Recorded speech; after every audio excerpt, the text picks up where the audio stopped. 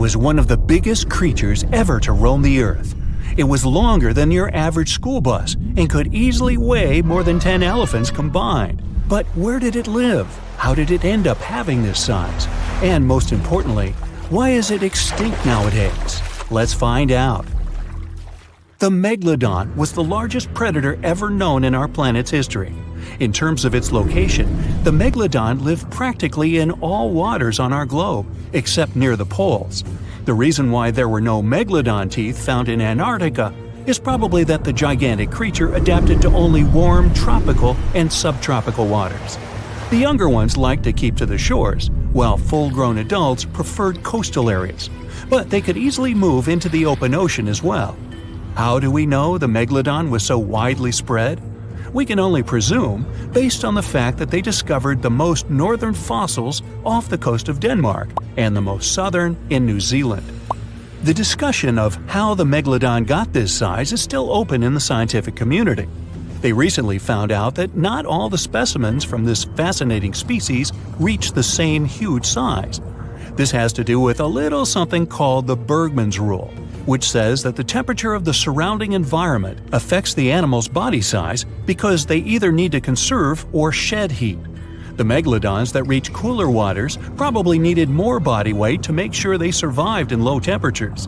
On the contrary, those living in warmer waters had to be smaller to avoid burning up. But what did this enormous fish look like? Most modern depictions show the megalodon resembling an enormous great white shark. But well, it seems it may not necessarily be correct. The Megalodon likely had a much shorter nose and a flatter jaw that looked almost squashed when compared with a great white shark. It also seems to have something in common with the modern blue shark: extra-long pectoral fins. They needed these to support their weight and size while navigating the planet's waters. Lastly, the lady megalodons, seem to have been about twice as large as the gentlemen. As for their offspring, even a small megalodon was enormous, at least 6.5 feet from nose to tail. How do we know that? Because specialists have stumbled upon megalodon nursery habitats in Panama, Maryland, the Canary Islands, and Florida. Even the piles of used diapers were enormous. Nah, not really. Surely the scariest aspect of the megalodon's looks was its mouth. I mean, think about it. Megalodon had whales for dinner, so it obviously needed to open its mouth wide enough. Scientists have estimated that its jaw would span a mind-boggling size, 9 by 11 feet wide. Just to paint you a better picture, that means it could have easily gulped down 2 adult people side by side. Wait, which 2 adults? Those impressive jaws also feature 276 teeth. Based on modern reconstructions of the force of its bite, it looks like it may have been one of the most, if not the most, powerful animals of prey ever to exist. For comparison, humans can have a bite force of around 1,300 newtons. Today, great white sharks have been estimated to be able to bite down with a force of over 18,000 newtons. The Megalodon tops all the records, with an estimated power of bite up to 10 times greater than that. It could basically crush a car with very little effort. Its teeth were also pretty amazing. Similar to sharks, the Megalodon was fast in replacing its broken or worn teeth. With 4 or 5 rows of teeth in its mouth, it basically acted like a conveyor belt, growing back damaged or missing teeth within about 48 hours. This means that an adult Megalodon probably would have grown several thousand teeth throughout its lifetime. It was nice of them to do that, though, since it's probably one of the reasons why Megalodon teeth are so common in fossil records, and we're able to study them properly. To maintain its impressive physique, the Megalodon had to eat somewhere around 2,500 pounds of food per day. Can't wrap your head around that? Well, it was the equivalent of 1.25 cows per day to survive. That's like if you had to eat 3,300 cans of tuna every day. I've used the word Megalodon a lot, but have I mentioned where it comes from? When translated from Greek, it means giant tooth. Ah, those clever Greeks. However, this giant shark's full scientific name is a bit more complicated: Carcharocles megalodon. But are these gigantic predators actually extinct? We tend to believe so, but let's be honest for a second. we've come to know more about the surface of Mars than the depths of our oceans. Like, we've only explored 15% of our oceans altogether. Who knows what may be lying out there in the deep? Maybe some ancient predators? The Mariana Trench is the deepest oceanic trench on Earth. The Challenger Deep, its deepest part, is so deep that you could dip the whole of Mount Everest in there and it would still be over a mile above the surface. That's deep. If a megalodon or two ever needed a place to crash, that would be a discreet enough location. However, the Mariana Trench is not a particularly comfy place to be in. Because it's cold and steeped in total darkness and all. The temperatures here are around 36 degrees Fahrenheit all year round. And to top it all off, the pressure is 1,000 times stronger than at sea level. So it's safe to assume that if any megalodon is hiding in here, its teeth and bones might not be looking so good. Because of the intense pressure here in the Mariana Trench, proteins and calcium start to dissolve and disintegrate. That's why, for example, the Haddell snailfish, the deepest dwelling fish we've discovered, has evolved to feature flexible cartilage instead of bones. To survive here, the megalodon would also need to learn to navigate in complete darkness. That means it would have to either become luminescent or evolve to grow massive eyes like the giant squid. While it may sound like an intriguing and good idea for a movie script, most scientists don't think it's possible. Why? Well, most of them say it's because of the megalodon's size. Most foods that megalodons like to eat live in shallow ocean areas and not in the deep, deep sea. Specialists believe that if these animals were actually still roaming our waters, there's no way we wouldn't know about it. They would need to come up for dinner every now and then, right? Their food is also the most likely cause of why the megalodon is not alive anymore. While some specialists believe the megalodon became extinct because of a drop in the ocean water temperature, most scientists suggested that the shifting food chain dynamics may have been more to blame. Why? Because at some point, there was less and less of its primary food source, baleen whales, and at the same time, the numbers of its natural competitors, like smaller predatory sharks like the great white shark and whales, increased. The megalodon did live on this planet a lot more than we did, and way back when we didn't even exist yet. They were here for nearly 70 times longer than we, modern humans, have, inhabiting the oceans for around 20 million years. Homo sapiens appeared around 300,000 years ago. The megalodon managed to survive for so long mostly because of its unbeatable size. I mean, they can make a meal out of almost everything in the sea at the time. We may think about both of them as prehistoric creatures, but the megalodons and the dinosaurs never coexisted on Earth. The dinosaurs probably died out about 66 million years ago. Megalodons seem to have appeared a bit later. That's because the oldest megalodon fossils we have yet discovered are from the Miocene epoch, which began 23 million years ago. So long, Meg. Look at those lush coniferous forests and tundra. What a wonderland. You may have mistakenly thought it's Canada, but it's not. It's Antarctica, about 34 million years ago. So what makes Antarctica this frigid today? It turns out a mix of dropping carbon dioxide levels and some tectonic shuffle played a huge role in transforming this ice-free paradise into the frozen continent we know now. About 50 million years ago, CO2 concentrations were sky high, strutting around at around 1,000 to 2,000 parts per million. But as those levels tumbled down, global temps started to drop, paving the way for the mighty ice sheets that later took over Antarctica. While the CO2 dive was happening, tectonic activity was also working its magic. The big split between South America and Antarctica opened up the Drake Passage, which created the Antarctic Circumpolar Current. This powerful current acted like a bouncer, keeping warm air and ocean currents from crashing the Antarctic party, and helping keep things rather frosty. If you mix up Australia and Antarctica, you're not that wrong. These two continents used to be one. If you mix up Austria and Australia, it's much worse. By the way, don't fall for the internet myths and memes. There's no help desk in Austria specifically for people who intended to fly to Australia. Now, look at this magnificent Australian pink beach. It's precious, and not in a figurative sense.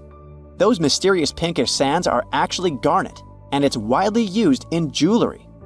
Geologists studied those sands and came to the conclusion that the garnet contained there is older than local mountains. That doesn't make sense, right? In fact, it does. You see, Australia didn't used to be this very detached continent as it is now. Many millions of years ago, Australia and Antarctica were part of the supercontinent Gondwana, and glacial erosion released the garnet, which eventually made its way to the beach. These sands formed when South Australia was flat and chill, long before the mountains appeared.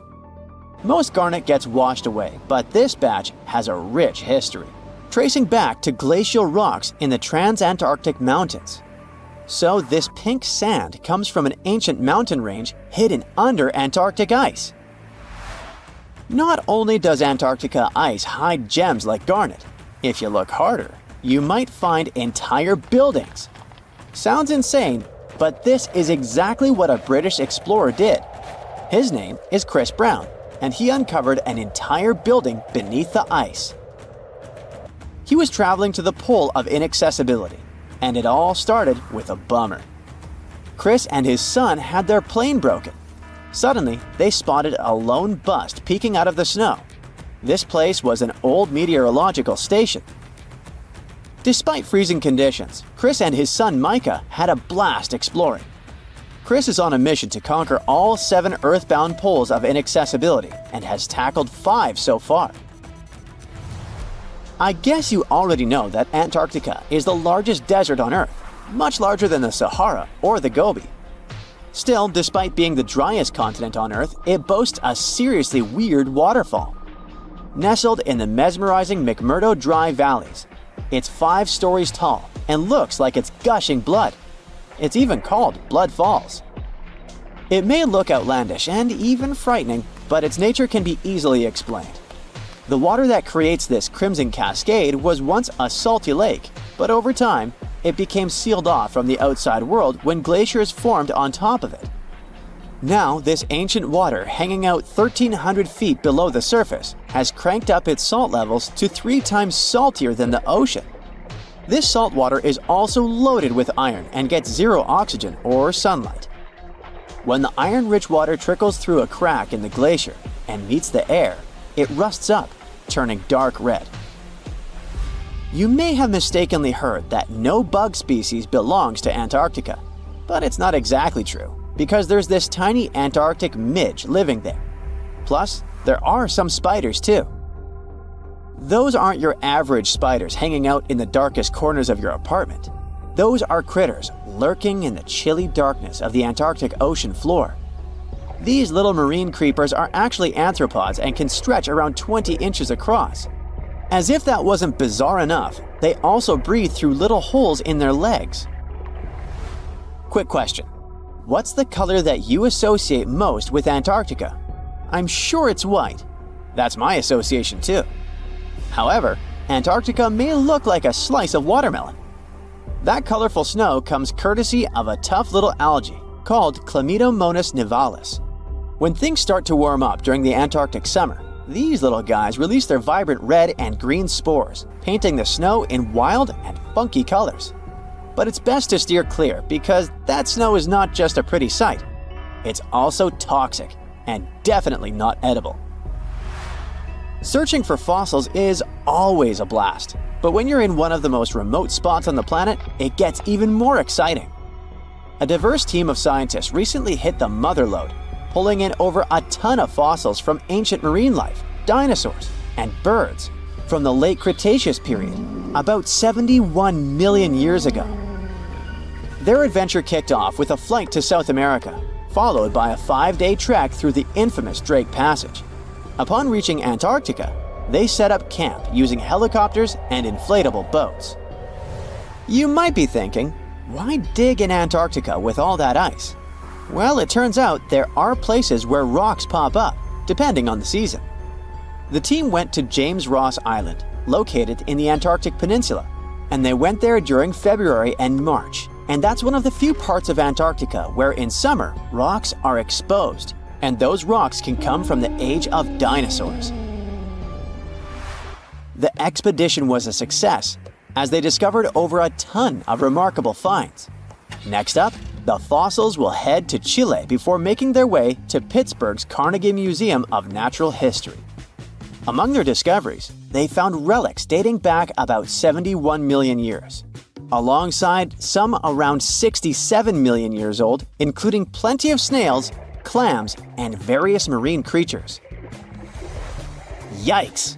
Look at this creepy sea worm. It could live in LA and be a star in a horror movie, but it chooses to call the chilly waters of the Southern Ocean near Antarctica its home. These worms can grow up to 8 inches long and 4 inches wide, but don't let their spooky exterior trick you. Research suggests they might actually be superheroes in disguise, playing a vital role in keeping ecosystems buzzing. Now, see that head? It's not really a head, it's just a retractable throat that helps this toothy creature chow down on its meals. Antarctica has many creepy critters to offer. Let me introduce you to the Antarctic strawberry feather star. It's not like Patrick from SpongeBob though. It's more like a deep-sea creature straight out of a horror movie. Picture this: 20 wiggly arms, some stretching up to 8 inches, all decked out with these bizarre little bumps. Yikes indeed. Back in 2014, scientists buried 34 seismic monitors in the snow on the Ross Ice Shelf, which is huge. Think of it as an ice slab the size of Texas, just chilling over the Southern Ocean. These clever little machines picked up a nearly non-stop buzzing. Even though our human ears usually can't catch these low-frequency sounds, scientists have worked their magic and made them audible for us. They even shared the creepy audio online. A glaciologist from the University of Chicago says that if you could hear this vibration, it'd sound like a swarm of cicadas taking over the backyard in late summer.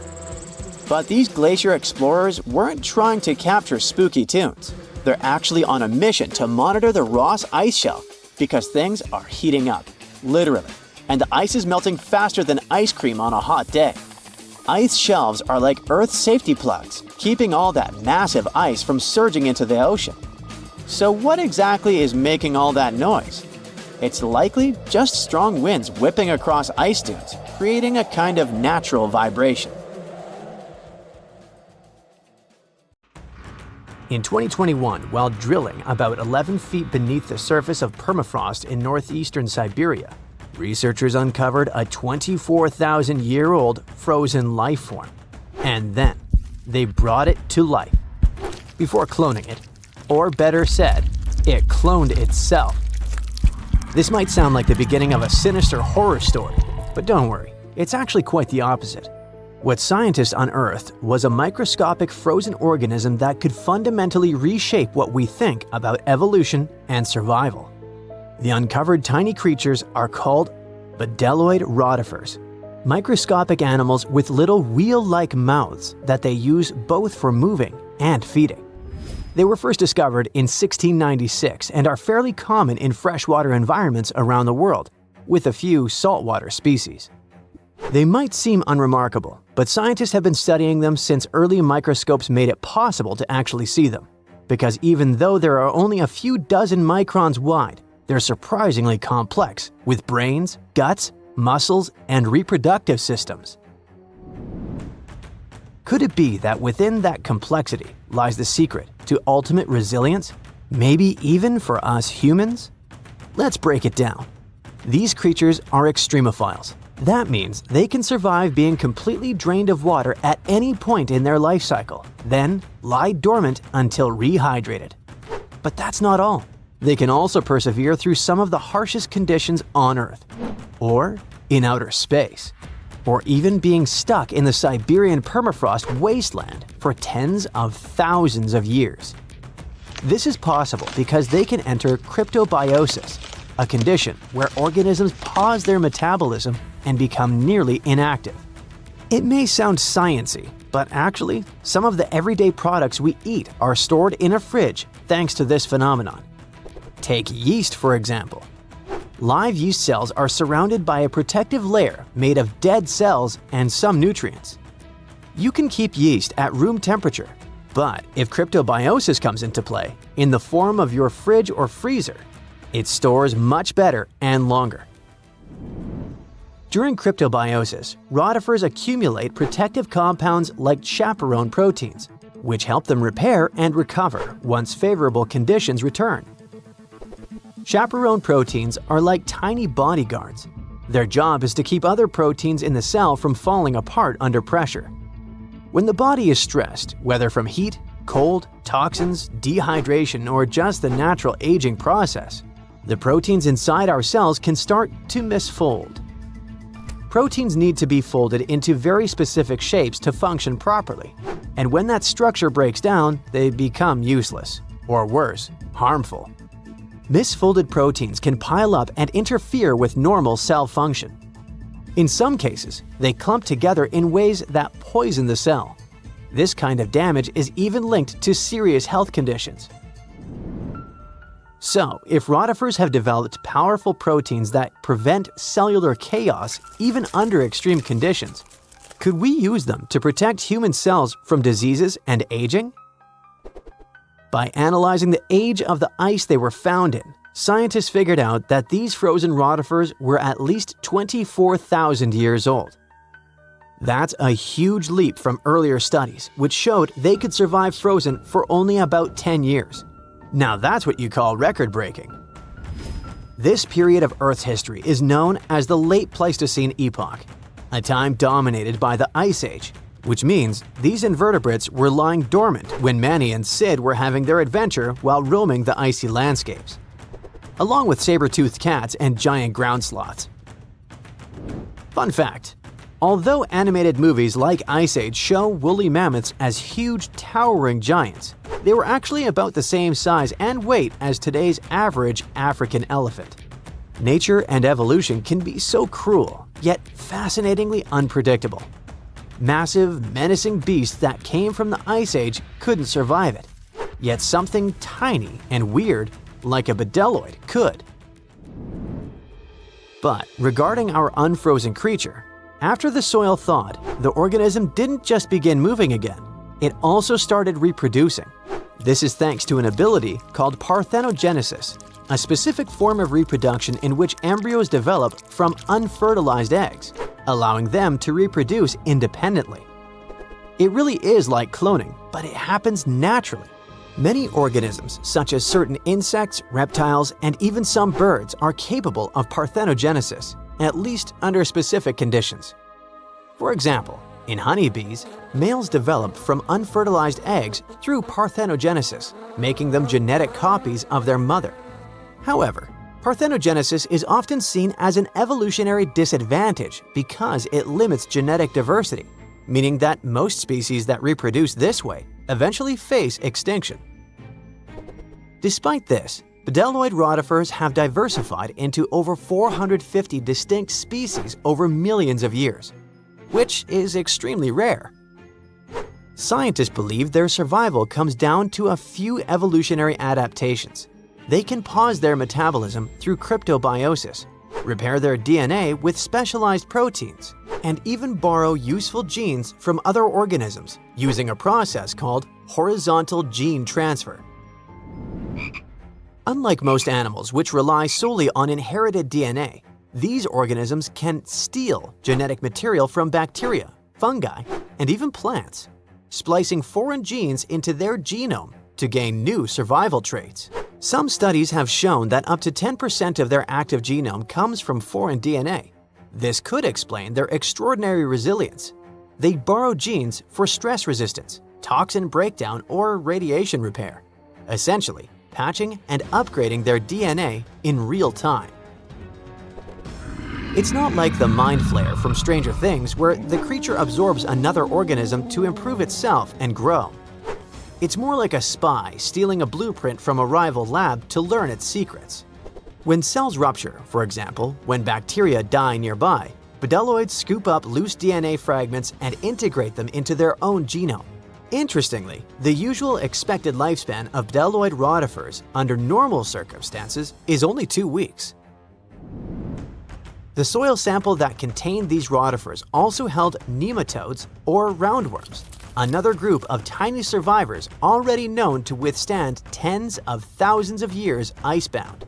This isn't just limited to microscopic animals. Researchers have successfully regrown Antarctic moss and entire campion plants from seeds and samples frozen for hundreds or even thousands of years. In 2016, a team of Japanese scientists brought tardigrades, or simply water bears, back to life after 30 years in cryptobiosis. Tardigrades are even more impressive because they can live in a suspended state for up to 30 years, without food or water, and with temperature swings from deep freeze to 300 degrees Fahrenheit. These guys can also endure crushing deep-sea pressures, vacuum, microgravity, and intense radiation of space. Remember when we said earlier that these species can survive the harshest conditions on Earth and beyond? It wasn't an exaggeration, and now you understand why. And it's exactly why NASA and its partners sent water bears and bedeloid rotifers into orbit. They've even been aboard the ISS, helping scientists understand how these animals handle microgravity, radiation, and stress. Not only that, but in 2007, the European Space Agency launched a bunch of tardigrades into low Earth orbit, completely exposed. No suit, no shield, floating in a vacuum. They were blasted by cosmic radiation, UV light 1,000 times stronger than what hits Earth's surface, and temperatures near absolute zero. And when they came back, most of them woke up and reproduced despite the harsh conditions they were exposed to. This ties into an old theory called panspermia, the idea that life didn't originate on Earth but arrived here, locked in space dust or trapped inside a meteorite. Before, maybe it sounded like a fringe science, but when organisms can brush off cosmic radiation, then it doesn't seem so far-fetched, does it? What about humans?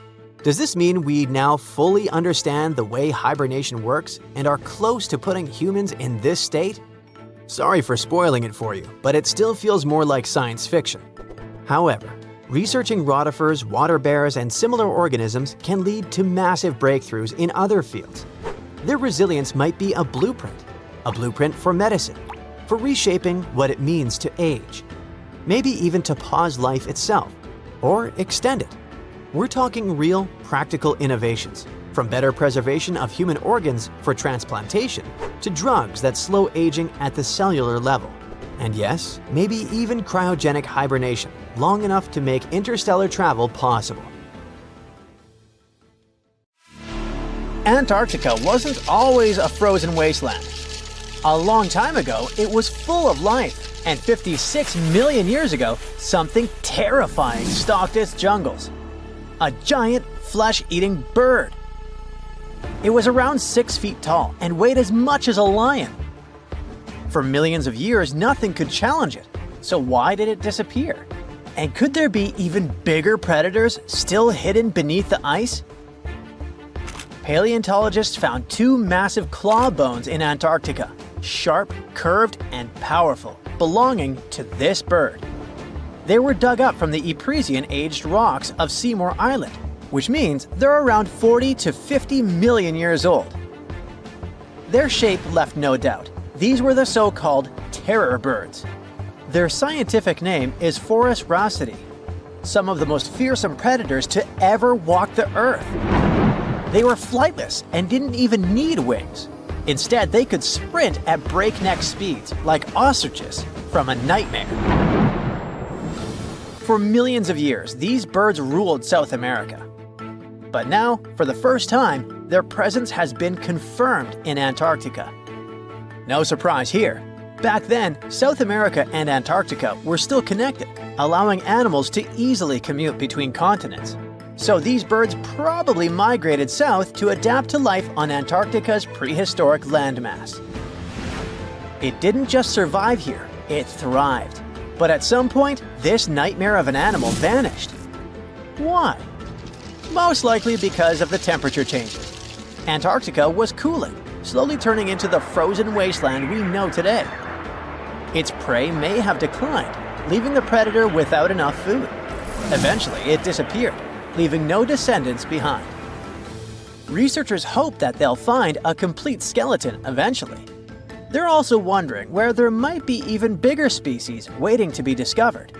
Perhaps these birds evolved into a completely new Antarctic lineage. But for now, all we have are two giant, creepy claws. People often think that there are almost no animals or plants in Antarctica. But that's not true at all. Penguins waddle around, and forget the cute tiny ones. Antarctica used to have 6-foot-tall monsters. The emperor penguins are the largest penguin species alive today. They can dive over 1,800 feet deep and hold their breath for over 20 minutes. There were giant ancient penguins around 38 million years ago. They were the size of humans. Fossils show they had long, sharp beaks, making them terrifying hunters of fish and squid. The fish there are also absolutely fascinating. Forget giant squids. Colossal squids are nightmares even bigger.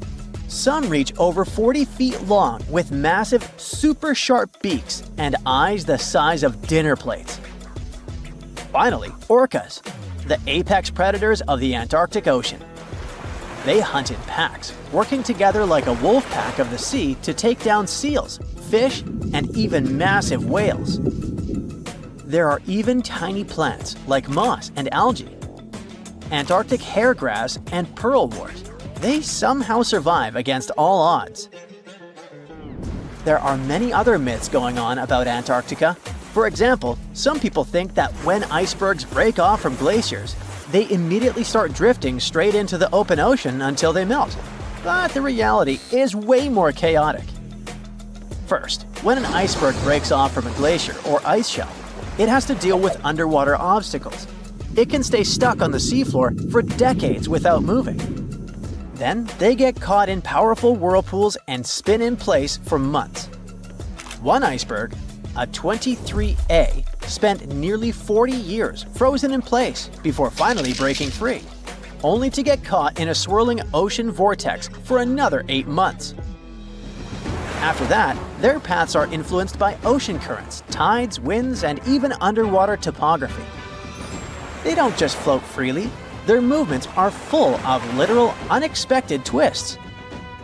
And speaking of glaciers, another strange rumor is that some humans can't travel more than 311 miles inland in Antarctica because of an impassable ice wall, freezing jet fuel, deadly winds, and no oxygen.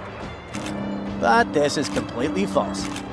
Antarctica has been explored by planes, vehicles, and even scientists on foot.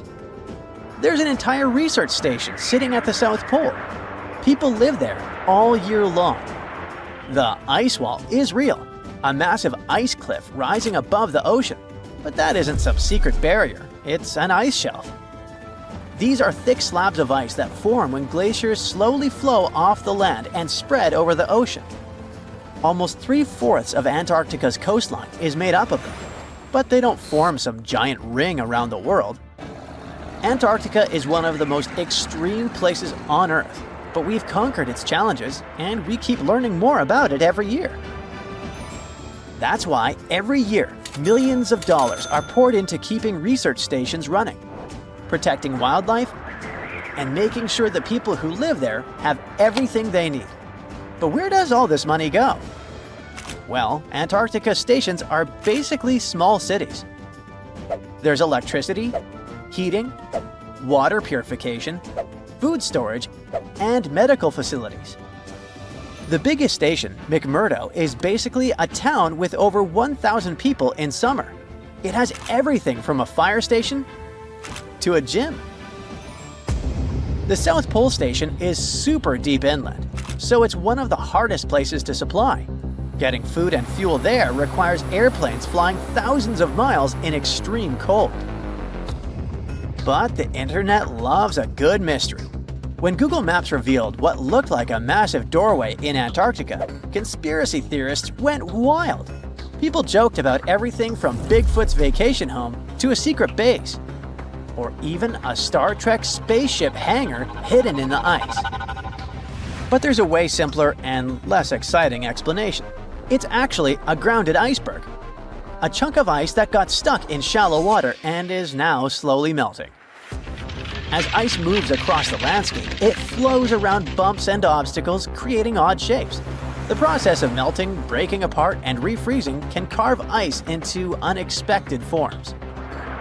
Antarctica also has incredibly strong downward-blowing winds that sculpt ice into dramatic formations over time. No secret doorway, unfortunately.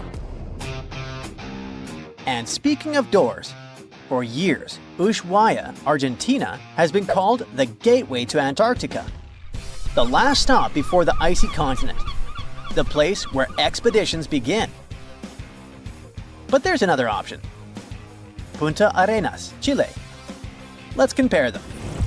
Ushuaia is closer to Antarctica. It's the top departure point for tourists going on cruises. But no regular flights to Antarctica. No major scientific bases operating from here. It's basically controlled by the military, which refuses to allow private flights, only commercially operated ships. Yes, Punta Arenas is further from Antarctica, but 22 countries and global organizations use it as their main base. There are regular flights to Antarctica happening there every year. Private airlines can actually operate here, making it the real air connection to Antarctica. Ushuaia may have the best location physically, but Punta Arenas actually runs the show. Argentina made a huge error in picking its Antarctic airbase.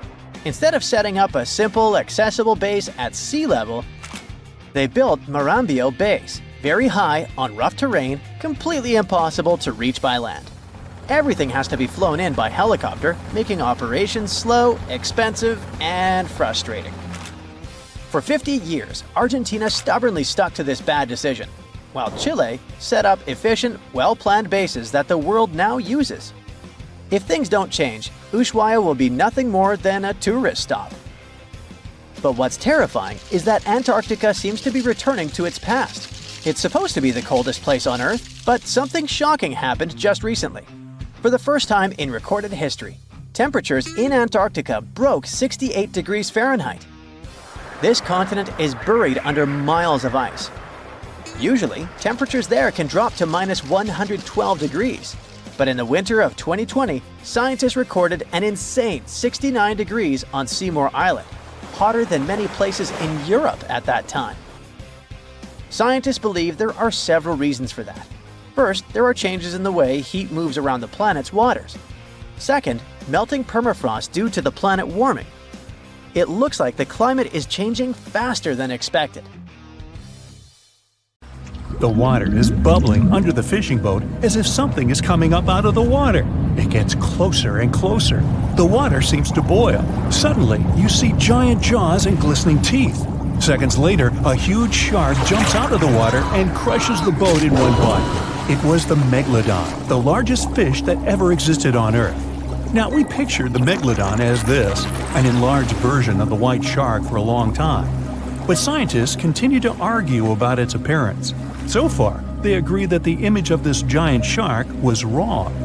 Here's the data that scientists are sure of. Size, about 50 feet long. That's as big as a school bus and comparable to the length of a subway car. 8.5 times the height of an average person. Let's compare it to the modern white shark. The Megalodon is 3 times bigger, but that's just a rough estimate. We don't have a fully preserved skeleton of the Megalodon. That's because it didn't have any bones, but cartilage. Not much of that left in the 3.6 million years since the Megalodons went extinct. All that survived were teeth and a few vertebrae. By comparison, dinosaurs went extinct about 66 million years ago. But their solid bones are perfectly preserved, and we have many different examples of their skeletons. Scientists have calculated the size of a Megalodon based on its teeth and jaw. Now, this is one tooth. It's about 7 inches long, bigger than the palm of your hand, and 3 times the size of a modern white shark's teeth. The Megalodon jaw was 6 feet wide and chalked up 5 rows of teeth, a total of 276 razor-sharp chompers. The other preserved remains are the vertebral column. It consists of 150 vertebrae, each 6 inches wide. They contain much calcium because, well, Megalodon love fresh cold milk. Nah, it's because the vertebrae had to withstand the enormous mass of a giant shark. Based on those fossils, scientists created a model and calculated only the approximate size of the Megalodon. But it could hardly have been any bigger. It's all about breathing. The bigger the fish, the more oxygen it needs, which means a larger gill area. That's the organ that filters the water and collects oxygen. If the Megalodon were any larger, it would have trouble breathing. So, scientists believe that 50 feet is the maximum size of an individual. On average, they were a few feet smaller. Whew. Now, let's talk weight. On average, one Megalodon weighed about 30 to 35 tons. By comparison, a white shark weighs 1 ton, which is 30 times less. Hey, trust me. A school bus is 4 times lighter at 7.5 tons. The weight of a Megalodon can be compared to an empty Boeing 737. But the modern blue whale beats the Megalodon in size and weight. 98 feet long versus 50, almost twice as long. Blue whale's weight is about 180 tons. That's like 6 Megalodons or 6 passenger planes, or like 33 adult elephants. Hey, don't you love the comparisons? Now, about the appearance of the Megalodon. Scientists believe it didn't look like a white shark. The Megalodon belongs to a different fish family and most likely looked like a giant sand tiger shark. Flattened snout, small eyes. Its dorsal fin is moved backwards. The sand shark has 2 dorsal fins about the same size. The coloration is light brown with a white belly. It may have had brown-red spots like a sand shark all over its body. We used to think of the Megalodon as something scary from the first finds of its fossils. That was back in the Renaissance era. People found some teeth in the rocks. At first, these teeth were thought to be the tongues of dragons or snakes. And here's the first drawing of what the owner of these teeth supposedly looked like. A massive snout with a scary nose and a bunch of razor-sharp teeth. We also have the evidence that Megalodons were brutal hunters, kings of the food chain. The first combat tool in their arsenal was the battering ram. The Megalodon was a slow swimmer, though. It could only accelerate up to 11 miles per hour. In comparison, the modern white shark can reach 35 miles per hour in a dash for its meal. The fastest human swimmer could only go 6 miles per hour. Well, good luck with that. But the Megalodon had incredible mass. Though slow, its battering ram had tremendous power. The Megalodon would take its prey by surprise. It had only one chance to hit it. If it missed, it would take too long for a second round. The maneuverability of the Megalodon was comparable to a large truck. But if the ram was successful, the prey was stunned and couldn't move. At this point, the Megalodon aimed at vulnerable spots, like the fins and tail of the prey. Scientists have found many ancient whale remains with Megalodon tooth marks.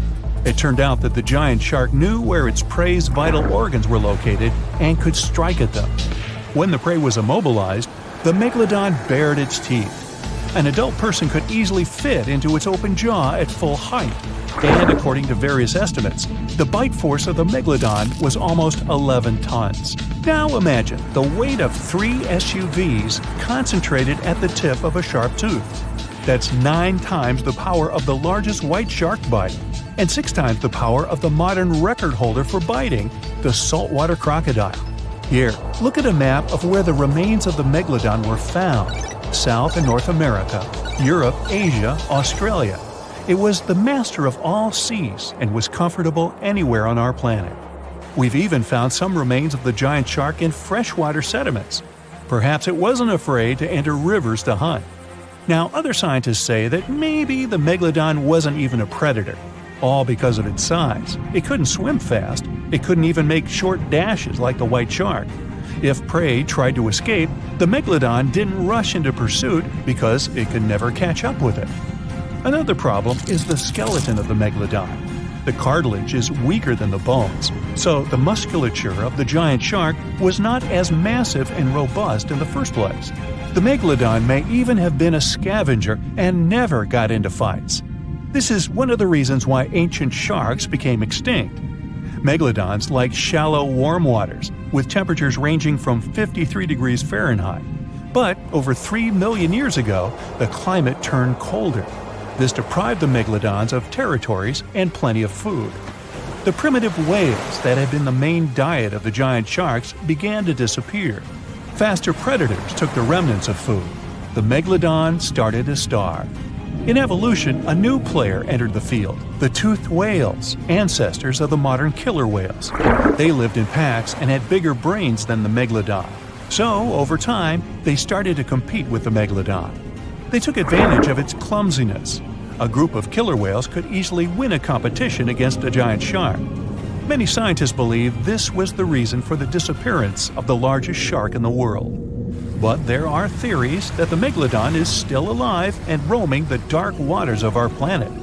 Several Australian fishers have allegedly encountered a shark of incredible size, but no one can confirm these testimonies. Fans of this theory believe that giant sharks can hide in deep waters away from human eyes. In the Mariana Trench, for example, it's the deepest place on our planet. It's deeper than if you stuck Mount Everest in the water, and we've even found the teeth of a megalodon there. But science says that such a giant shark couldn't live in the Mariana Trench for many reasons. One, it's too cold. The megalodon was probably a cold-blooded fish, so it had to use the warmth of its environment to survive. But the water in the Mariana Trench is cold, about 40 degrees Fahrenheit. That's because the deeper down, the less sunlight gets in there. The second reason is pressure. Every 30 feet deep increases the pressure by 1 atmosphere. That is, at the depth of 100 feet, the water presses you 3 times harder than you would feel it at the surface. The weak muscles and cartilage of the megalodon wouldn't allow it to dive too deep into the Mariana Trench. And most importantly, food. The farther from the ocean's surface, the fewer living organisms. Megalodons used to eat primitive whales, ranging from 10 to 20 feet. Small fish only inhabit the Mariana Trench. A megalodon would never be able to catch one. And, judging by its size, all the megalodon did was eat and then look for food again. Compare its weight to that of a human. The average human should get about 2,000 calories a day with an average weight of about 180 pounds. The megalodon weighed 470 times that and needed many more calories. So, even all the fish inhabiting the Mariana Trench could hardly feed a megalodon for even a few days. So, all these theories, of course, are not true. But still, it's just smart to be careful out there. Know what I mean? So imagine stumbling upon a creature so huge it could dwarf even the largest known marine animals today. Scientists discovered the fossils of this beast on England's coast and believe it once ruled the waves. The new species was named Ichthyotitan severnensis, but thankfully for me, scientists nicknamed it the Little Stock Monster. Its estimated lengths range from 72 to 85 feet long, almost as big as a blue whale. Megalodon can't even compare to this. It was only about 60 feet long. And what's crazy is that this fossil we found wasn't even an adult, so who knows what their actual size was. The first piece of the Little Stock Monster was discovered in 2016 in the Westbury Formation. Researchers found a 3-foot-long jaw part that belonged to an unknown species. For years, this single fragment had been driving them crazy because they had no idea what that animal was. Then, in 2020, a miracle happened, of sorts. A father with his 11-year-old daughter found the second piece of fossil on a beach. This discovery led to more findings. Finally, in 2022, the last piece of the literal jaw puzzle was found, buried along the Somerset coast. This leviathan belonged to the Shastasaurid family. Both the Little Stock Monster and other Shastasaurids had one ancestor, so all the species in this family are super similar to each other. For example, all of them were the largest marine reptiles ever to exist. Although our Little Stock Monster is much larger, most Shastasaurids could grow up to only 69 feet long, and it's possible that the Little Stock Monster, when fully grown, would reach up to 100 feet or even more. Both of their bodies were just perfect for cruising the ancient seas. These marine titans were elegant and slender, with an elongated snout. Other marine animals at the time were smaller and looked more like dolphins. Shastasaurids had long paddle-like limbs adapted for efficient swimming. Their skulls show large eye sockets, which means they had excellent vision. If you were in the ocean, no matter what time it was or where you were hiding, they could spot you. They were also incredibly fast and could dive to great depths. Of course, all these things made them the most terrifying predators. They ate pretty much everything, including fish and squid, and you if you were there. They probably captured their prey like whales, opened their huge mouths, and literally sucked the fish in. What made the Lilstock monster especially scary is that it wins in the jaw competition. For other shastosaurids, their jaws were a bit weaker, so they hunted smaller fish, kind of like today's orcas. They required vast amounts of food. This shows us that the Earth's Triassic oceans had rich, productive food webs. But the Lilstock monster has this unique feature. It could open its jaw almost 90 degrees upwards. It also had tons of powerful muscles around. Its jaws were horrifyingly strong. So while others were hunting some squids, the Lilstock monster probably hunted large fish and even other marine reptiles. Fossils of shastosaurids have been found everywhere in the world, from North America to Asia. This means that these creatures dominated and terrorized the oceans for millions of years, although even they weren't completely safe from scavengers. And that's exactly why we struggle to find these fossils now. Scavengers didn't leave any remnants of them. So, while we have some fossils of this marine family, they mostly remain a mystery for us. They lived in the oceans about 200 million years ago, in the late Triassic period. The Earth looked completely different back then. All continents were united in one Pangaea, a huge landmass. Some parts of this supercontinent were covered with lush conifer forests, while others were dry deserts and open prairies. It was before the famous Jurassic period, but there were already first pterosaurs and amphibians. It seems like those monsters were crazy resilient. The Triassic period was super unstable, but they survived through many changes in the environment. Well, until the last one. The Triassic extinction came out of nowhere. It was one of the Earth's big 5 extinction events. It wiped out almost all species on the planet, including these leviathans. It's still not clear what happened exactly, but it looks like there was a huge tectonic activity. Volcanoes in the oceans were going crazy back then. These massive volcanic eruptions have probably altered the climate and ocean chemistry, leading to the extinction of many species. Scientists have a theory that it might have happened because there was a rain of comets flying to our planet from the Oort cloud. This likely happens about every 200 million years or so. I wasn't around then, so I'm just guessing here. In any case, after the extinction, the Earth took some time to recover. Then it entered the famous Jurassic period. More terrifying sea monsters were on the way. One of them left us a colossal skull. This fossil is 150 million years old, and it also belonged to a sea beast from Jurassic times. They called it the Sea Rex. The name is very fitting. This monster could have broken a car in half with one bite. It was also discovered accidentally. A fossil enthusiast was walking along the Jurassic coast. This place is famous for having tons of ancient fossils, all because of the erosion in stormy weather. Typically, people find small spiral fossils here. However, this time, he discovered a giant sea monster fossil. Excited, he contacted scientists. They arrived at the spot right away and then had to carefully climb down a cliff to search for the rest of the skull. This fragment alone is 6.5 feet long. Turns out, it's a newly discovered species of pliosaurs, giant predators of the ancient seas. Pliosaurs were among the largest marine predators ever. Some of them grew up to 40 feet long. They used their huge teeth to snatch and devour prey, including other reptiles. Well, at least those creatures are far gone. But what about the horrors that still live in our oceans? Recently, biologists discovered the world's longest animal, the one that's still alive to this day. They found it off Australia's coast, on the Gascoyne coast, a very mysterious and unexplored place. There, underwater vehicles stumbled upon a frightening 150-foot-long siphonophore. That's twice as long as many blue whales and 3 times as long as a humpback whale. Doesn't it kind of look like one of those toy string worms?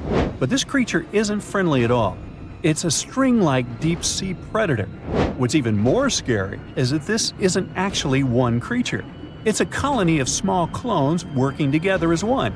Basically, collective consciousness. Ooh, Borg. Together, they stretch out like a single long string in the water. This creature might be the longest siphonophore ever found, and it was discovered at a depth of around 2,000 feet. Siphonophores, similar to jellyfish, capture their prey by dangling stinging tentacles in the water. When their tentacles touch small crustaceans and fish, they get paralyzed, and then they're reeled up to the colony's body. Expeditions to Western Australia's underwater canyons were definitely worth it. Together with that siphonophore, scientists have discovered up to 30 potential new marine species. Among them were a new octopus or squid, a long-tailed sea cucumber, glass sponges, and giant hyroids, colonies of animals resembling upside-down jellyfish. None of them have been seen before in Australia, but most of them weren't as scary as the one that was recently discovered in the Gulf of Mexico. This creature is straight out of a sci-fi thriller, a 26-foot-long mangapinna squid or bigfin squid. It was discovered near an offshore oil rig at a depth of more than 7,800 feet. It has incredibly long elastic tentacles, which can be 15 to 20 times longer than its body. It holds them at right angles to its body, making it look even creepier, almost as if it has elbows. And yes, it's another deep-sea predator. These 10 tentacles probably help the squid trap their prey and drag it onto the seafloor.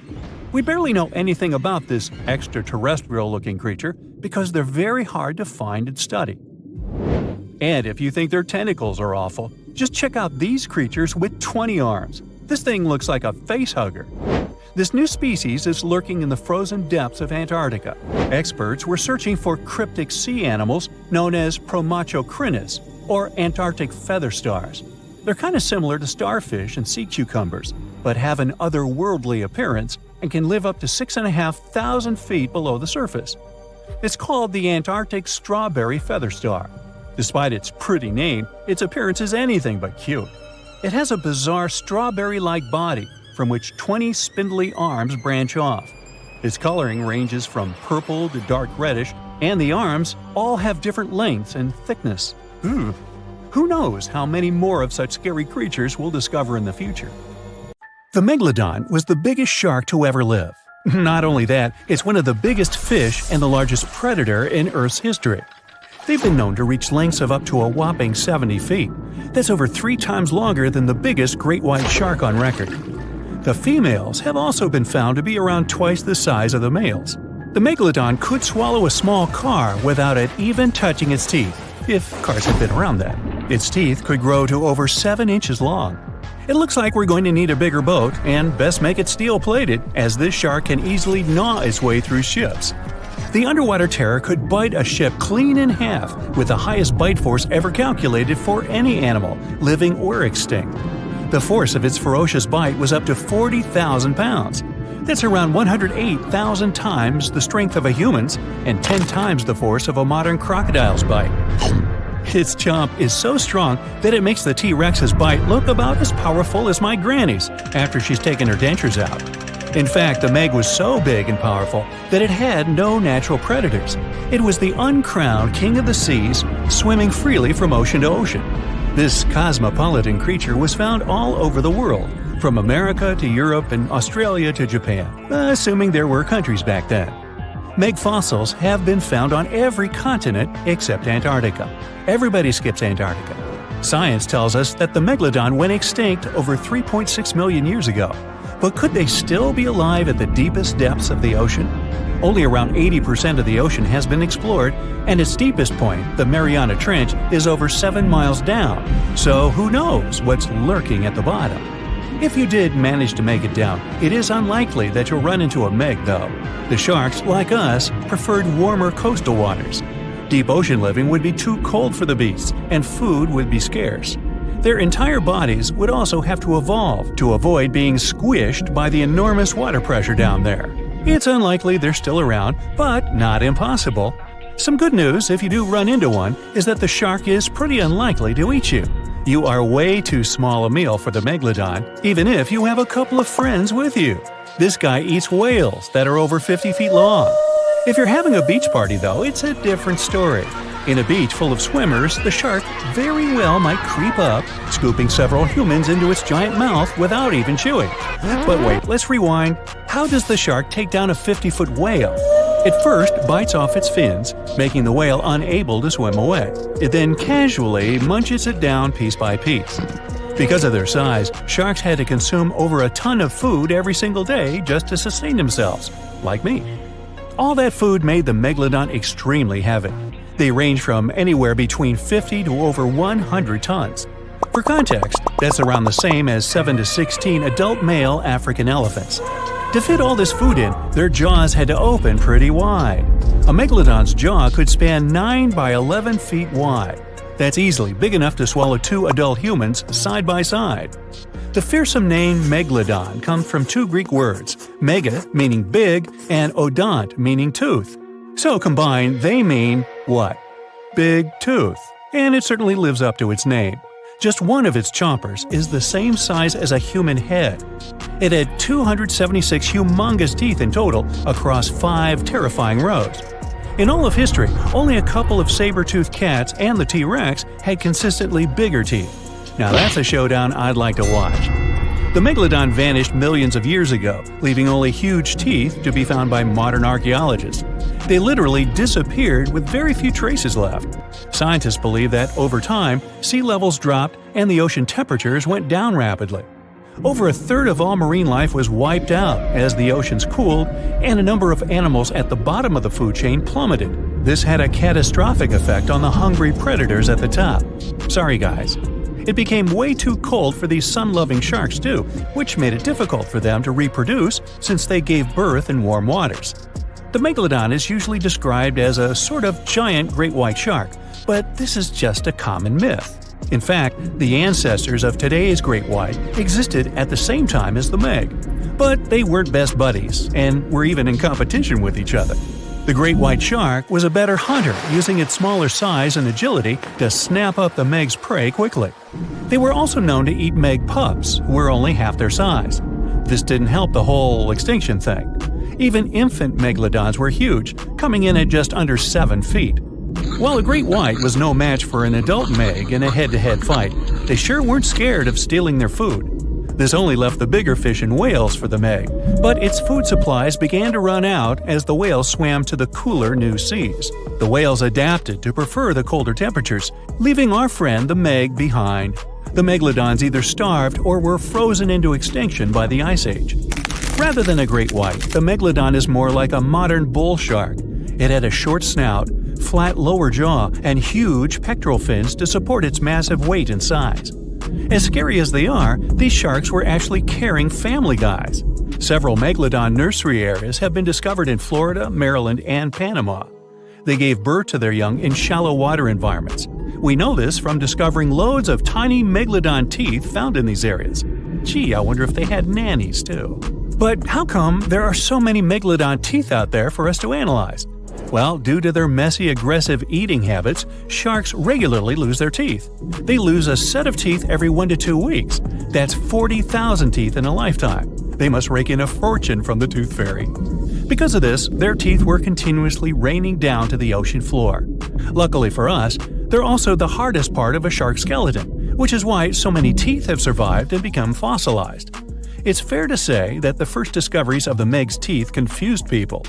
Early discoverers thought the Meg's teeth were petrified tongues of ancient serpent creatures. They even used to call them tongue stones. It's also a common myth that the Megalodon was around at the same time as the dinosaurs, although this would have been pretty cool. The dinosaurs were wiped out around 66 million years ago, but the Megalodons came much later. The oldest Meg fossil is only around 23 million years old, but it's tricky to pinpoint the exact date. After all, calendars weren't invented yet.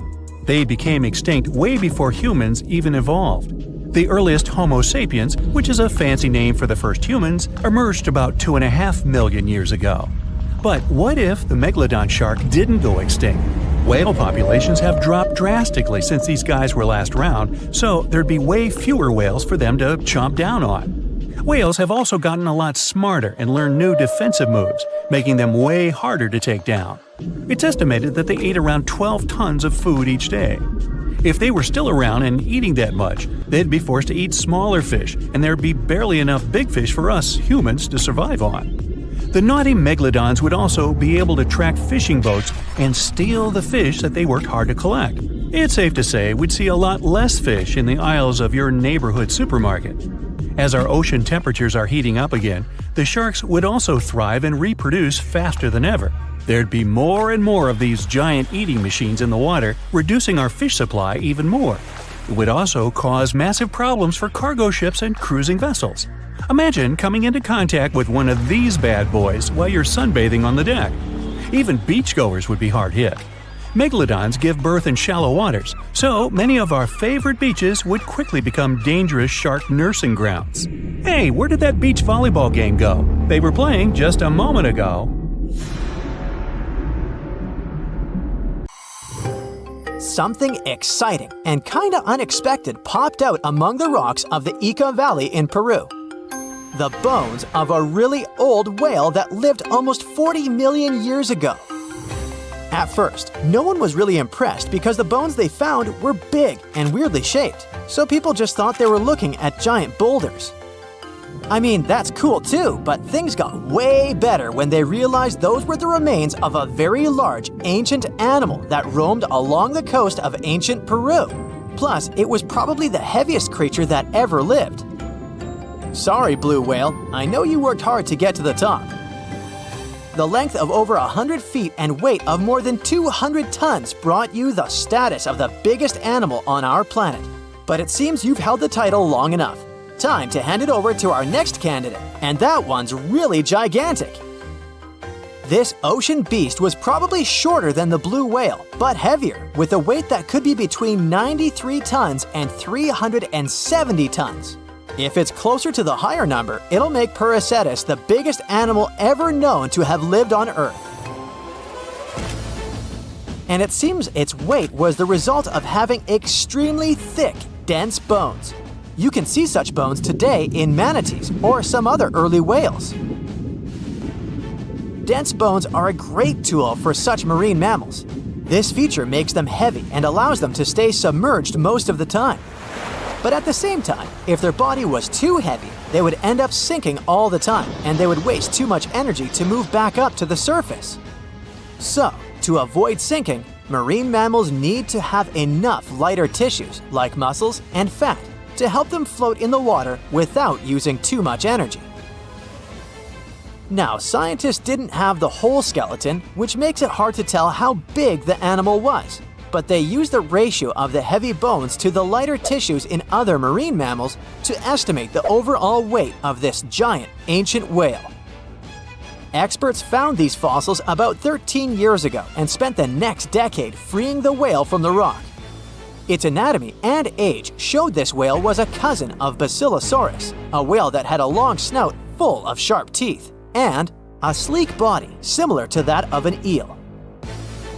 Even if Paracetus wasn't bigger than the blue whale, it was still a giant that ruled the ocean depths. Unlike modern whales, there's a possibility that this ancient fellow was a predator that liked to go after bigger prey. And this also changes how we see the history of whales.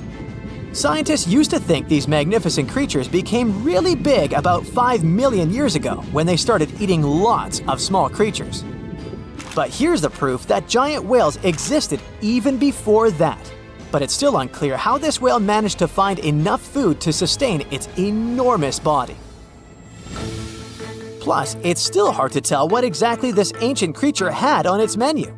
It was pretty large and not such a fast swimmer, so it's possible it searched for food in shallow waters. Then it probably ate crustaceans, clams, or some other small animals hiding in the sand. One theory says it was a scavenger, which basically means it munched on remains of everything that would come its way. It's not so unusual to find marine animals in deserts. Many of these regions used to be covered with water anyway. The Sahara in Africa is a perfect example. About 50 to 100 million years ago, this was not a dry desert, but a shallow saltwater body called the Trans-Saharan Seaway. The land is not wet there anymore, of course, but people who lived in that area knew about it because they used to find old shells across the desert. The sea was about 164 feet deep. That sounds enough for a nice swim. Some would say this area looked like modern Puerto Rico, with lots of sun and shallow water. Mangrove forests were a common thing as well as seafloors covered with mollusks, like snails and clams. The marine sediment that was left behind after the sea had dried up is full of different fossils. And the animal that lived in that ancient underwater world didn't look friendly. Plus, they were much bigger than their relatives from modern times, so a regular-sized human would end up as a snack, not even a whole meal. Normally, when animals live on small islands, they can become much bigger than their relatives from the mainland. This is something we call island gigantism, and it happens because there are more resources or fewer predators on islands. Maybe the same thing happened in the Trans-Saharan Seaway. Even though it wasn't an actual island, the water moved in and out, which created little pockets of water. And specific conditions in these pockets might have helped animals grow bigger. So we're talking about giant sea snakes, catfish, and fish that no longer exist today. One had incredibly strong jaws, and the animal used them to eat hard things and even crush shells. Their teeth showed they were fierce predators other animals had every reason to be afraid of. They went through some changes when it came to diet, similar to some types of piranhas. And the competition to get to the top of the food chain wasn't a joke. Not when there were also such large predators as sharks, crocodiles, and ancient relatives of elephants. Sahara went through different phases. If you could use a time machine and take a peek at Earth's largest hot desert as it was about 6,000 years ago, you wouldn't have to struggle with sand and heat. You'd have a nice walk through a green and pretty lush place. In the past, people who lived in that area didn't leave drawings on cave walls that showed camels, sand dunes, and scorpions. All those things you'd see in today's Sahara. Instead, they drew crocodiles. That's additional evidence that the Sahara used to have a lot of water and plants enough to support these big yet scary animals. Around 3 billion years ago, Earth might have been mostly covered with water. Today, it's about 71% of its surface, but it seems that our planet used to be a giant ocean world with no continents at all, just some scattered islands. Scientists studied special rocks in Western Australia that formed in a place deep under the ocean called a hydrothermal vent system. To explain this better, it's important to mention two common oxygen types, O16 and O18. O18 is heavier because it has extra neutrons. O16 evaporates from water more easily, and as researchers studied an old ocean floor, they found a lot of O18, more than in today's oceans. This way, they realized ancient Earth had less dry land than Earth today. Australia is a good spot to conduct these studies because a long time ago, it also used to be a beautiful place with large animals and lush rainforests. But as time went by, the land became drier and Australia had more deserts formed, such as the Great Victoria Desert. Rainforest remained only on the edges of the continent. What happens with deserts across the globe is called desertification. That's when land that used to be good for growing things turns into a desert or something similar. Our planet changes over time, together with its climate. But desertification also happens because of human activities, like mining, farming, and building cities. And when land turns into a desert, it's a problem because it can't support people and animals anymore. Food doesn't grow there. There's not enough clean water, and animals lose their homes. To help with this problem, there's a plan many countries agreed to. They decided to work with farmers to take care of the land, fix damaged areas, and manage water better. All in all, to make our planet a better place for life. 450 million years ago, no, I wasn't around then, the sea level was higher, coral reefs started to form, the climate on our planet was stable and warm, not even dinosaurs were around yet. The time when bony and jawed fish we know as sharks appeared. They've been dominating the oceans and making other marine creatures flee in fear ever since. Many of them, like great white sharks, have evolved and adjusted to life in the open ocean as hunters with a pretty high position in the food chain. They're less diverse today than before. One of the reasons is the asteroid strike from the age of dinosaurs. After it reduced the number of shark species, only smaller and deep-water kinds that ate primarily fish survived. They started getting bigger over time. Near the surface, sharks such as makos or great white ones develop faster movements and are somewhat between gray and blue to blend in with their surroundings. The epaulet shark can even walk on the land. It can't take a walk on the beach because it can't breathe outside of the water, but it lives on coral flats in shallow tropical waters, so it can walk in kind of a crawling motion. But deep down below, there are mysterious, alien-looking, often huge shark species that didn't come to the surface, which is why they didn't need to adjust to the new environment and different conditions. They haven't changed a lot through time, so they're some living fossils. These creatures mostly don't have 5 gill slits, the most common number, but 6 or 7. It's because there's less oxygen the deeper you go in the ocean, so they need more gill slits. Sharks on the surface evolved to have fewer gill slits. 6-gill sharks are the most primitive sharks we have today. Their skeletons are like those of ancient extinct sharks, and they can survive only in very deep waters. Like cats, sharks have a layer of reflective cells placed inside their eyes, which helps them see better in the dark, deep sea or cloudy waters. Sharks on the surface have big eyes because they evolved to hunt in the sunlight, so they tend to rely on their vision. Those that live in shallow waters have small eyes, so they can protect themselves from the sand. Like some other deep-sea creatures, 6-gill sharks also have bigger eyes to take in as much light as possible.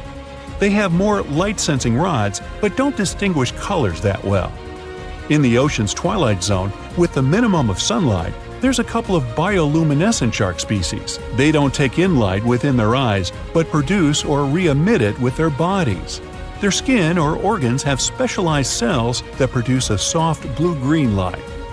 Deep-sea creatures that produce their own light do that to attract their prey, deter animals from going after them, or, scientists think, communicate with each other. It can even help them to camouflage. They do it by hiding their silhouettes from animals going after them. They produce enough light to match their surroundings. The biggest luminous underwater creature is the kitefin shark, found swimming 980 feet below sea level, preying on groundfish or smaller sharks. It can grow almost 6 feet long and lives 3,200 feet below sea level. Deep-sea sharks are also bigger than those on the surface. The Greenland shark can grow up to 24 feet long, bigger than a great white. There's a thing called deep-sea gigantism. Creatures in nutrient-poor depths of the ocean grow bigger because, that way, they lose less energy as heat. The Greenland shark lives its life in slow motion. It has a slow metabolism and can go very long periods without food. With their slow pace, they evolved to live up to 500 years at depths of 7,200 feet. Sharks in shallow waters catch their prey relying on agility and speed, but for them it's easier because there's plenty of food on the surface. Deep-sea sharks, with less food and slower life rhythm, had to develop a different style. They're more opportunistic, definitely not picky, and don't care if their future meal is alive or not. Frilled shark, another living fossil from the darkest depths, hasn't evolved much through time, and they're one of the last of their kind, with all of their relatives already gone extinct. It grows up to 7 feet long, primarily hunts on squid, and catches other sharks and fish. It looks like a dinosaur, a snake-like face, a long, smooth, thin body that moves in a serpentine way. It can propel itself with the power of its tail and curl like snakes. They don't swim in a straight line like other sharks. Cookie cutter shark grows up to 20 inches. It got the name because of the way it feeds, biting off small pieces. It's a parasite creature, which means it feeds off bigger animals but leaves them alive. They have sharp teeth and sometimes even swallow those that fall off on purpose. Some researchers think it could be because they live in the depths that are nutrient poor. If they swallow the teeth, they could recycle calcium and other material from it. Prickly shark is a rare and unusual creature with many thorn-like denticles and 2 small dorsal fins. It lives mostly in the depths of the Pacific region up to 1,900 feet. Ghost sharks are not even real sharks, but fish closely related to them and rays.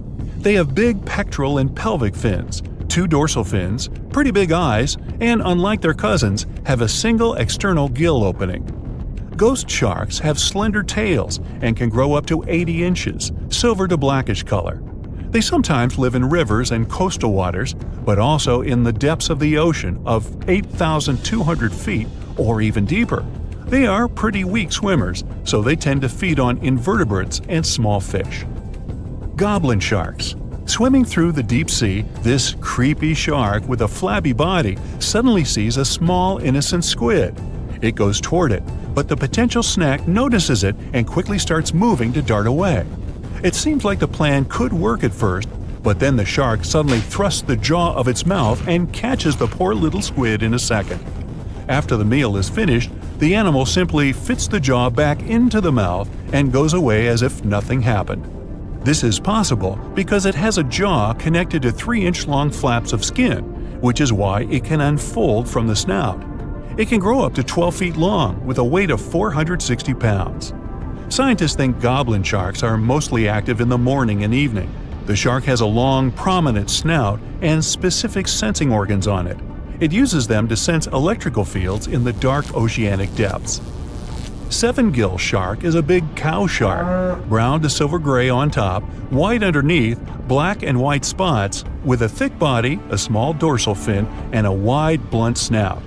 It can grow up to 10 feet long, mostly lives in the depth of 1,870 feet, but you can also find it in deep channels and bays.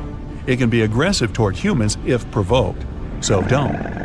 Like most deep-sea creatures, it's an opportunistic hunter that's not quite picky but likes to go after dolphins, seals, porpoises, and other marine animals. Megamouth sharks mostly live in the depths of 15,000 feet and spend most of their time in the dark, like me. Scientists discovered it in 1976 because it went near the surface at night to feed on zooplankton. That's the only time these sharks go there. During the day, they return to their quiet, dark, and mysterious depths. They are filter feeders, which means they keep their mouths wide open while swimming, so they filter the planktons they like to eat. There are organs that produce light inside of their mouths, which attracts potential prey, such as pelagic crustaceans. These sharks live in the deep parts of the ocean, but you can rarely find them below almost 2 miles. Scientists think some other, stronger bony fishes outcompeted them.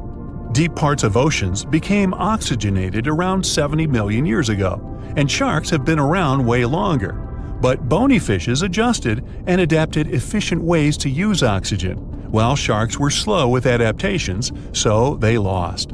Also, oceanic depths are way colder, which is challenging for fish and the rest of cold-blooded animals because the speed of their metabolism widely depends upon the external temperature.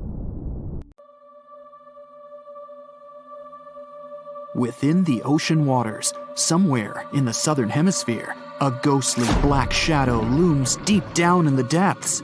Suspiciously swimming far below, the Megalodon is hunting for its next meal. With the appearance of a great white shark, but 3 times the size of the largest ever recorded, its intimidating design has evolved over millions of years, creating the ultimate natural predator. For millions of years, the intimidating evolutionary traits have gone unchecked and unopposed. With its keen senses, it detects its prey within 3 miles. As it swims below, it's been following an unsuspecting sea turtle that's slowly paddling above on a long voyage. The Megalodon stalks the turtle, ensuring it makes its move toward the turtle at the right moment, swimming upward at 11 miles per hour, intending to immobilize the turtle by ramming it. As it approaches, the Megalodon's adept senses notice something else lurking nearby. Pausing its pursuit of the turtle, it adjusts and turns to face another, much larger object. The Megalodon may be the largest marine predator to have ever lived on Earth, rightfully feared by all creatures within these waters, but not today. There is a newcomer to these parts, one that has a similar reputation and matches the Megalodon in ferocity. This unknown creature intends to contest these hunting grounds. The challenger is the Leviathan. As the sea turtle takes this opportunity to swim away as fast as it's able, these 2 apex predators size each other up from a distance, preparing to establish who will reign as the supreme king of the sea. The Megalodon dominated the ocean sometime between 3 to 23 million years ago, spreading to all corners of the globe. within seas surrounding Europe, Africa, the Americas, and Australia. Its focus is mainly on offshore areas where prey would be prominent. Hunting sea turtles, whales, seals, dolphins, and other sharks, its range was long, traveling between coastal and oceanic waters throughout different stages of its life cycle. Given that the territory they cover grows with each year they live, and the wide range of prey available to them, the Megalodon's size can reach up to 67 feet in length. Armed with thick and robust teeth made for grabbing their prey and biting through bone, they have a 41,000-pound bite force, which is almost 4 times stronger than that of a T-Rex. Their tactics include ambushing their prey from below while ramming them into submission. With larger prey, they aim to disable them by biting at the fins, and once immobilized, biting through their chest. Their jaw is made up of around 276 frightening serrated edged teeth that are 7 inches long and jagged at the sides. The Megalodon's competitor, the Leviathan, is armed with 22 large teeth of its own that come in various sizes, some up to 12 inches long. All are capable of piercing through its target. Excluding tusks in comparison, these are among the largest teeth that have ever existed on any known animal. Although it hasn't reached an overall equivalent size to the Megalodon, its length is equally impressive, as it's capable of growing as large as 57 feet long. Mainly living within the southern hemisphere, they've only been around for a short while, existing from 9 to 10 million years ago. Although it hunts similar prey to the Megalodon, it has a different strategic method of hunting, chasing its prey, tiring it out to the point of exhaustion, and then finishing it off by ramming it with its head and then biting it. It also has a more adaptive trait in its arsenal, its much larger brain. Being a warm-blooded mammal, it possesses superior intelligence, ensuring quicker thinking, with the ability to change its tactics at crucial moments. The Megalodon acts on sheer instinct, and that has worked consistently for the past few million years. But will it work now? Although there are millions of years of difference between when these two behemoths existed and patrolled the seas, they shared a short period of time in history. But when they did overlap one another's territory, they created some of the most epic conflicts that have ever been had on Earth. This Megalodon's turf has never been in contention until now. As the Leviathan approaches, observing the much larger Megalodon, it's hesitant to make the first move, as generally, anything that it has come across before attempts to escape immediately, causing a chase to begin. The Megalodon, however, never flees. The Megalodon's instincts ensure it will act overconfident, and, as expected, it makes the first move. It swims at full speed, gliding through the water, aiming to ram the Leviathan. The Leviathan has no other choice but to do the same, rather than turning to flee and leaving itself unprotected. The two aquatic giants slice through the water on their way to meet fin to fin. The Megalodon is puzzled that its foe is not turning tail to swim away, but it continues, as it has no reason to doubt victory from this tried and true tactic that has never failed before. As the Megalodon approaches, it quickly turns to swim downward. It's faster and more agile than its opponent. It maneuvers below, gaining some distance. The Leviathan moves much slower and is unable to turn in time as the Megalodon veers upward and rams it on its soft underbelly, attempting to force it into submission. There is little effect due to its size, and the Leviathan continues to turn, but it's far too slow as it attempts to bite with a desperate hope to grasp its attacker with its powerful jaws. The Megalodon easily swims away from its toothy trap, quickly retaliating by taking aim at the tail and fins, chipping away at little pieces as it bites, then quickly retreats, continuing this routine over and over, trying to disable the Leviathan's defenses. This tactic is effective, but it's taxing on the Megalodon as it's running out of energy. Still, it pushes hard to try and finish the hunt, using all the energy at its disposal, expecting that the struggle will not go on much longer. The Leviathan is outmatched. The speed of its combatant is far superior, and the constant chipping away at the fins and tail is becoming too costly.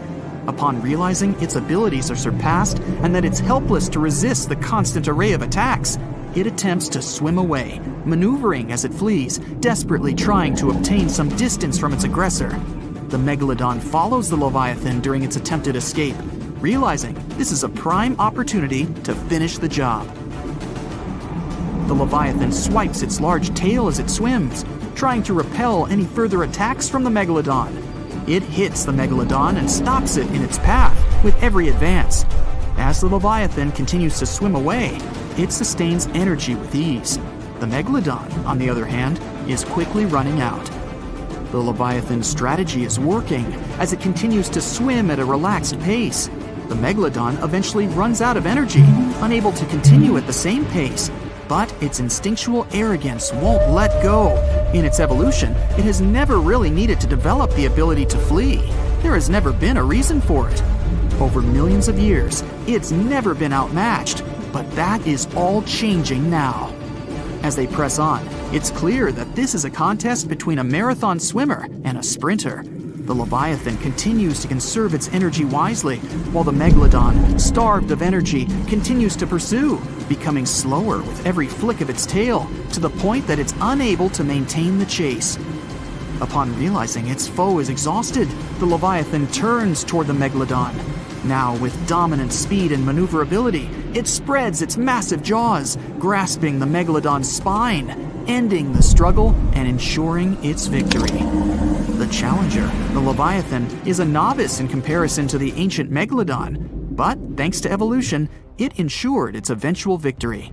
This guaranteed its reign as the top predator, and arguably the greatest predator to have existed on Earth.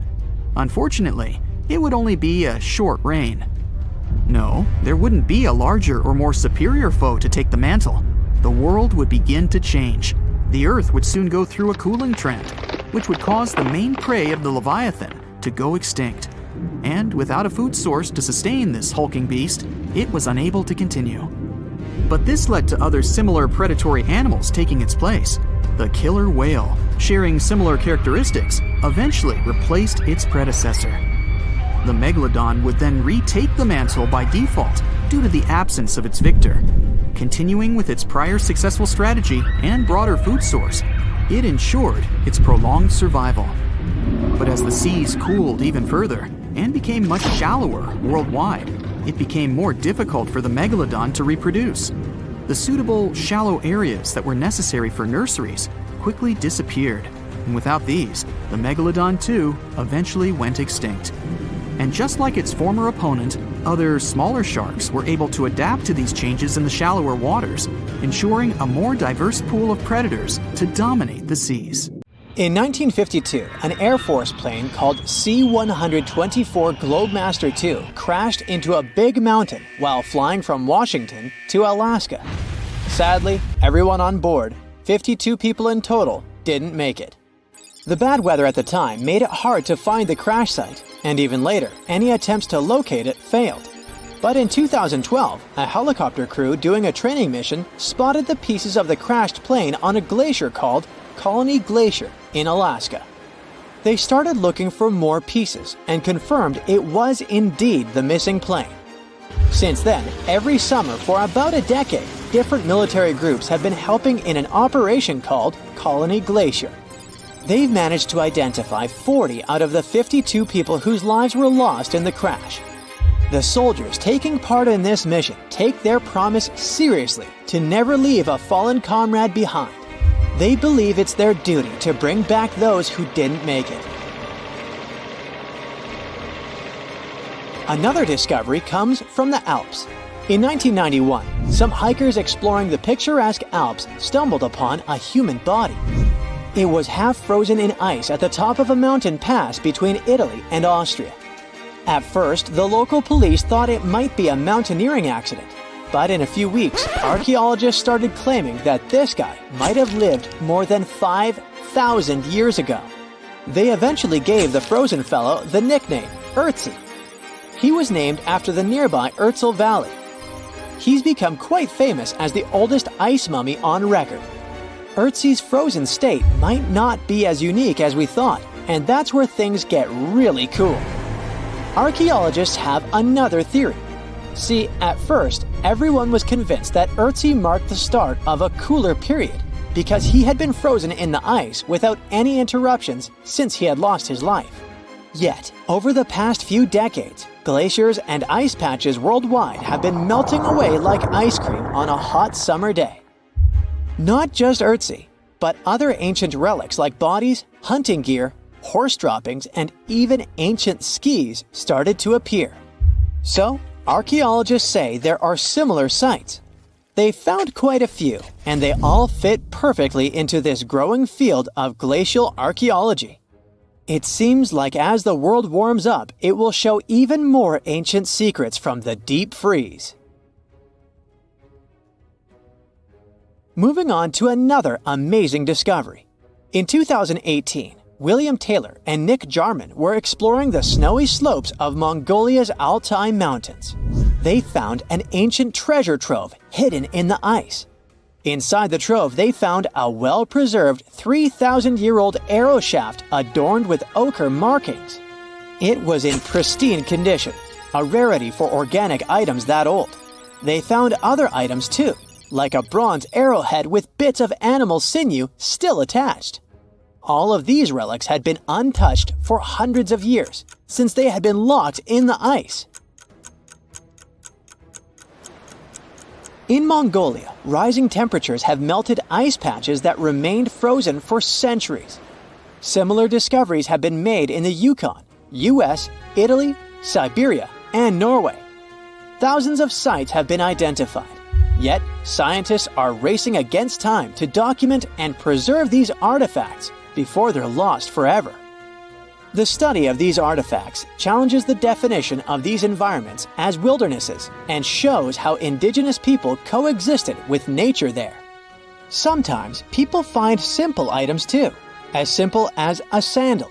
This one, discovered on one of central Norway's mountain passes, indicates that people used this route roughly 1,700 years ago. This suggests that there was less snow and ice in that area back then. The sandal, dating back to around 300 BCE, resembles Roman sandals of that era. Again, in Norway, hunters found an iron sword high up on a mountain, more than 5,250 feet above sea level. There's no nearby burial site, and it's puzzling why someone would have a sword in such a remote location. Archaeologists speculate that the owner might have become lost. Then, in 2011, unusual objects resembling giant slingshots began to emerge as the ice melted. Radiocarbon dating suggests that this particular object was crafted around 400 BCE. It measures over 3 feet long and has knife cuts. Those puzzled archaeologists until one team member recognized them as tang, or pliers, used to secure loads on sleds when transporting hay or leaving for animal food. People in the area used hay sleds with pliers until the 1950s, when tractors became more common. Now, let's get back in time to thousands of years ago. We can easily do that by looking at this woolly mammoth. This creature looks a bit like a cherished but slightly worn-out toy. This ancient giant, whose heyday was 39,000 years ago, is the best preserved mammoth ever found. Even its signature shaggy hair is surprisingly well preserved, having been trapped in glacial ice until its recent discovery in Siberia. This remarkable animal is stepping into the limelight in Yokohama, Japan. Scientists are running tests that might bring this extinct species back to life. When they stumbled upon this female mammoth, they uncovered a hidden treasure, a sample of her blood preserved beneath the ice. So they believe this ancient blood could hold the key to resurrecting the mammoth. They also found well-preserved muscle tissue. She was between 50 and 60 years old when she met her icy fate. The discovery of mammoth blood has reignited debates about the ethics of bringing back extinct creatures, like in Jurassic Park. Their ambitious plan is to implant an egg into a living elephant for a 22-month pregnancy, hoping that at least one living mammoth cell might survive. Hop on, we're going to the French Alps. We are at a spot not far from where an Air India plane tragically crashed 46 years ago. We're accompanied by a diligent mountain rescuer and his neighbor. They went to this area after a bunch of tourists had noticed a strange-looking thingy on a glacier. It was a bag. The Indian embassy in Paris got wind of it, and it was all set on getting that bag. What makes it kinda cool is that it had diplomatic mail and Ministry of External Affairs written on it. The Air India flight was on its way from Mumbai to New York when it took a nosedive in January 1966. It took 117 people on board down with it. Guess what else was inside the bag besides the soaked diplomatic mail? It had a stack of old Indian newspapers. So, alongside those, they also found bits of the plane's cabin, a lone shoe, and a bunch of cables. Totally unexpected treasures on that mountain. During the summer of 2013, scientists stumbled upon a message left behind by a geologist named Walker, who had placed it there 44 years before. That message sort of served as the man's last testament. He passed away just a month after hiding the bottle in the rocks on the island. The content of the message was quite astounding. In 1959, Walker had measured the distance from those very stones to the glacier's edge, and it clocked in at a mere 167 feet. By 2013, that distance had ballooned to 400 feet. Researchers are convinced that this stark contrast between the two measurements underscores the consequences of ongoing global warming. Imagine the melting ice in Norway's mountains as a time machine revealing a treasure trove. Nearly 800 Viking artifacts tucked away for over 1,000 years have been unearthed. They give us a peek into the bustling trade networks of the Viking era and the critical role of the mountain passes in this ancient commerce. Among the finds are leather shoes, cozy woolen mittens, stylish tunics, feathered arrowheads, horseshoes, walking sticks, and kitchen gadgets from the Viking chef's toolkit. There are even Viking pack horse souvenirs. These artifacts provide us with insights into ancient travel habits and the peak times when those paths were bustling with activity, and give us a glimpse into the lives of adventurers. What do Paris Hilton and Chris Hemsworth have in common? Well, apparently, they both want to bring animals back to life. But we're not talking about making your favorite pet live forever. Nope. These celebs are actually helping a science company bring back animals that no longer exist, like the mammoth, the Tasmanian tiger, and even the iconic dodo.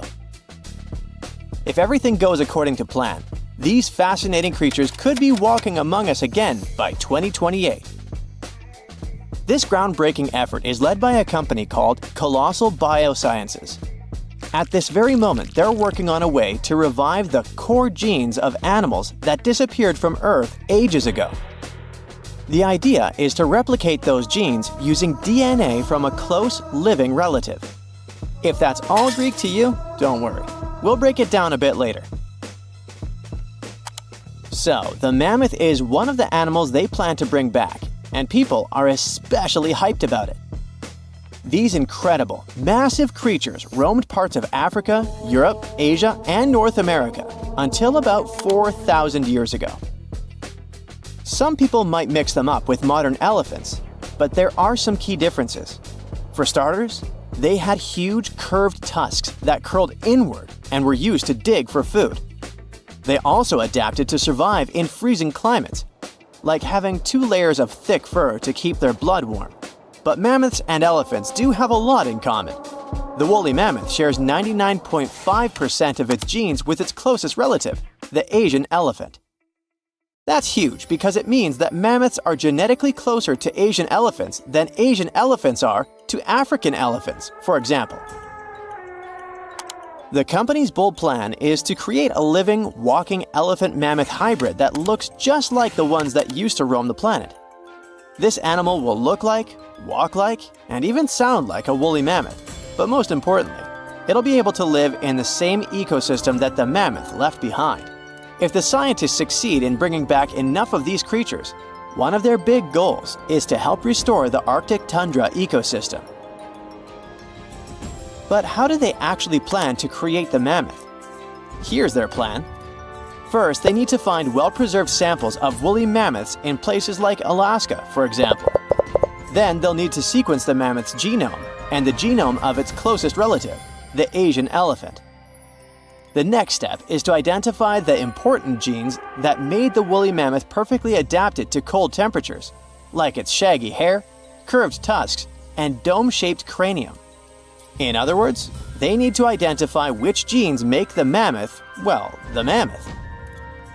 Now comes the interesting part. They will use top-notch gene editing tools, kind of like scissors, to cut the Asian elephant DNA and replace those spots with the mammoth sequence. This will allow them to create a new cell line and, later, an embryo. This embryo will grow inside a healthy female Asian elephant, who will be the surrogate. And just like that, a new, cold-adapted elephant will be born. Or at least, that's what scientists hope. Specialists predict that this Mammoth 2.0 could be on Earth as early as 2028. The reason it will take a while is that their gestation period is around 22 months. But if that deadline feels too far for you, there is actually a chance we could get a surprise a lot sooner. That's because some of the other animals they plan to revive have a much shorter gestation period, like Australia's thylacine, also known as the Tasmanian tiger. The company is also doing whatever it takes to give this animal a second shot at life. And the good news is that the process seems to be well advanced. Recently, the group announced that the Tasmanian tiger's genome is about 99% complete. This animal was native to the Australian mainland and the islands of Tasmania and New Guinea. A big part of the Tasmanian tiger population disappeared over 3,000 years ago. But about 5,000 of them kept roaming around until pretty recently. It's believed that the last thylacine passed away in 1936. To revive the Tasmanian tiger, scientists first need a sample of the ancient animal. So they took RNA molecules from a 110-year-old preserved head that had been kept in ethanol. The team was really lucky because it's rare to find old samples that are so well preserved, allowing scientists to use advanced DNA analysis techniques. And by that, I mean they did a full, complete analysis. By studying RNA samples from important tissue areas like the tongue, nasal cavity, brain, and eyes, experts were able to learn a bunch of interesting things about the Tasmanian tiger. They could figure out how its brain worked, and also what this beast could smell, see, and taste. By the way, these semi-nocturnal animals had a special appetite for small rodents, lizards, and birds. After finding the perfect sample, the process of reviving it will be pretty much the same as with the mammoth, but with an elephant as a DNA donor, of course. In the case of the Tasmanian tiger, its closest living relative is a small marsupial called the fat-tailed dunnart. Even though this animal is small, it is a ferocious carnivore. So experts believe the whole DNA editing process will work just fine with its sequence. Their goal is to turn a fat-tailed dunnart cell into a thylacine cell.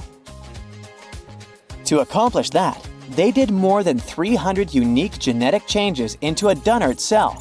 So there is no doubt they're pushing all the boundaries to make the dream of reviving animals a reality. This project also plans to revive the iconic dodo. You know, that funny-looking bird from the paradisiacal island of Mauritius in the Indian Ocean? And here, things get a little trickier, since we don't know much about this creature, which has origins that go back about 23 million years. Basically, the only clues we have about what dodos looked like when they were alive come from a handful of drawings, paintings, and written descriptions from the 17th century. But since those pictures are all pretty different from each other, and only a few of them were based on real, live dodos, we're still not 100% sure what they actually looked like. And as for how they behaved, well, we don't know much about that either. That's why reviving this long-absent legend will be super interesting and really enlightening.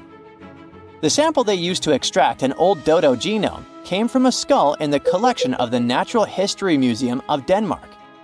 And the dodo's closest living relative, which will provide the host cells, is the Nicobar pigeon, a gray bird with colorful features found in the Andaman and Nicobar Islands in India. If everything goes smoothly, in a couple of years, we might see the fabulous and iconic dodo with our own eyes. Reviving animals might sound impossible, but science and technology together can be a real game changer, not only by protecting today's animals, but also by restoring species that disappeared from the planet long ago. Actually, we've already pulled this off. A wild goat called the bucardo, also known as the Pyrenean ibex, went extinct in the year 2000. But 3 years later, scientists managed to bring it back to life, using a method pretty similar to what we've talked about in this video. It took 57 tries, but one of them finally worked, and a bucardo clone was born. Unfortunately, the animal only lived for 10 minutes. You might think that wasn't a success, but it was actually a huge step forward in the whole animal revival field. Now, specialists can only hope the project to bring back the dodo, the mammoth, and the Tasmanian tiger go a bit better.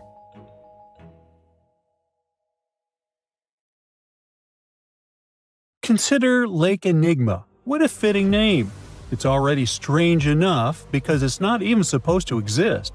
But now, we stumbled upon actual life deep beneath it. And this just might help NASA in their search for life in outer space. The lake lies deep in the icy heart of Antarctica, so it's not really a water pool like we're used to, more like a lake-like block of ice, or so we thought.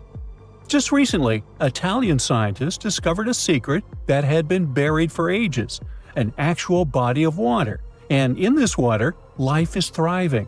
Various microorganisms, and even some weird little hunters, which is super weird, since Enigma sits in a remote and harsh corner of our planet, the northern Victoria Land in Antarctica.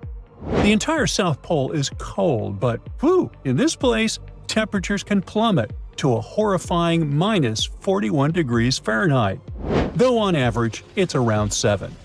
Chilly. Like we said, this lake shouldn't even be there at all. Antarctica is technically the largest desert on Earth, even though it's covered in snow, because it's super dry. There are 0 rains, truly little snowfall, and the sun barely evaporates anything.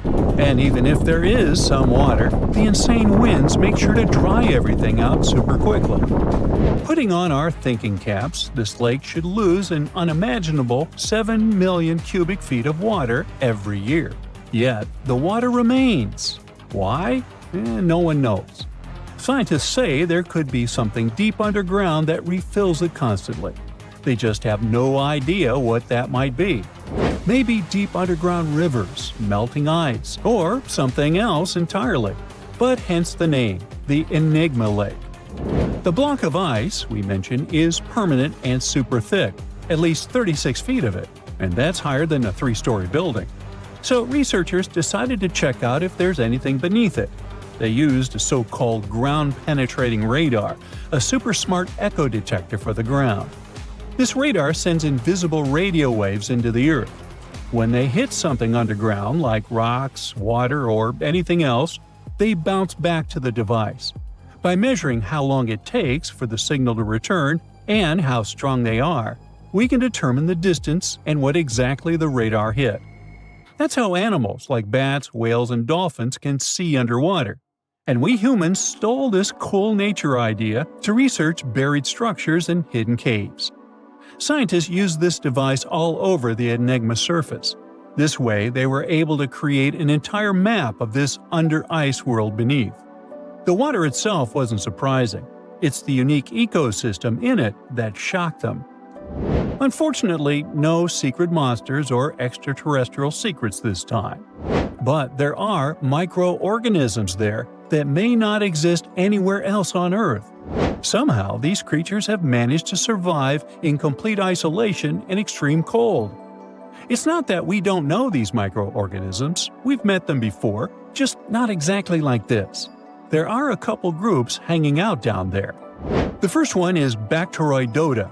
They love breaking down complex molecules, especially in your stomach, and help digest tough plant fibers. They mostly hang out inside us, but in the outside world, we might occasionally find them in soils and oceans. Then Actinobacteriota, genius chemists among bacteria. They decompose organic materials and help the soil get healthier. They're also famous for producing antibiotics, so we owe a lot of our medicine to them. The third one is Pseudomonadota. These guys weren't a surprise. They're crazy adaptable. They can thrive pretty much anywhere, from soil to water to the human body. Some of them are good, helping plants grow and in nutrient cycles, but others can be opportunistic pathogens. Ooh, bad guys. But what is actually a surprise is that Lake Enigma has tons of passibacteria. They're ultra small even for microorganisms and can barely do anything themselves. So they prefer to live in symbiosis or be little parasites, relying on their hosts for nutrients and other necessities. All these little chompers might be ancient. They could be remnants of a time before the lake froze over completely, which is hundreds of thousands of years ago. It's simply weird to encounter these bacteria in the Enigma Lake, especially the little parasites. Paticibacteria usually love low-oxygen environments, but this lake is very oxygen-rich, not even mentioning an almost 40 feet of ice above. So all this means that even though we know who these guys are, this specific species might be new to us. They could have evolved with some unique adaptations and abilities using the lake's unusual chemistry. They probably rely on a super simple and delicate food web. Some of the microorganisms produce energy from light, well, whatever light gets down there, or the lake's chemicals. The symbiosis guys most likely survive by living on or inside their neighbors. Yep, these microscopic creatures hunt each other. Nope, things can't be peaceful even in a place like that. If we find out what their secret to survival is, we might learn more about chemistry, medicine, and even extraterrestrial life. Because if life can endure such extreme conditions, then it can probably appear pretty much anywhere, including our closest neighbors, Europa or Enceladus, the moons of Jupiter and Saturn. They definitely hide oceans beneath their frozen surfaces, and now there's a very high chance there might be some life there. Antarctica must be the closest thing we have to extraterrestrial exploration before we actually land on other planets. It's full of hidden mysteries and surprising creatures. Even outside of Lake Enigma, the South Pole harbors life. Just take the McMurdo Dry Valleys, which are often referred to as Earthly Mars. These are among the most mysterious and extreme places on our planet. They're stretching across Victoria Land in Antarctica, and this is one of the driest places on Earth. Makes sense if you remember the name. Surprisingly, unlike other parts of the South Pole, this land is almost entirely devoid of snow and ice, just lots of super cold ground. There might even be some sand dunes nestled here and there between the rugged mountains. The ground is mostly covered in loose gravel, scattered with ancient rocks made of granite, and something interesting called gneiss, just spelled differently. It's the type of rock that's been through a lot, literally. It's usually born when granite and sedimentary rocks have to endure insane pressure or horrifying heat for a while, a process called metamorphism. These conditions are so intense that they literally rearrange the minerals into layers. That's why gneiss has such beautiful foliated looks. It's the planet's version of baking a layered cake. It's amazing because this place is almost exactly the way it was millions of years ago. These valleys are frozen in time, and they give us a little glimpse into Earth's distant past. And that includes life. Once again, local winds are absolutely terrifying gusts of cold air racing downhill, and they evaporate snow faster than it can even melt. So, logically, you shouldn't find much water here, not even mentioning life. But somehow, you can still stumble across frozen lakes and saline ponds in the dry valleys. And local life stretches all reason and our understanding of biology. It exists inside the rocks themselves. Microorganisms are hidden in slightly moist cracks and crevices. Deep inside, there's endolithic bacteria. These guys are super chill. Instead of moving around like other microorganisms, they always stay put inside their little rocky homes. How do they survive? Through photosynthesis. Just like plants, they take teeny tiny parts of light that gets in crevices and acts like little solar panels, getting energy from the sun.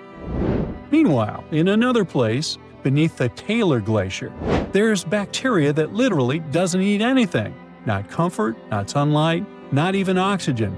These guys rely on a diet of dusty rocks and sulfur to fuel their weird metabolisms. By breaking down sulfur and iron, they get energy to sustain themselves. This way, they easily survive in deep seas, at sub-freezing temperatures, completely cut off from sunlight, oxygen, and the world itself.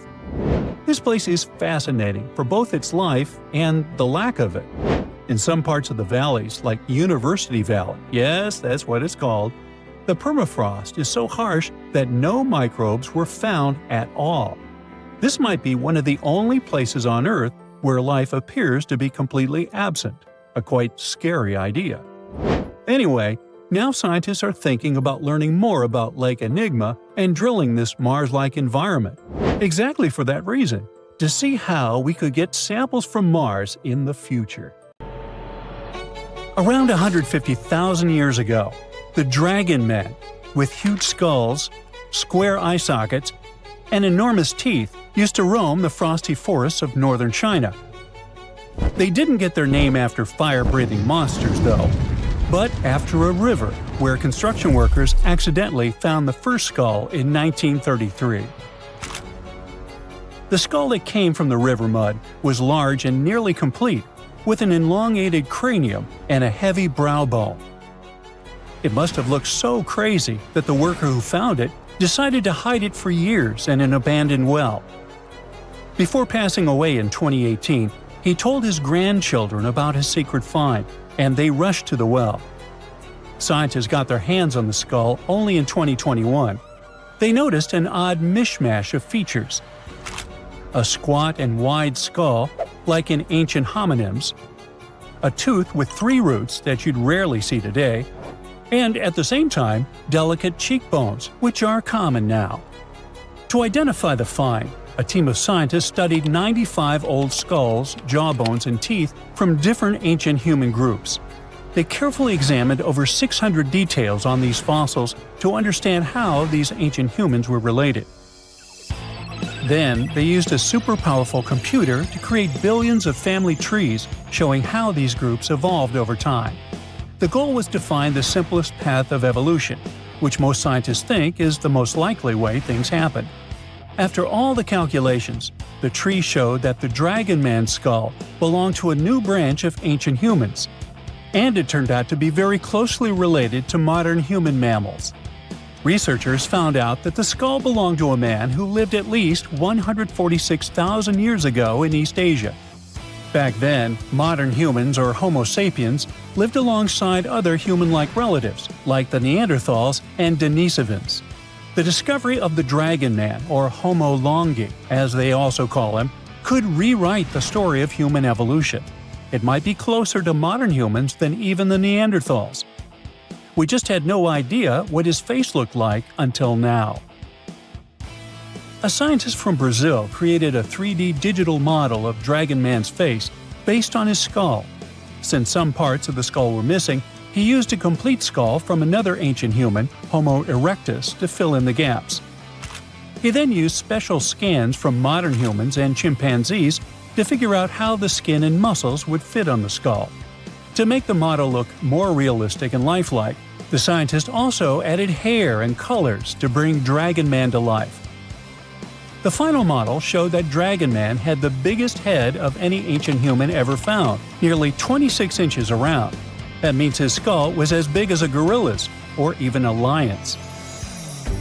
Scientists believe that his generous size may have helped him survive the freezing cold winters of Harbin, where they found the skull, and where temperatures still drop to only 3 degrees today. Now, not all scientists agree that dragon man is a completely new species or where it belongs in the human family tree. Some experts think the skull's unique features might just be because of its size, rather than proof that it's a distinct species. People from the same species can look different based on their age, gender, where they lived, and how old the fossil is. Some scientists compare it to another skull found in China, which is considered part of another already well-studied species.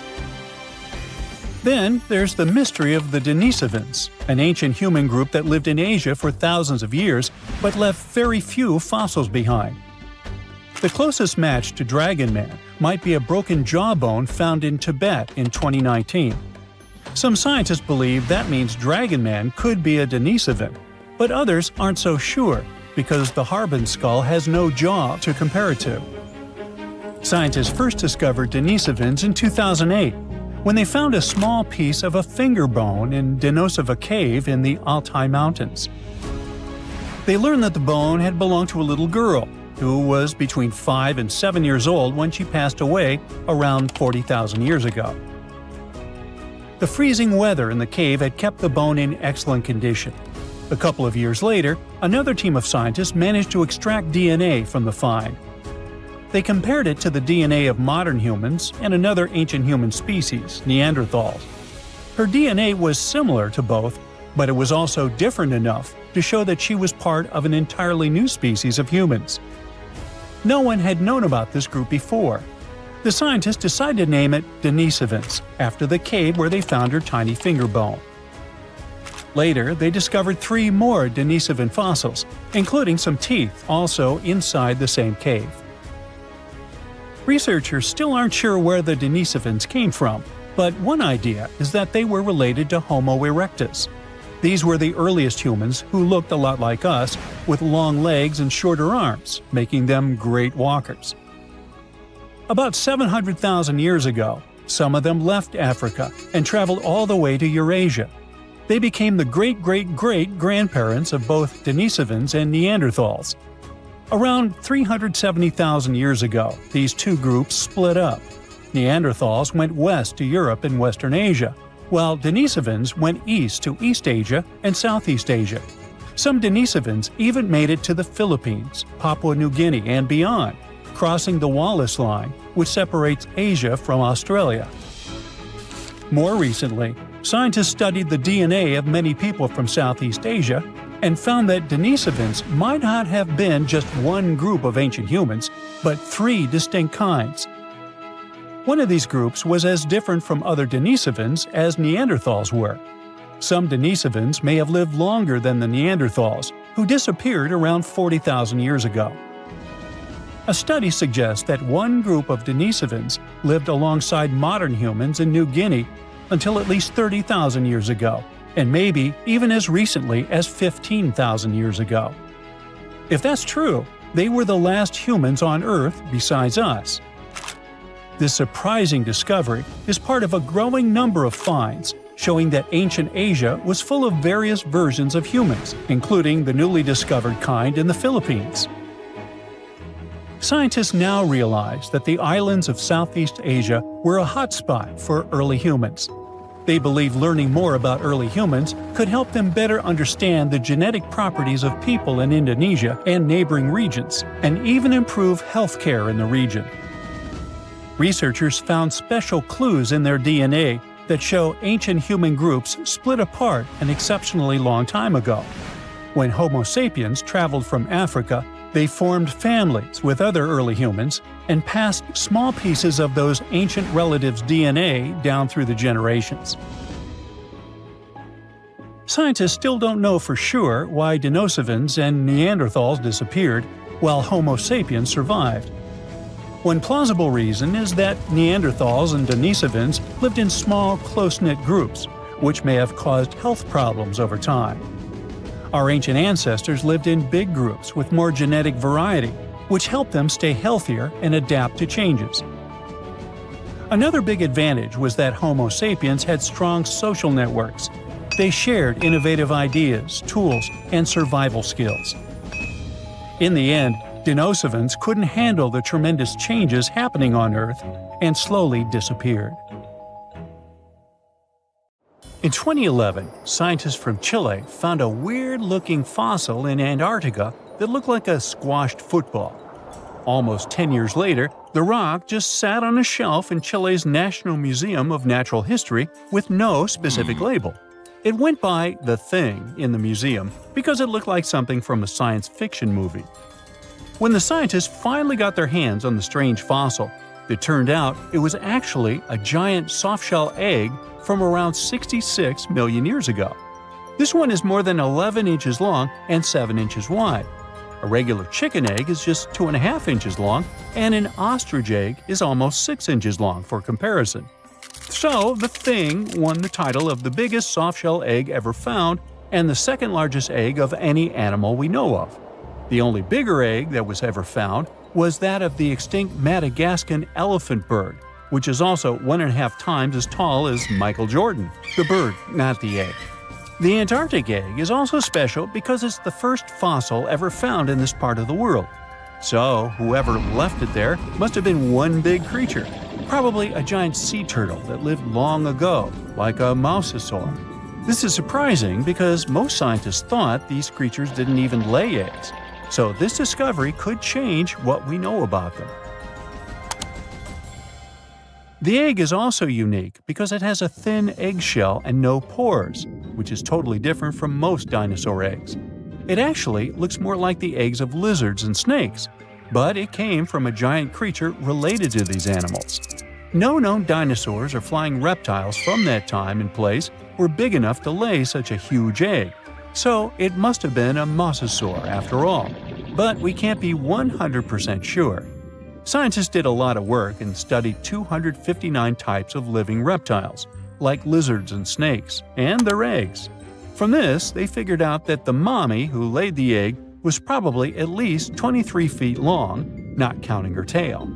During the late Cretaceous period, this part of Antarctica might have been like a nursery. Paleontologists have found bones of tiny mosasaurs and plesiosaurs in the same area, along with bones from the grown-up ones.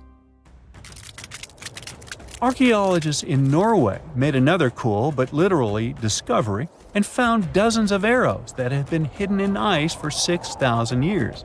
They were melting out of a large ice patch in the high mountains, covering an area of about 45 football fields. In 2014 and 2016, when the summers were extra warm, scientists went to an ice patch called Langfoni to look around. They also found lots of reindeer bones and antlers there. Some of the arrows were whole and some in pieces, along with 5 arrowheads around the melting ice patch. This is more arrows than have been found at any other frozen site in the world. Some of the 68 found arrows date back to the Neolithic period, and the newest ones are from the 14th century of the Common Era. Ice is like the perfect time machine that can preserve whatever ends up there in an almost perfect condition. Langfoni became famous as one of the first ice patch sites after a local hiker found a 3,300-year-old leather shoe right next to its edge. Scientists are studying places like this to understand how people use these sites and how the ice patches from Norway to North America changed over time. Now, once upon a time, around 32,000 years ago, to be exact, a squirrel buried some seeds near a river in Siberia. Am I the only one getting the Ice Age vibes?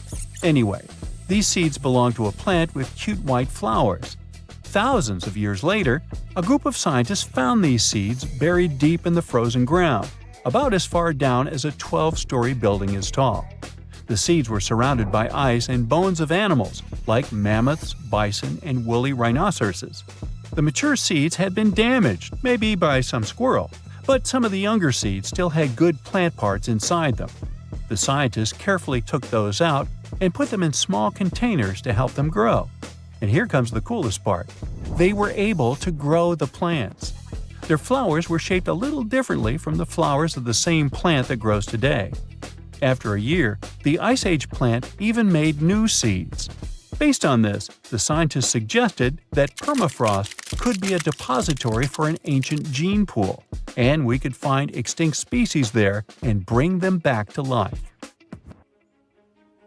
Scientists on an icebreaker in Antarctica were looking for whales but found something way more unusual. The camera behind the ship, which is as heavy as a car, detected 16 million ice fish nests on the floor of the Weddell Sea. The nests were located about every 10 inches in all directions and covered an area of 93 square miles, which is slightly bigger than the whole of Washington, D.C. The colony even had a distinct border, which was a line in the sand. The scientists were in the area because they were studying a special spot in the ocean where the water was a little warmer than the water around it. In this warmer water, they found tiny animals called zooplankton near the top. When the young ice fish hatch, they swim up to this area to eat the zooplankton before going back down to the seafloor to grow up and have their own offspring. Since there was so much food, it made sense to see ice fish in this warm water. But they didn't expect to find such a huge number of ice fish nests, much more than anyone had ever seen before. New Zealand's Antarctic Heritage Fund found some old photo negatives in a hut in Antarctica. They turned out to be unique images from the Ross Sea Party. It was a famous failed expedition led by Ernest Shackleton. He wanted to become the first person to cross Antarctica by land, from the Weddell Sea to the Ross Sea, passing through the South Pole. But things went wrong when their ship, the Aurora, was blown out to sea. They had to use the hut from another explorer, Captain Robert Falcon Scott. His goal was to be the first person to reach the North Pole, but sadly, he didn't succeed either. The negatives were made of cellulose nitrate and were found stuck together in the small box. The Trust took the negatives back to New Zealand, where they carefully separated them and discovered 22 hidden images. Many of the photos were damaged, but the Trust could still recognize some familiar places around McMurdo Sound, a well-known area in Antarctica. No one knows for sure who took the pictures. In December 2021, some scientists noticed a strange mark on the Larsen Ice Shelf, a giant sheet of ice off the eastern coast of Antarctica. They thought it might be a river flowing under the ice, so they drilled down over 1,600 feet to check it out. They expected to find water, but they didn't expect to see that the water was full of fast-moving creatures called amphipods. The scientists also found that the water in the underground river had unusual layers of currents moving in different directions, which they still don't fully understand. Another surprising thing happened during their research.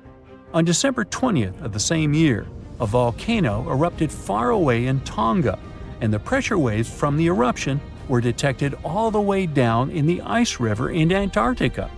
It shows how everything on our planet is connected, even in the most distant places.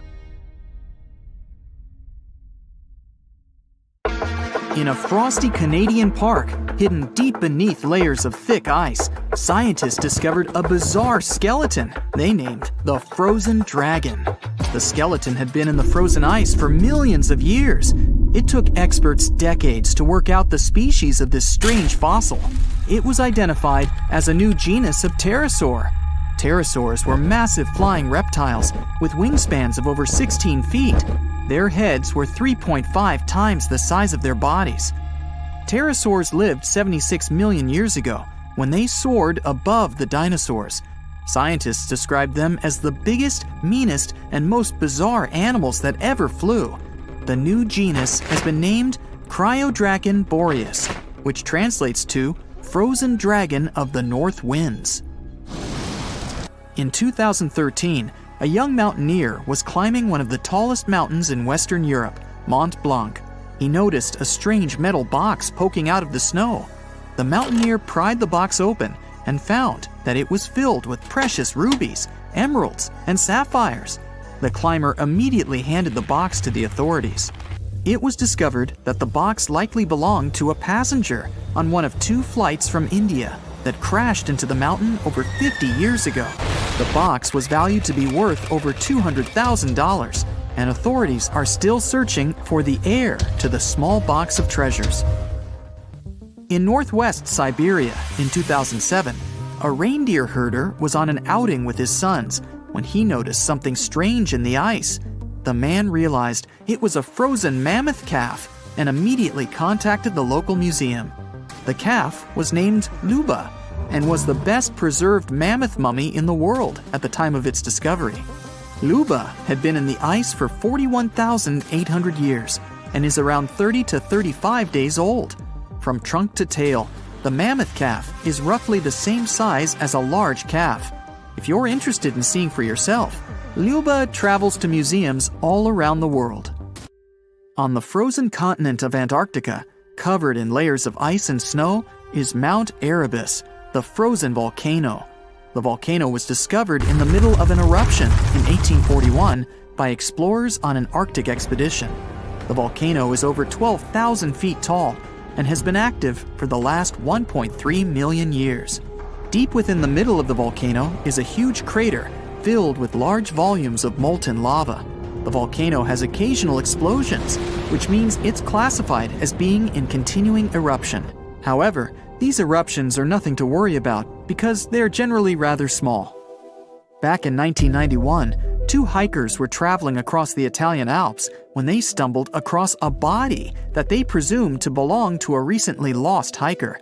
The duo trudged back down the mountain to report their unfortunate findings. Once the remains were recovered, it was clear that the body was not recent at all. Scientists determined that the Iceman was more than 5,000 years old and named him Otzi. The discovery was unlike anything scientists had ever before seen because the body was so well preserved. For years, Otzi was studied by scientists who discovered that our ancestors have a lot more in common with us than we ever knew before. Otzi was covered in ink body art. Research done on the contents of his stomach revealed that his last meal was dry cured meat, similar to the bacon we eat today. Otzi has at least 19 relatives living today, somewhere in Central Europe. Scientists were researching ancient squirrel burrows in Siberia when they came across something interesting. One of the squirrels had hidden away precious seeds deep beneath the ground. The seeds had been encased in ice for 32,000 years. The seeds were for the flower Silene stenophilia, which had long since gone extinct. Amazingly, scientists were able to recover plant tissue from inside the seeds and grow an entire crop of flowers. They've since reintroduced the previously extinct flower to natural habitats all across the world. In 1930, a team of Norwegian scientists sailed around the Arctic Ocean, conducting research on the seas and glaciers. They reached White Island, a dangerous and icy land no human had set foot on before, or so they thought. The scientists were shocked to discover the tip of a small boat sticking out of the snow. Frozen inside the boat, they found scientific equipment and various personal items, including a jacket monogrammed S.A. Andre. They had discovered the wreck of the famous Andre Arctic balloon expedition. In 1897, Swedish explorers, led by Andre, attempted to travel to the North Pole by hydrogen balloon. No one had ever heard from them ever again. People only found out what happened to them when the wreck was discovered 33 years later. It turns out that the balloon had crashed on White Island only 2 days after departing from Sweden. The explorers traveled along the island on a small makeshift boat, but were unable to make it any further. The best preserved woolly mammoth ever found was discovered in an area of permafrost in Siberia in 2010. Scientists named the frozen mammoth Yucca after the small village near where it was found. Yucca had been frozen for 39,000 years and is thought to have been around 6 to 8 years old. Because Yucca is so well preserved, it has been studied for years and provided new information about mammoths. In 2019, scientists reported that they were able to activate cells taken from Yucca's tissue.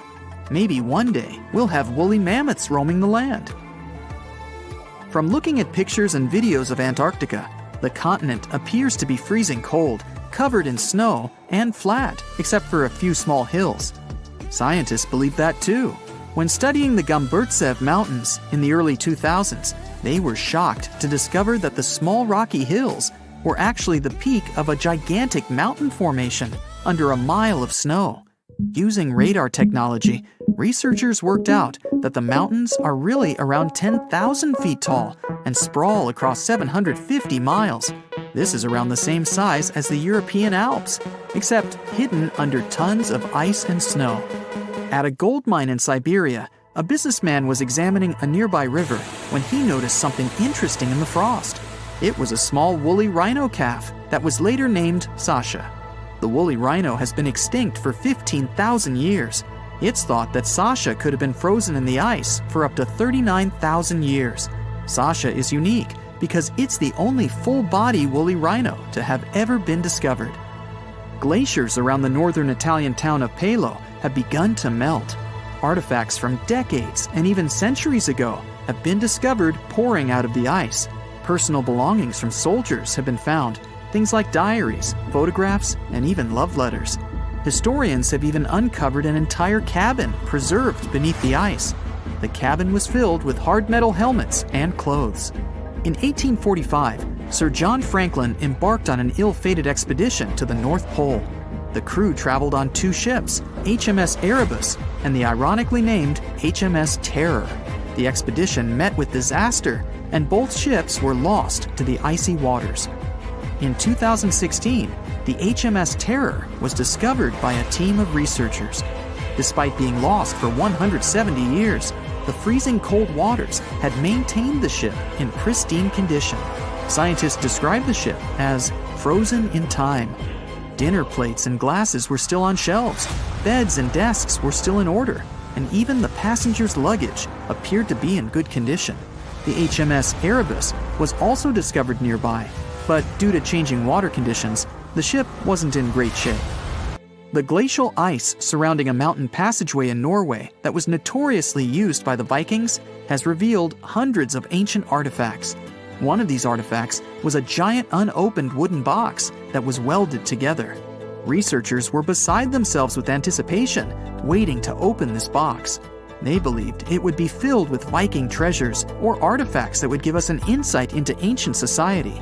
When they opened the box, all that was inside was a plain old beeswax candle.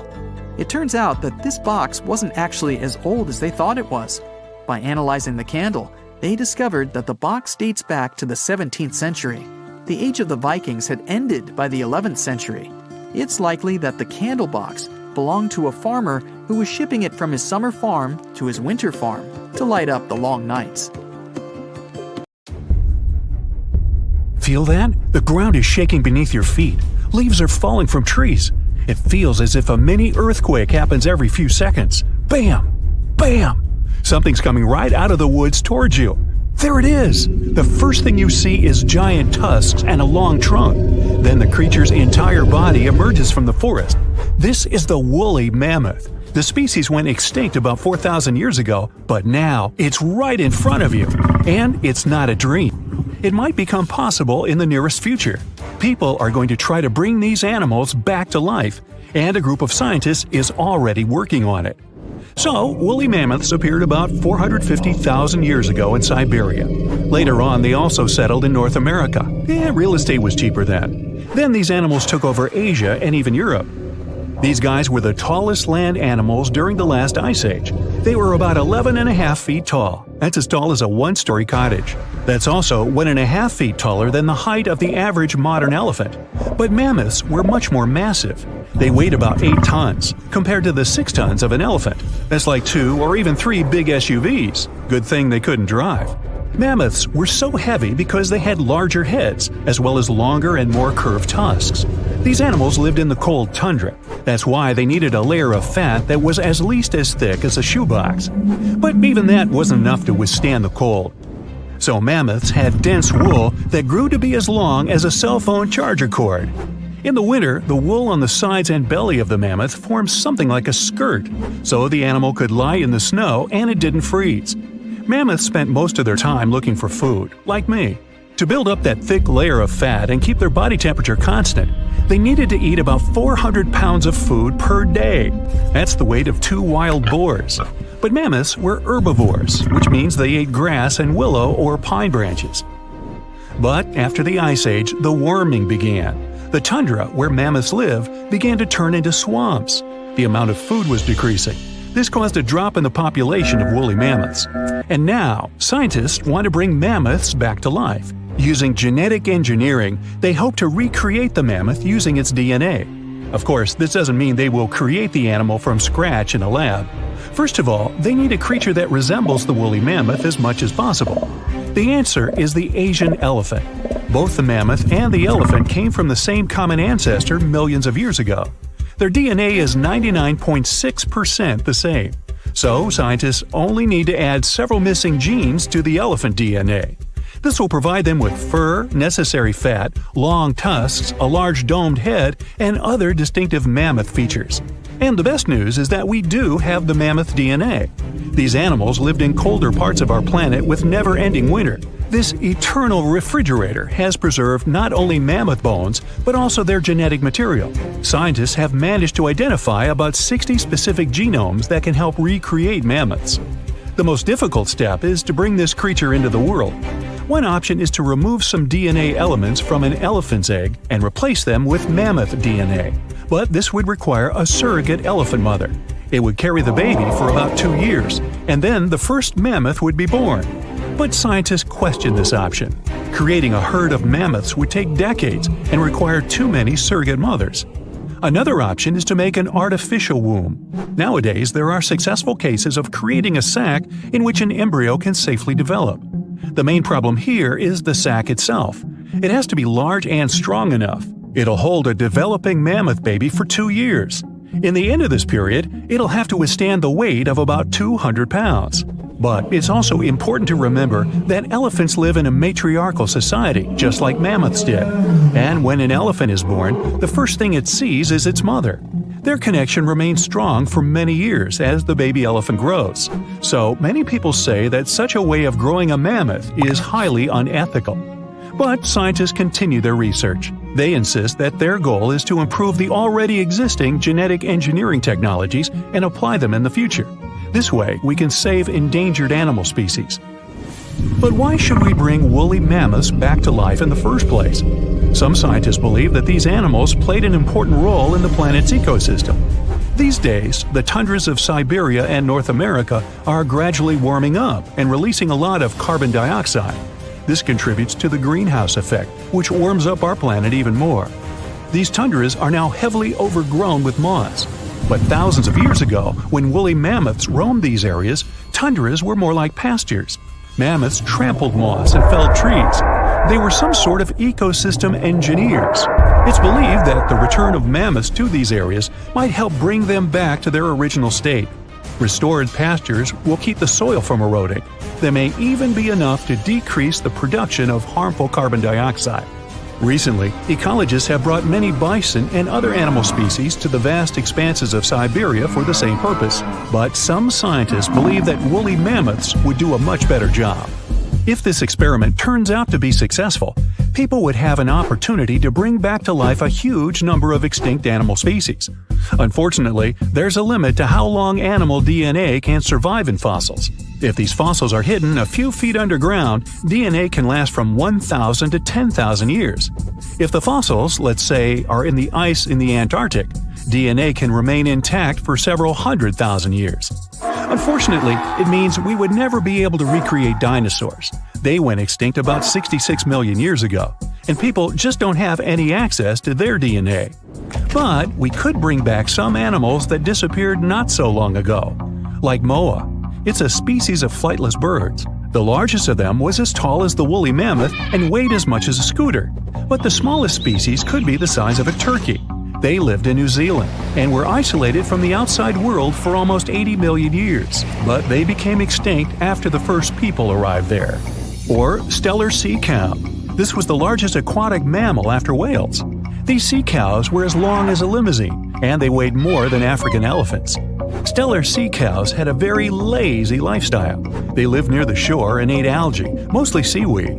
Scientists believe they didn't even know how to dive. Even though elephant birds were indeed birds, they couldn't fly. These creatures were twice as tall as an ostrich and weighed 10 times as much as the average person. They lived in Madagascar and, like ostriches, laid eggs. Although elephant birds became extinct almost 1,000 years ago, people still find their eggs. Scientists managed to get the DNA of these animals and analyze it.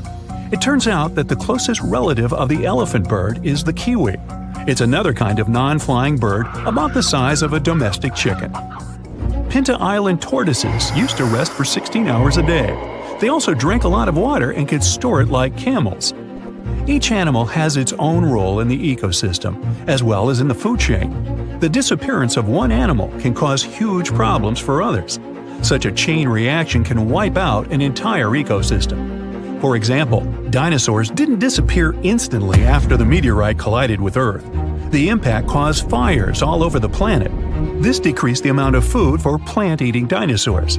When they disappeared, meat-eating dinosaurs began to starve, and then all dinos gradually vanished off the face of the Earth. Many scientists think people do need genetic engineering technologies that can bring back extinct species. The pace of climate change on the planet is getting too fast for some animals to keep up with it and survive. Human intervention in this process could save many lives. This technology might also help recreate people if something happened and all life on Earth got wiped out. If we could preserve our DNA, our species could be brought back to life. By who? Every species on Earth, you, me, and that nasty neighbor of yours, is destined to go extinct someday. Just like what happened to the woolly mammoths and saber-toothed tigers. Stats aren't bright. Scientists say that 99% of all animals that ever lived are now extinct. Hey, what's that look on your face? Going extinct is not the end of the story. Now listen up. Mammoths might make the greatest comeback ever and even be the key to saving humanity. Nope, they won't give away free money so that we don't have to work anymore, but they can sorta help the weather situation on our planet. In the Arctic tundra, there's this ground called permafrost. It's like soil in the form of ice. Soil turns permafrost when it stays super cold for 2 years straight. But now, permafrost is actively thawing out, and it's bad news for, well, everyone. Because while thawing, it releases a lot of carbon into the air. But what if we had large animals like mammoths there today? They would churn up the soil. The ground would freeze more deeply in winter. And then, in summer, a layer of grass would help keep the ground cool and prevent the permafrost from melting. Some scientists think that's a great solution. So now there's a company in the US that's trying to bring mammoths back to life. Okay, you got me. Not actual mammoths, but a sort of hybrid between an elephant and 1% mammoth DNA. It would be a northern elephant. Getting mammoth DNA is easier than you might think. They actually only went extinct about 10 to 14,000 years ago. Scientists are hoping to have their first elephant-mammoth hybrid by 2027. Let's hope it doesn't turn into a real-life Jurassic Park. Australia. A nightmarish place, and a home to the most fascinating creatures on Earth. But here, the sad fate befell the Tasmanian tiger, also known as thylacine. Don't mix it up with the Tasmanian devil. That one is living and thriving. Nope, the thylacine was a marsupial predator that used to chill in Australia, South Tasmania, and New Guinea. It was a nocturnal who preyed on other marsupials, like kangaroos. In the 30s, the farmers suddenly claimed that thylacines were eating their livestock. Looking back at it now, that was probably an exaggeration. But humans started to hunt poor thylacines until they were all gone. And then it turned out that hunting away the important predator isn't the brightest idea. Who would have thought? You see, thylacines kept things in check by eating bad animals. So once they disappeared, the Australian wildlife was basically doomed. 35% of total mammal extinctions on Earth happened here. That's an awful world record. I know it sounds gloomy, but hey, maybe we can fix this. Remember that company we mentioned? It wants to bring back the thylacine too. Luckily, many thylacine embryos are still preserved in jars, like some creepy pickles. If we bring them back to Tasmania, this could help revive the entire ecosystem. Would you be happy to see them back in the wild? Me too. And I would also be happy to see you hitting those like and subscribe buttons so you can keep up with amazing facts all year round. We also have some huge dreams about tiny creatures. Take a trip to Mount Hotham Ski Resort in Victoria, Australia, and here you can find the mountain pygmy possum, a tiny bundle of cuteness. These guys are super rare. We even thought that they were extinct. All we had was their fossils. But then, some skiers spotted a possum in a log pile at the ski lodge in 1966. Imagine suddenly making a great discovery while chilling on vacation. These little possums can spend 7 months of the year sleeping under the snow. They wake up occasionally to eat some stored food, and then they wake up in the spring to eat even more, find a mate, and go back to sleep again. What a relatable fella. Since they've made it into this video, you can guess they're pretty endangered. There are less than 2,000 left in the wild, all because their current homes don't fit them that well. But hooray, we can help them too. You see, their ancestors lived in lowland forests about 20 million years ago. So maybe mountain possums could live better if we moved them there? Of course, we can't just take them to the woods and expect them to survive. Instead, scientists want to slowly release possums into the forest and check up on how they get on with it. Let's hope these cute creatures will adapt to woodland life. The southern gastric brooding frog, also called the platypus frog, was quite a unique creature. It was discovered in 1972 in Queensland, Australia. Back then, this fella shocked the scientists with its super weird birthing practices. Check this out. The mother frog swallows her eggs, turning her stomach into the womb. Then she doesn't eat at all for 6 weeks straight. I could never. Meanwhile, the tadpoles hatch in her stomach, start to grow, and eventually get so big that the mom literally has to breathe through her skin.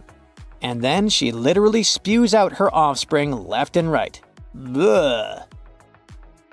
But this insane process is a great evolutionary achievement, which is why it drew everyone's attention. But the wonder didn't last long. By the mid-80s, all known species of these frogs vanished from their natural habitats. Why? We have no idea. There are many theories, but almost no evidence to back them up. In any case, over the years, these guys officially became extinct. But it all changed in 2013. Scientists started a groundbreaking project named the Lazarus Project.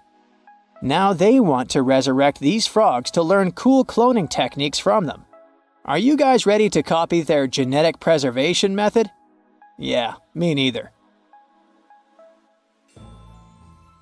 But let's dive deeper. Literally go in the water. Meet the coelacanth. This creature lived in the oceans back when the dinosaurs roamed our planet, and didn't even notice the asteroids. These guys are the Methuselahs of the sea. They can live up to 100 years, and they don't even start thinking about leaving offspring until they're around 55. At least they've got plenty of time to live for themselves. We actually thought this creature had gone extinct about 65 million years ago. But then, the first Latimeria specimen was discovered off the coast of South Africa in 1938.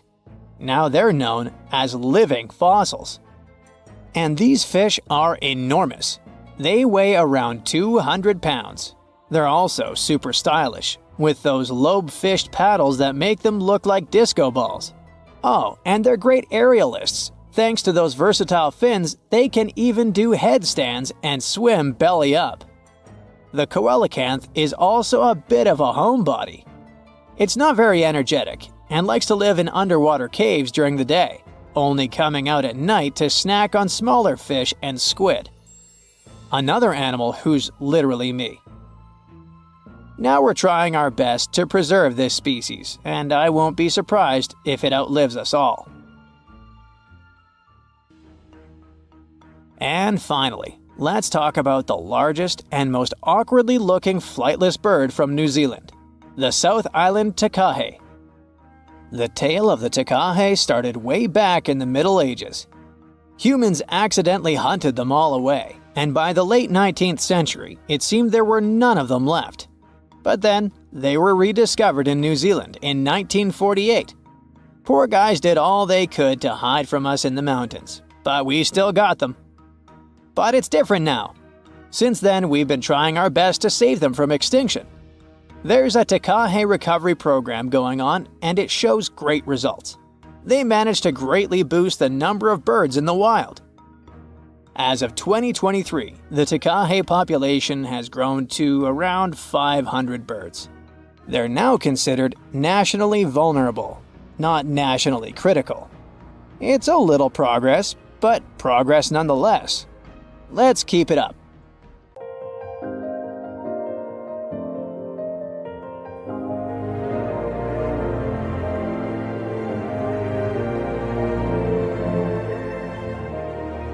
Welcome to Nome, a small town located in the south of Seward Peninsula on the west coast of Alaska.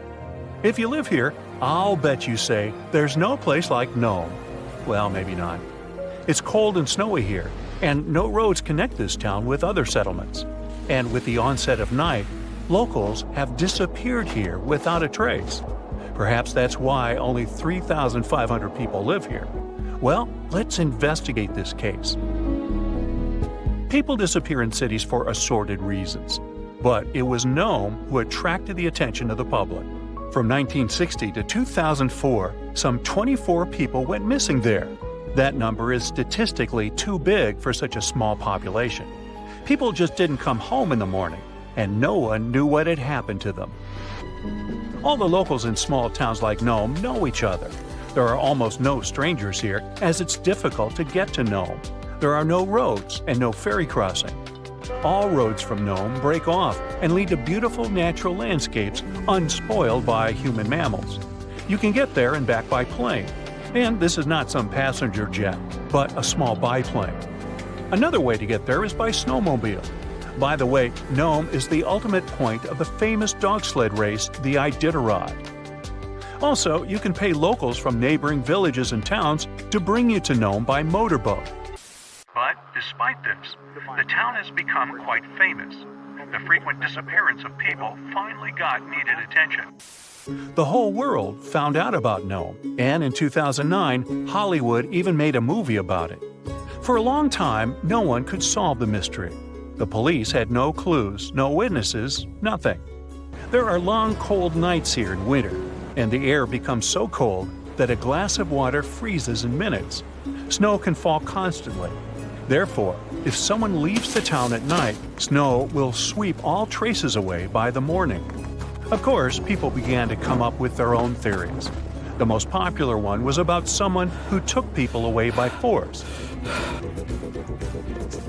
The police didn't find any evidence that some person could do it. So, if it's not a human, it could be some beast. And again, police found no evidence to support this version. After that, people started thinking that creatures from other planets caused these disappearances. Many locals were sure that the town was a popular destination for extraterrestrial spaceships. The plot of the Hollywood movie The Fourth Kind was based on this version. More time passed. Finally, the police and the FBI launched a large-scale investigation, and they uncovered the truth. They realized that the stories about missing people were exaggerated. The popularity of Nome and the constant talk about fantastic things made people believe in the reality of these versions. Now, let's assume that some of the appearances were made up. But still, many people are gone. What about them? The answer is bars and harsh weather. Entertainment venues are open at night. Some locals have fun, leave the bar, and go home. At this moment, a heavy snowstorm begins. Visibility drops to zero, and the strong wind knocks you down. This way, a person might simply get lost. And that's it. The truth turned out stranger than most versions.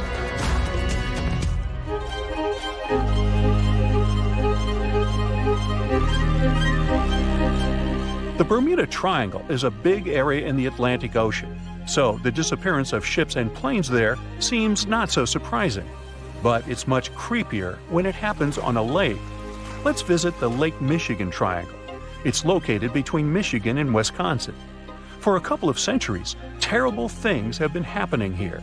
People put the same legends around this place as around the Bermuda Triangle. They reported unexplained phenomena, and saw flying objects above the lake's surface. Some believe that the triangle is a time portal. Of course, no theories have been confirmed, but strange cases have occurred on the triangle territory. One happened in 1950 when a Northwest Airlines plane with 108 passengers disappeared without a trace during a flight over the lake. Police officers saw a red light over the lake 2 hours after the plane's last communication. The aircraft probably crashed, but rescuers didn't find any passengers or wreckage. All that's left was just an oil stain on the water. Many ships and boats disappeared there, but one of the strangest cases occurred on April 28, 1937. It was midnight. One ship was sailing through this lake. Captain George Donner went to sleep in his cabin after a hard day's work. 3 hours later, the vessel was approaching the port. One of the crew members went to the captain's cabin to wake him up. The door was locked from the inside. The assistant knocked, but no one answered. When he suspected that something had happened to the captain, the assistant unlocked the door. He got into the cabin, but there was no captain there. He seemed to have disappeared into thin air. The crew couldn't find him. Since then, the eerie disappearance of Captain George Donner remains unexplained. Meet David Paulides. In 2008, he finished his career as a police officer and began to study the mysterious disappearance of people in Europe, the USA, and Canada. He found out that most people went missing in the U.S. national parks. Over the past 150 years, more than 1,100 tourists have vanished there. Many of them were experienced travelers who knew how to survive in harsh wild conditions. David has written about these mysterious vanishings. He pointed out that some of them didn't disappear, but were found alive. They woke up somewhere in the forest and didn't remember what had happened to them. The creepy detail of all these cases is that most missing persons were young. Another detail is that many went missing before hurricanes. There are too many riddles and not enough answers in this case. Then there's the Sargasso Sea in the northern part of the Atlantic Ocean. This is the only sea that doesn't have shores on land. It's called the sea only because it's defined by ocean currents. Also, golden brown algae grow in this area's bottom, making it seem like an orange spot in the middle of the endless ocean. The Sargasso Sea became famous because, in the 19th century, one of the most famous phantom ships in history sailed here. In 1872, a brigantine sailed through the Sargasso Sea. Its captain spotted another ship a few miles away. He lit a signal fire, but received no response. Then the captain decided to sail closer to find out what had happened. On the hull of the mysterious ship was the name Mary Celeste. The captain of the brigantine and several crew members went on board. They walked around the deck and looked into the cabins and the hold. Everything was in place, but there were no people. The cargo and barrels remained untouched, so pirates didn't attack the vessel. The only damaged thing on the ship were the sails. They were torn to shreds.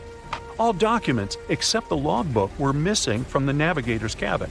The last logbook entry was added on November 24, 1872. The crew of the ship was never found, and this was one of many cases. In the 20th century, from the 60s to the 80s, there were many reports of empty boats and yachts floating on the sea. Also, some entire ships disappeared without a trace. All these cases still remain a mystery. According to one version, the four-sided current forms water funnels.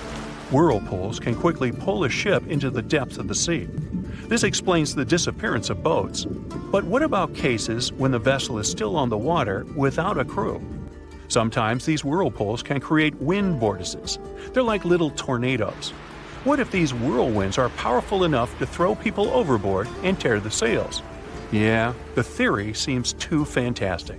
So, what do you think happened?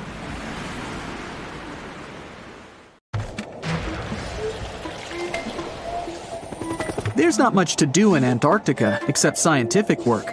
You could check out the wildlife, like some cute penguins and seals. And you'd get to see the occasional whale swimming around.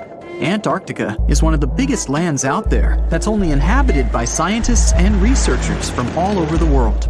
These scientists dug a hole through some pretty thick ice to study the ancient air and how the atmosphere cleans itself. They used a special drill and dug a clean cylindrical hole 450 feet below the surface. Some of this ice can be up to 800,000 years old and is a good indicator of what the climate was like in the past. It's like checking out tree rings to determine how old a certain tree is, except it's more complicated than that. After the effortless digging, they decided to drop some ice to the bottom of the hole to see what would happen next. They heard some really unusual sounds.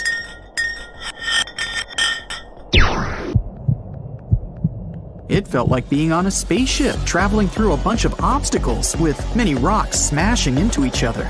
The pitches changed over the quick descent of the block of ice, ranging from high pitch and ending with a low heartbeat-like sound.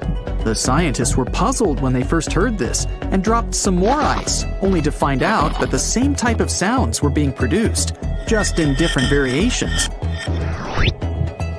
They couldn't tell what was down there and, more importantly, why these kinds of sounds were produced. Antarctica boasts quite a few volcanoes, many of which are under super thick sheets of ice. Scientists discovered 91 volcanoes and claimed there could be more, potentially making it the most extensive volcanic region in the world. While they were doing regular scientific research, they came across many unmistakable large cone-shaped figures underground. Some were as deep as 2 miles in the ice. Some of the peaks were over 3,000 feet tall and dozens of miles across. But on the surface, it's as plain as a sheet of paper. They may have dropped that block of ice inside an actual volcano that they were standing on, but it's unlikely. Even though the underground volcano presence was discovered by accident, there's a small chance they were actually standing on one where they had their workstation set up. It's more likely that they worked in an area where studying ancient climates is easier and less dangerous than other places. They collect ice samples and study them in a lab. It's like discovering a prehistoric insect embedded in amber millions of years ago when dinosaurs used to roam the land. But instead of little bugs, scientists study ancient dust, air bubbles, sea salts, volcanic ash, and anything else that may have come from the environment. They can practically tell how the climate was during that time. These ice samples might show that Antarctica's western ice sheet melted when the Earth's climate warmed up. If it did, then it's likely to happen again. That would mean sea levels rising, affecting coastal cities and small remote islands. But scientists aren't sure it's true, despite some evidence to back it up. The process of studying ice samples can take a week or even a year, depending on what they find. They crush or melt the sample bit by bit. And like those tree rings, the deeper the layer, the further we go back in time. In order to study ancient bubbles trapped in ice, researchers have to crush the samples under a vacuum hood to keep the air out while extracting the air and putting it in vials. There are various instruments and devices to study the ice samples, but because it's so sensitive to damage, each measurement must be in a clean room setting so that nothing gets compromised. The scientists have to wear proper bodysuits and many layers of gloves and constantly get ventilated. Even something as tiny and insignificant as a fingerprint can ruin a sample. They look for certain patterns to see changes in the atmosphere's composition and temperature. But dropping a few blocks of ice down a hole wouldn't be so bad. The reason why it made such a peculiar sound is the same reason why a moving car sounds different when it's honking than when it's stationary. The scientific word for it is the Doppler effect. It's an obvious change in the frequency of a wave with respect to an observer who is moving relative to the wave source. The effect doesn't mean the frequency of the sound changes, it just shifts. And this can be said about other types of waves, like water and light. But sound waves are the most popular ones when it comes to the Doppler effect. So, when the scientists dropped the ice block down the bottom of the hole, the sound waves traveled back up and bounced around the narrow tube where they drilled. That's why they got the pew pew sound. Let's not forget that this ice block traveled 450 feet beneath us. Oil ships dig holes in the oceanic crust that go thousands of feet beneath the Earth. The Kola Super Deep Borehole in Russia is the deepest hole ever made by humans. It goes more than 40,000 feet below the surface and took almost 20 years to reach 7.5 miles. Below it is only half the distance to the mantle. In terms of the whole Earth, This very deep hole is literally scratching the surface. This wasn't a hole to dig for oil, and wasn't in the ocean either. The drilling was stopped in 1992 when the engineers found out that the temperatures were 100 degrees Fahrenheit higher than they predicted. And then it was abandoned, and it's just been a barren hole now. But that's the closest we've dug to the center of the planet. The scary thing is that some of the workers on the site could hear voices coming from within. All the way in Yemen, an ancient hole exists in Barhout, in the east of the country in the middle of the desert. It's actually closer to Oman than to the capital Sana'a. This hole has puzzled experts and locals. Unlike the holes in Russia and Antarctica, this wasn't man-made. Or was it? It's been around for many years, and the locals try to steer away from it. They don't even like talking about it, since they claim it brings bad luck to those around it, or to whoever utters its name. They claim it was created as a prison for spirits, but many rule that out. The hole is 98 feet wide and somewhere between 330 to 650 feet deep. You can also hear strange sounds coming from the inside. But according to some scientists, the well has little to no ventilation and barely has any oxygen down there. So it's unlikely that anyone or anything lives down there. The Challenger Deep in the Mariana Trench caught some low-pitched grumble sounds in March of 2016. Some of these grumbles were followed by screeches. They caught these sounds in a span of weeks, using a titanium-encased microphone so that the immense pressure of the lowest point on Earth wouldn't crush it. They had to lower it slowly as well, since it's 1,000 times the atmospheric pressure at sea level. For 23 whole days, the microphone recorded typical sounds of whales passing by and boats sailing across from above, and even rumbles of nearby earthquakes, but they still couldn't determine what caused those initial sounds. The researchers couldn't understand if the noise from the bottom of the Mariana Trench was caused by humans or was natural. They also wanted to know if these sounds affected marine life, like dolphins and whales that rely on echolocation. They still can't figure it out, but scientists estimate that the ocean is about 10 times noisier than it was 50 years ago.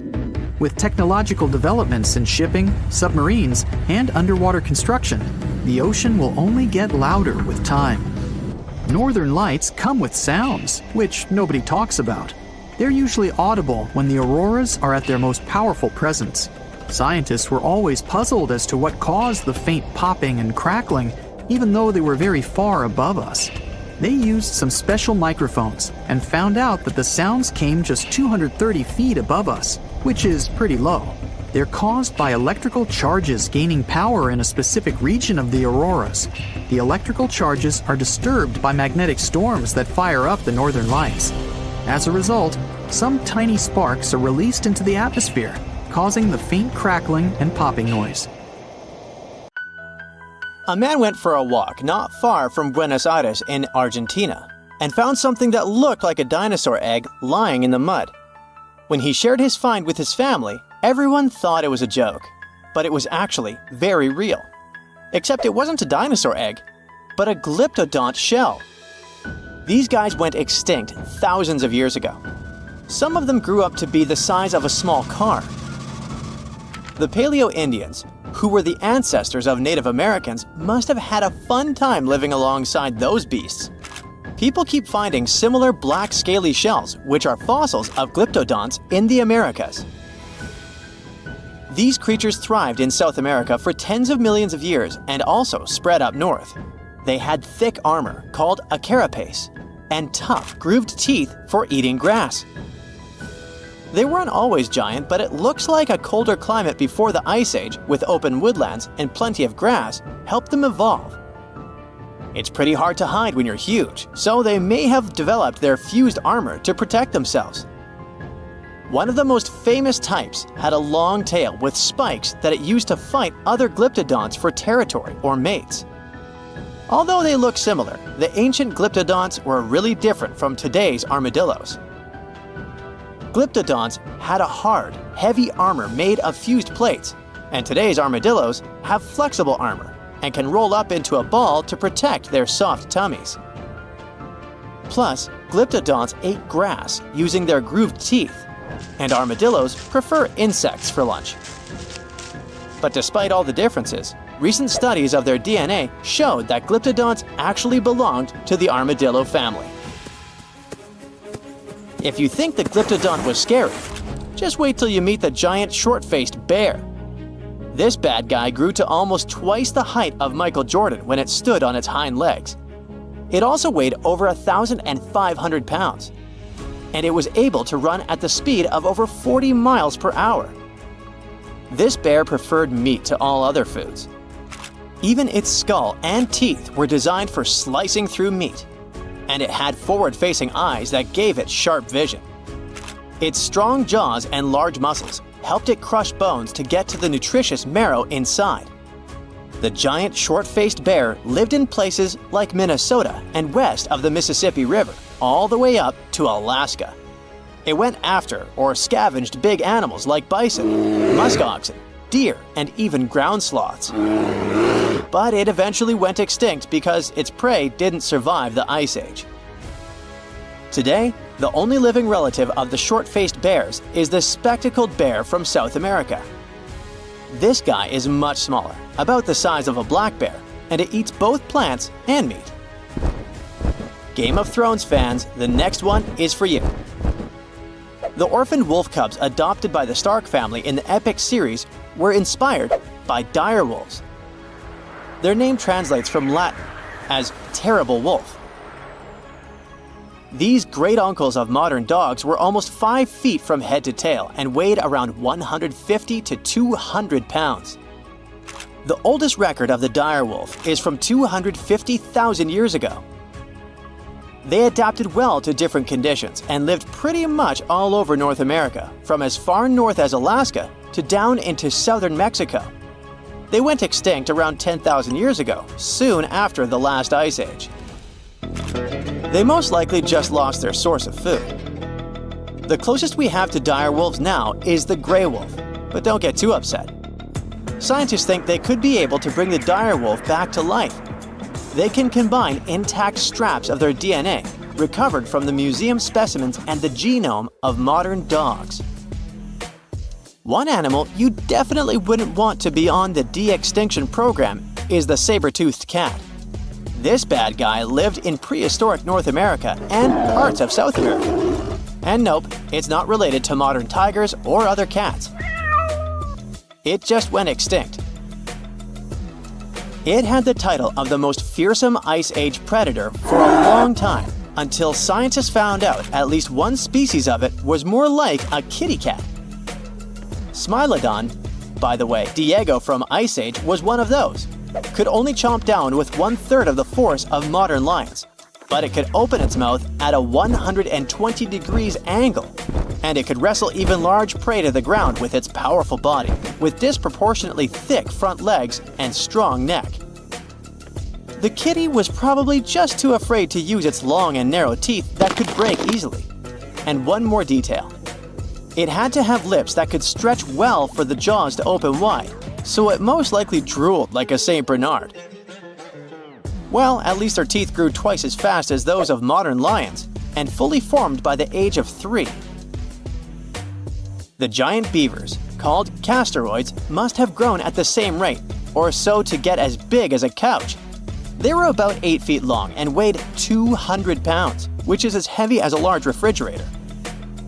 They had huge 6-inch long front teeth for gnawing, a narrow tail, and long, shaggy fur. This giant creature lived alongside mammoths and saber-toothed tigers in the woodlands of North America. Like today's beavers, the giant beaver probably spent a lot of time in the water since it was too heavy to move quickly on land. Unfortunately, we don't know for sure if giant beavers built equally giant dams. Even if they did, none of those structures survived over time. Some people think a giant beaver built a 4-foot-tall dam in Ohio, but it's just a guess. Eventually, the giant beaver disappeared, just like other big animals from the last ice age. Early human settlers in North America may have sped up its extinction, as they probably liked its thick fur and meat. By the Ice Age, Mastodons, some remote offsprings of the early elephants from Africa, crossed a land bridge that once connected Siberia and Alaska and made it to North America. Mastodons, like woolly mammoths, had thick, shaggy fur that helped them keep warm in the cold climate of the Ice Age. But unlike the mammoths, who mostly grazed, mastodons were mostly browsers. They like to eat leaves from shrubs and the lower branches of trees. Scientists often find woolly mammoth fossils together, which means they probably lived in groups, like family herds. Mastodon fossils are usually lying alone. This means they may have preferred living on their own and only came together to mate or for a short time with their young. Sadly, both mastodons and woolly mammoths went extinct around 11,000 years ago, not long after the Ice Age. Scientists think this may have happened because of changes in weather patterns, fewer food sources, and possibly early humans. They figured out that one mastodon could feed a tribe for a week and dress them for years. You can mostly find camels in deserts in places like North Africa and the Middle East now. But scientists believe they actually came from North America, especially the lands west of the Mississippi River. Fossils show that camels appeared on Earth about 44 million years ago. In 2015, a team of scientists from the University of Louisiana discovered the bones of a giant ancient camel in Oregon. This camel was between 12 and 14 feet tall, like a modern giraffe. It lived around 7 million years ago and had a long neck to help it reach high plants. About 6 million years ago, some early camels crossed into Asia over the Bering Strait land bridge. Once they arrived in Asia, these camels split into two types we know today: the Bactrian camel with 2 humps and the dromedary camel with 1 hump.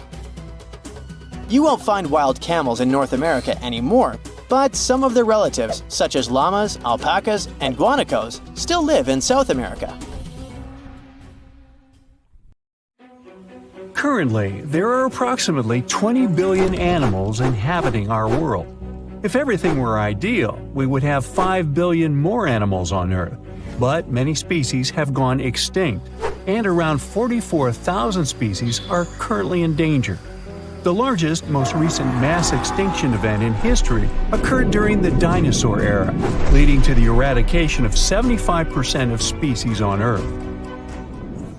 The Tulachi wallaby is a long-lost relative of today's kangaroo, but they had a hidden superpower, night vision. That's why they were mostly active at night. They were 3 feet tall and fed on grass, fruit leaves, and other plants. Wallabies lived in grassy areas near swamps and other water bodies, but not for long. By the 19th century, their numbers had gone down, bringing them to the edge of extinction. Only 14 wallabies had been left in the wild by 1920. A rescue mission was launched. They tried to capture the last 14 animals to protect them. But the situation got out of control and 10 wallabies lost their lives. The 4 remaining ones were transferred to a special facility, and in 1935, the last animal passed away. Only one picture of the Tulachi wallaby is left now. There were reports of the animal's sightings after that, but no proof was shown, and the creature was officially declared extinct in the 70s. Short-faced bears were a unique species that lived in North America, particularly Alaska. It was a massive bear, weighing around 1,500 pounds.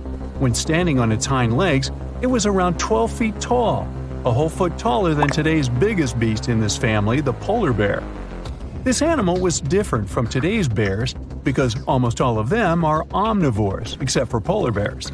But this monster was solely carnivorous, which was the reason for their extinction. During the end of the Ice Age, many herbivores were gone, and those bears did not have enough food to survive. They were the Usain Bolt of the bear world, the fastest Bruins to have ever lived, reaching a top speed of 40 miles per hour, which is 5 miles faster than grizzlies.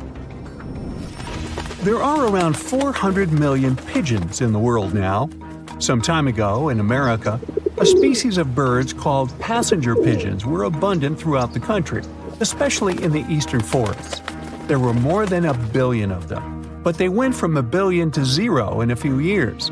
They had small heads and necks, but long tails and wings and strong breast muscles that allowed them to fly super long distances. The last passenger pigeon passed away in captivity in 1914. It was named Martha. With that, the ecosystem in the U.S. has never seen this bird again. Now, elks are enormous animals, but they look tiny when you compare them to long-gone Irish elks. That elk was around 7 feet tall at the shoulder with a humongous antler of 12 feet. Today, elk are only 4.5 feet tall at the shoulder and have around 4-foot-long antlers. Despite its name, this elk was found all over the world, from Asia to Europe. It got its name because, in Ireland near Dublin, researchers found a perfectly preserved specimen. Since then, it's been called the Irish elk. The last one passed away in Ireland. The main reason for their disappearance was their inability to adapt to changes. When the Ice Age ended, the elk could not survive and became extinct. Now, somewhere deep in the forests of Costa Rica lives the interesting-looking golden toad.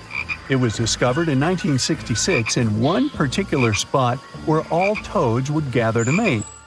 In 1967, a large population of this golden nugget was noted in that same spot. But the following year, only 10 to 11 toads were seen, and the year after that, in 1968, only one lonely male toad showed up at the spot. For years, there were searches for golden toads. In 2004, the toads were officially declared extinct. Humans were not responsible this time. The drought in the area in the 80s had a significant impact on the toads. Still, the last straw was the arrival of a new fungal species that caused the animal's skin to thicken, eventually leading to the toad passing away. This chytrid fungus is responsible for the extinction of more than 90 frog and amphibian species, becoming one of the biggest threats to their lives. Now, Canada is a very cold country, no surprise there, and nobody would expect tropical birds like parrots to live there. However, there was a parrot species that lived in America and some parts of Canada. I'm talking about the Carolina parakeet. Those were truly beautiful birds with orange-yellowish heads and green bodies. Their favorite rest spots were big trees alongside rivers. This parrot's favorite food was cocklebur seeds, which are poisonous to us, but the bird had no problem eating them. Also, they used the dangerous cockleburs as a defense mechanism. After they ingested loads of them, their meat became poisonous, and predators do not enjoy eating toxic birds. Carolina parakeets were abundant, there were millions of them.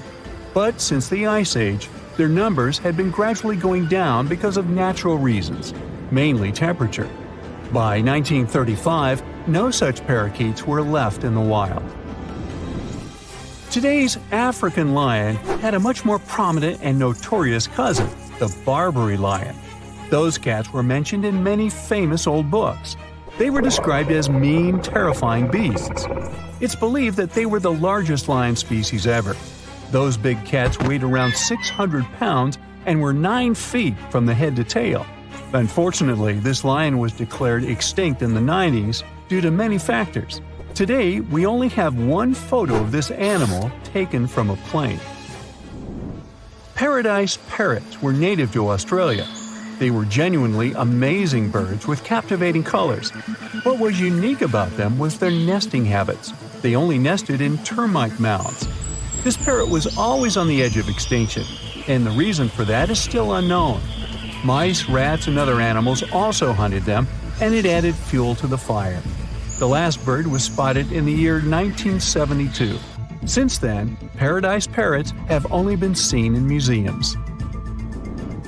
The Gulf of Mexico was once home to Caribbean monk seals. This species of seals enjoyed spending time in the warm subtropical climate of the Caribbean. Most of the time, they were found near reefs and islands, foraging for food.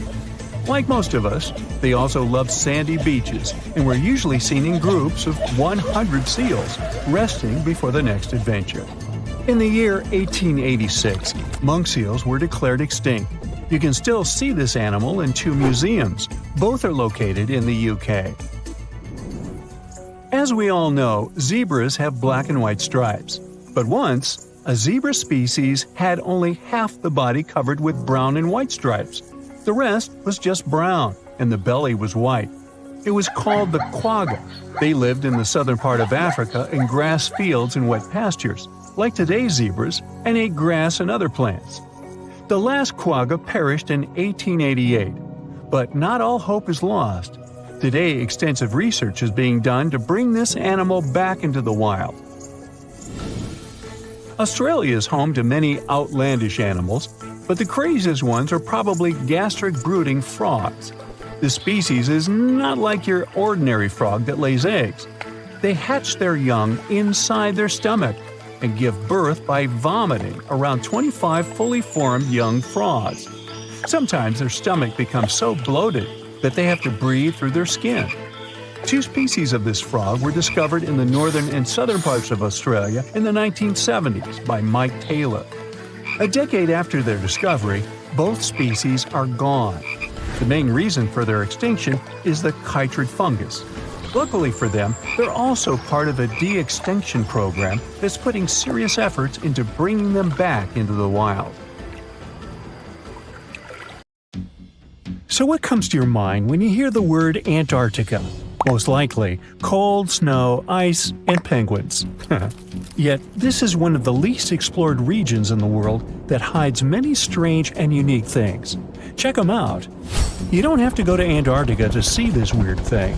All you need to do is open Google Earth and move to one of the southernmost islands of Antarctica, King George Island. Recently, internet users have noticed a large and pretty strange cave entrance there. Where does this wide, dark passage lead? People started making suggestions. It's the entrance to a secret base or some laboratory. This is the part of the spaceship that crashed there thousands of years ago. This is the door to the ancient city of Antarctica. Perhaps there's a giant rock mountain with an ancient cave beneath all this snow and ice. Well, there's some ideas. Users have calculated the approximate dimensions of this cave. It might be about 74 feet high and 250 feet wide. You could hide a Boeing passenger jet in there. Nature probably created this entrance. This is a logical explanation, but there are 2 strange factors. First, take a look at the foot of the mountain. It seems that there are steps there. They're dark in color, as if they're made of stone. And if you look closely, you can notice something similar to human footprints. Has anyone entered this cave? Or maybe someone is still living there now. The second oddity is the disappearance of the mysterious finding. For the first time, people noticed it in a Google Maps snap in 2007. Then the entrance disappeared. Then it reappeared a few years later. After that, it vanished. And in 2022, people saw it again.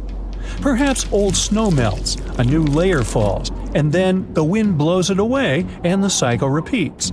But the alleged steps leading deep into the cave make one doubt the natural origin of this tunnel. You can easily find the coordinates on the internet and visit the cave via Google Earth. You might see something there and tell the world. There's another strange thing people discovered with the help of Google Earth. In 2020, one user found a strange object that looked like a giant ship 100 miles off the coast of Antarctica. It was covered with ice and snow and lying on its side. It looked like a cruise ship. You could notice the windows, the deck, and the bridge. But not all people agreed with this. Some claimed it was a spaceship. Others said it was some kind of secret building. The user who first noticed the ship stated that its size was about 400 feet, which is the perfect length for a passenger vessel. But what is this ship doing in such a remote place in the middle of a glacier? How did it get here? Who was its captain? No one has found the answers to these questions yet. In 2016, people using Google Earth discovered a photo of an unknown sea monster floating off the coast of Antarctica. This creature resembled a giant squid with a length of about 200 feet. This is slightly shorter than 3 train cars. Just imagine this kraken swimming in Antarctica's dark, icy waters and dragging to the bottom everything it meets on its way. Maybe it's the great and terrible Chulu, or one of its offspring. You will quickly notice this blood-red waterfall among Antarctica's endless, dazzling white landscapes. Don't worry, it's not blood. For many centuries, the waterfall has been painting snow in a bright red color. The stream flows straight out of a white iceberg. Let's look inside and find out what's happening there.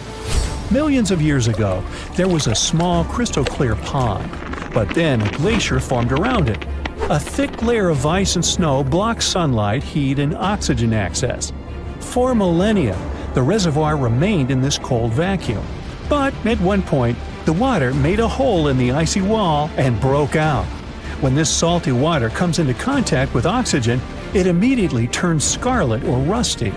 Antarctica is the only place where you can find such a unique natural phenomenon. One of the driest places on Earth is located in Antarctica. It's one of the most lifeless deserts in the world, the McMurdo Dry Valleys. In this desert, you won't see the scorching sun, hot sand, and cacti.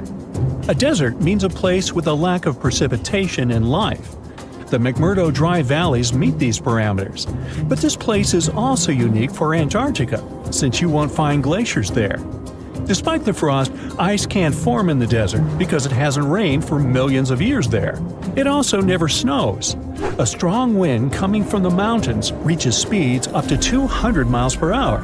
It would be difficult for you to stay on your feet there. The wind is filled with moisture. It heats up and evaporates all the liquid and snow in the desert because of its high speed.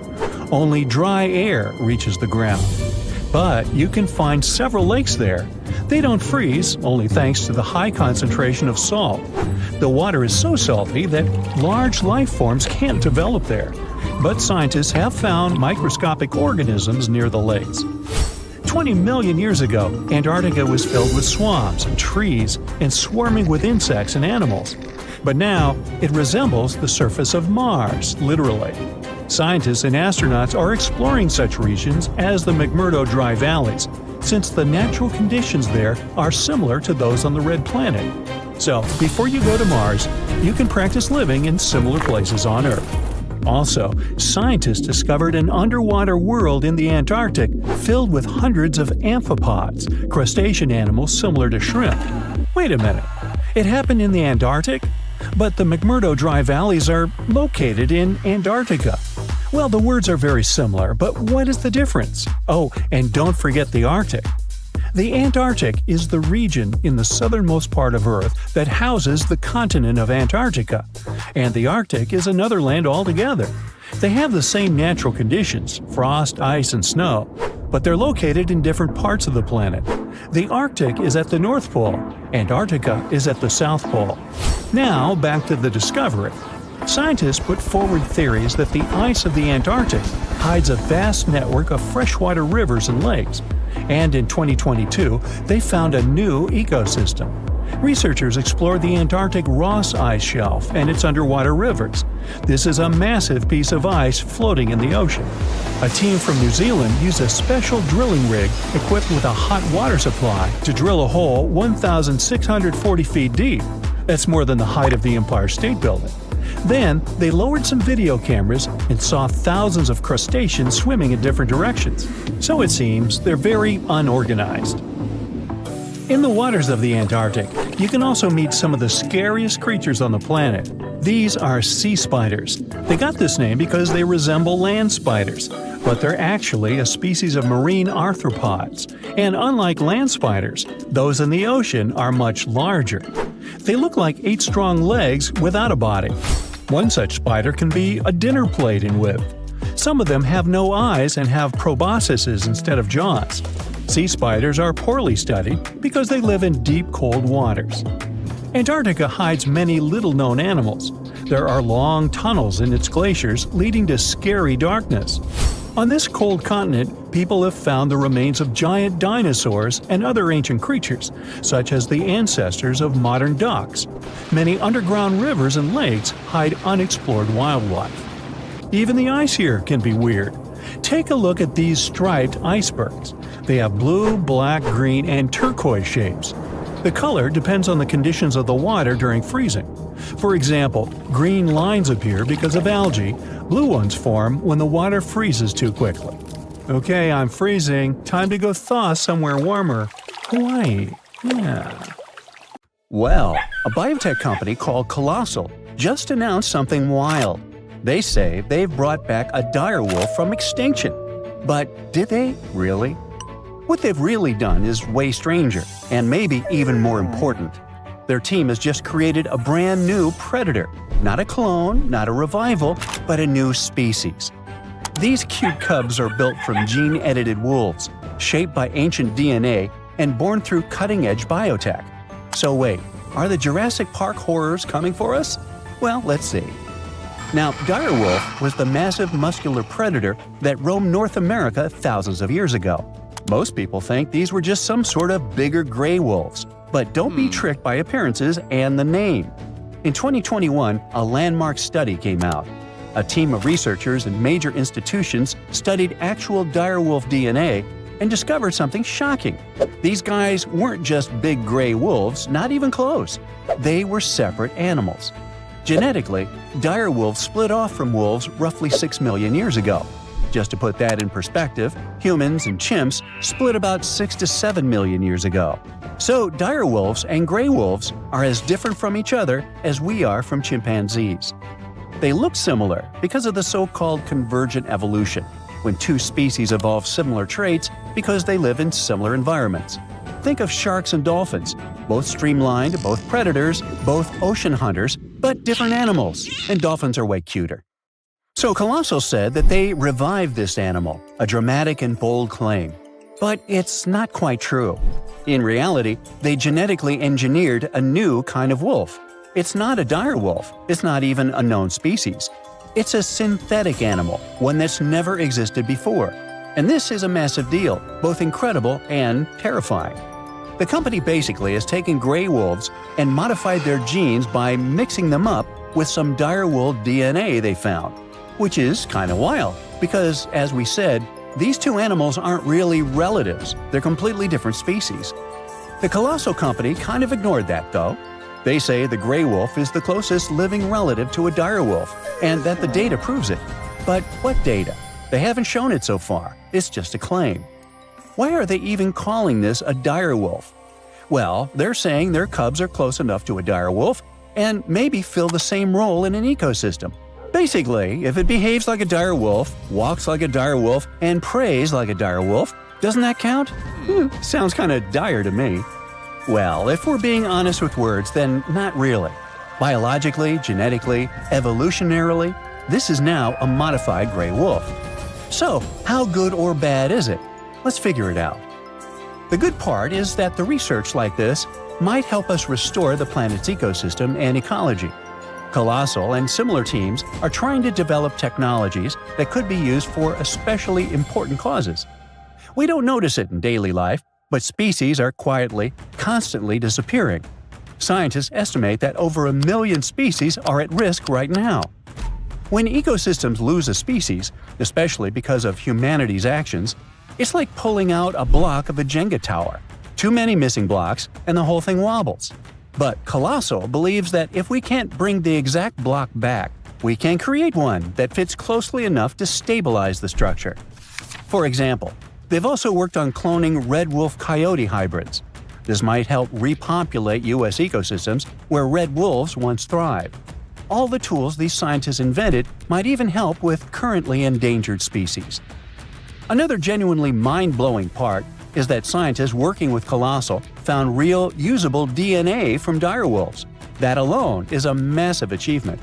We do have direwolf fossils, tons of them from the La Brea tar pits. Hey, don't stick your toe in there. But those fossils are soaked in tar. Because of that, their DNA is usually ruined. But the team managed to find some direwolf bones that are over 12,000 years old. These specimens gave researchers enough material to begin building a direwolf genome. Not a full one, but a basic blueprint. Even if we ignore the wild new species part, this achievement is still huge because it'll help us study the extinct direwolves in more detail. We might now learn more about this animal than we ever did before. It's literally molecular archaeology. Now, all this is great, up to a point. The controversial part is, of course, the Jurassic Park one. We're not just preserving species anymore. We're starting to pull some shenanigans with them. Of course, this immediately raised tons of concerns. Both regular people and scientists are now debating heavily about this and show a lot of skepticism. Another problem is that actual ecosystems are way more complex than Jenga puzzle pieces. They're full of moving parts, millions of them, all adjusting to each other constantly. So, if you throw a new type of wolf into the mix, it won't react exactly the way a dire wolf once did. The times have changed, the ecosystem has changed, the extinction happened, nature adjusted, and throwing these cubs into the wild now might be even more destabilizing. That's why these new wolves aren't being released into the wild. They won't be hunting bison or roaming ancient grasslands. That world is long gone. Their prey is gone. Their ecosystem is gone. Instead, they'll stay to live in the lab. But if we do start to put our own animals into the ecosystem one day, what happens when ecosystems start depending on human-made species to survive? Well, it's like I always say, it's nearly impossible to science your way out of a situation that you behaved yourself into. If you can't change the behavior, the science might only be flashy and not the solution. Anyway, all these are hard and important questions. For now, we might at least exhale with relief that no one is bringing the dinosaurs back. Yeah. DNA doesn't survive more than 1.5 million years, and dinosaur fossils are stone now, not cells. You can't clone from stone. But what about animals that vanished more recently? Creatures that once lived during the Ice Age, or even just a century ago? Those are within reach. The most famous example is the woolly mammoth. These shaggy giants once stomped across the tundras of the north, shaping nature by knocking down trees, flattening snow, and fertilizing soil. Their disappearance helped turn thriving grasslands into mossy, carbon-trapping bogs. Now scientists want to take preserved mammoth DNA from frozen remains, compare it with elephant DNA, identify the key differences, and create a new hybrid. Kind of the same thing we did with these new dire wolf cubs. It would be a cold-resistant, tundra-stomping, woolly-coated mammoth elephant. Like that. These guys would be close enough to fill the ecological niche that mammoths once held. Then there's also the passenger pigeon. Once the most abundant bird in North America, flocks so massive they could block out the sun, but we hunted them to extinction by the early 1900s. The last one, named Martha, passed away in a zoo in 1914. But we have her DNA preserved in museum samples. And today, using AI and genomics, scientists are working to recreate a living bird that behaves like a passenger pigeon. These birds could help regenerate forests, spread seeds, and restore a part of the lost sky. And finally, the Tasmanian tiger, a striped wolf-like marsupial that once roamed Australia. It was hunted to extinction in the 20th century. But its DNA is abundant. Museums collected pelts, fossils, and even preserved pups. This one was a keystone species, a stabilizer, a hunter that helped keep ecosystems in check. So they want to restore this one as well. The idea is to bring back extinct species using artificial intelligence, genetic sequencing, and the rapidly growing toolbox of biotech. But all this has to be done very carefully.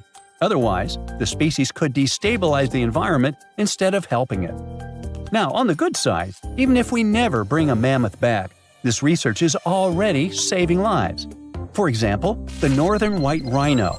There are only 5 left, and only 1 male among them. Extinction is practically written into their future. But using preserved cells and cloning techniques, scientists are working on rebuilding the population. In any case, it looks like we're entering a new era of biology, and this discovery is going to start a conversation that will be going on for decades. It looks idyllic, a vast green field with granite cliffs in the background and a river flowing through the landscape. You can see birds flying and people having a picnic. But then, a scream cuts through the laughter. No, you're not watching some horror movie. This is what happened to a visitor who found a severed hand in Yosemite National Park. Running into crime scenes in national parks is unfortunately more common than you think. Yosemite, for example, holds a record of police investigations, making it the second most dangerous park in the U.S. Not only that, but this is also a pretty huge place, bigger than some countries like Samoa or Luxembourg. You can see why this is an ideal place for you to become a missing person photo on a milk carton. Out of everyone who went missing in Yosemite, Patricia Marie Hicks' case is, I think, the most disturbing one. Remember the hand I mentioned? Well, it was found in 1983 on Summit Meadow by a visitor. The police tried to find more clues about this crime evidence, but the case eventually went cold. In 1988, a skull was discovered, but again, the case got stuck. It was only in 2021, with the help of a genetic genealogy test, that the police finally confirmed this was indeed the remains of Patricia, a woman who had been missing since 1982. However, not every missing person leaves a trace. This is the case of Sandra Jensen Hughes, last seen in July 2020. Sandra was camping alone in the nearby Sierra National Forest when she crashed her vehicle. Passers-by offered help, but for some uncanny reason, she refused it. This was the last time anyone ever saw her. All her stuff was still at her campsite, except for her sleeping bag, found 2.5 miles north of where she crashed her car. Sandra is not the only person still being searched by the police. In fact, there are more than 30 cold cases of missing people in Yosemite alone, including a guy who separated from his group in 2011 at the top of Upper Yosemite Falls, a man who has been missing since 1972, and even a guy who vanished 116 years ago. In most cases, people disappear in circumstances less grim than the one involving Patricia Hicks, for example, but it doesn't make these cases less tragic. So what are the reasons why people go missing? First things first, Yosemite Park is the home to 9 waterfalls, including the biggest one in North America, standing at nearly 2,500 feet. Many people like to visit it to go fishing, kayaking, and hiking. However, the water stream velocity increases near waterfalls, and falling from a waterfall is not a Woody Woodpecker experience. You'll find yourself stuck in a powerful whirlpool or have an unpleasant meeting with rocks, most possibly a smashing one, which can make the river rise suddenly and even form waterspouts. One more famous attraction in Yosemite National Park are the mountains. There are more than 10 popular sites with heights that range from 4,000 feet to 10,850 feet. Some mountains are so tall, climbers must spend the night in a makeshift camp halfway up the granite wall. It is quite popular, and even though you need a special permit for these types of rock climbing, you don't need to be a pro to climb smaller mountains. This explains why so many people get hurt falling from tall places.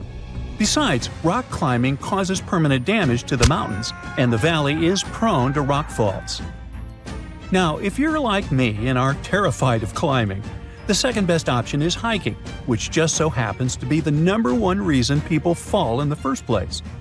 The hikes in Yosemite are some of the hardest hikes in California, and you can bet even an experienced hiker can make a mistake and get lost. In 2024, for example, the body of a former park ranger and pro hiker, Kirk S. Thomas Olson, was found after he tried to venture along an especially complicated trail. 20-year-old Grace Roloff also lost her life in 2024 after slipping and falling while descending Half Dome's climbing cables during a sudden thunderstorm. And finally, animals. About 300 distinct species live in Yosemite, and guess what? Wild animals are not your pets. If you're unlucky, you might wander into a mountain lion den, which is already bad enough, given that these animals are the type that silently stalk their prey. Not a fun way to go. But the ones you really should be afraid of are black bears. They usually only eat tall grass and berries, but they will break into your car, tent, or lodge if they smell food. And unlike mountain lions, black bears are not afraid of humans. Now, the National Park Service makes it clear that rescue is not a certainty and that you must be prepared to get yourself out of whatever trouble you got yourself into. But how do I do that, you might ask? Well, here are some pro tips to avoid getting caught in a tight spot. First, try not to do solo trips. If you really want to have a me time, then let others know about your plans, like all of them. Most of those people went missing because their families didn't know about their plans. Secondly, always pack an emergency supply bag with stuff like a flashlight, compass, knife, multi-tool, paracord, and a thermal blanket. Remember, you are not Bear Grylls, and real life is not a fun episode of Naked and Afraid. Although, if not careful, you might just end up like that.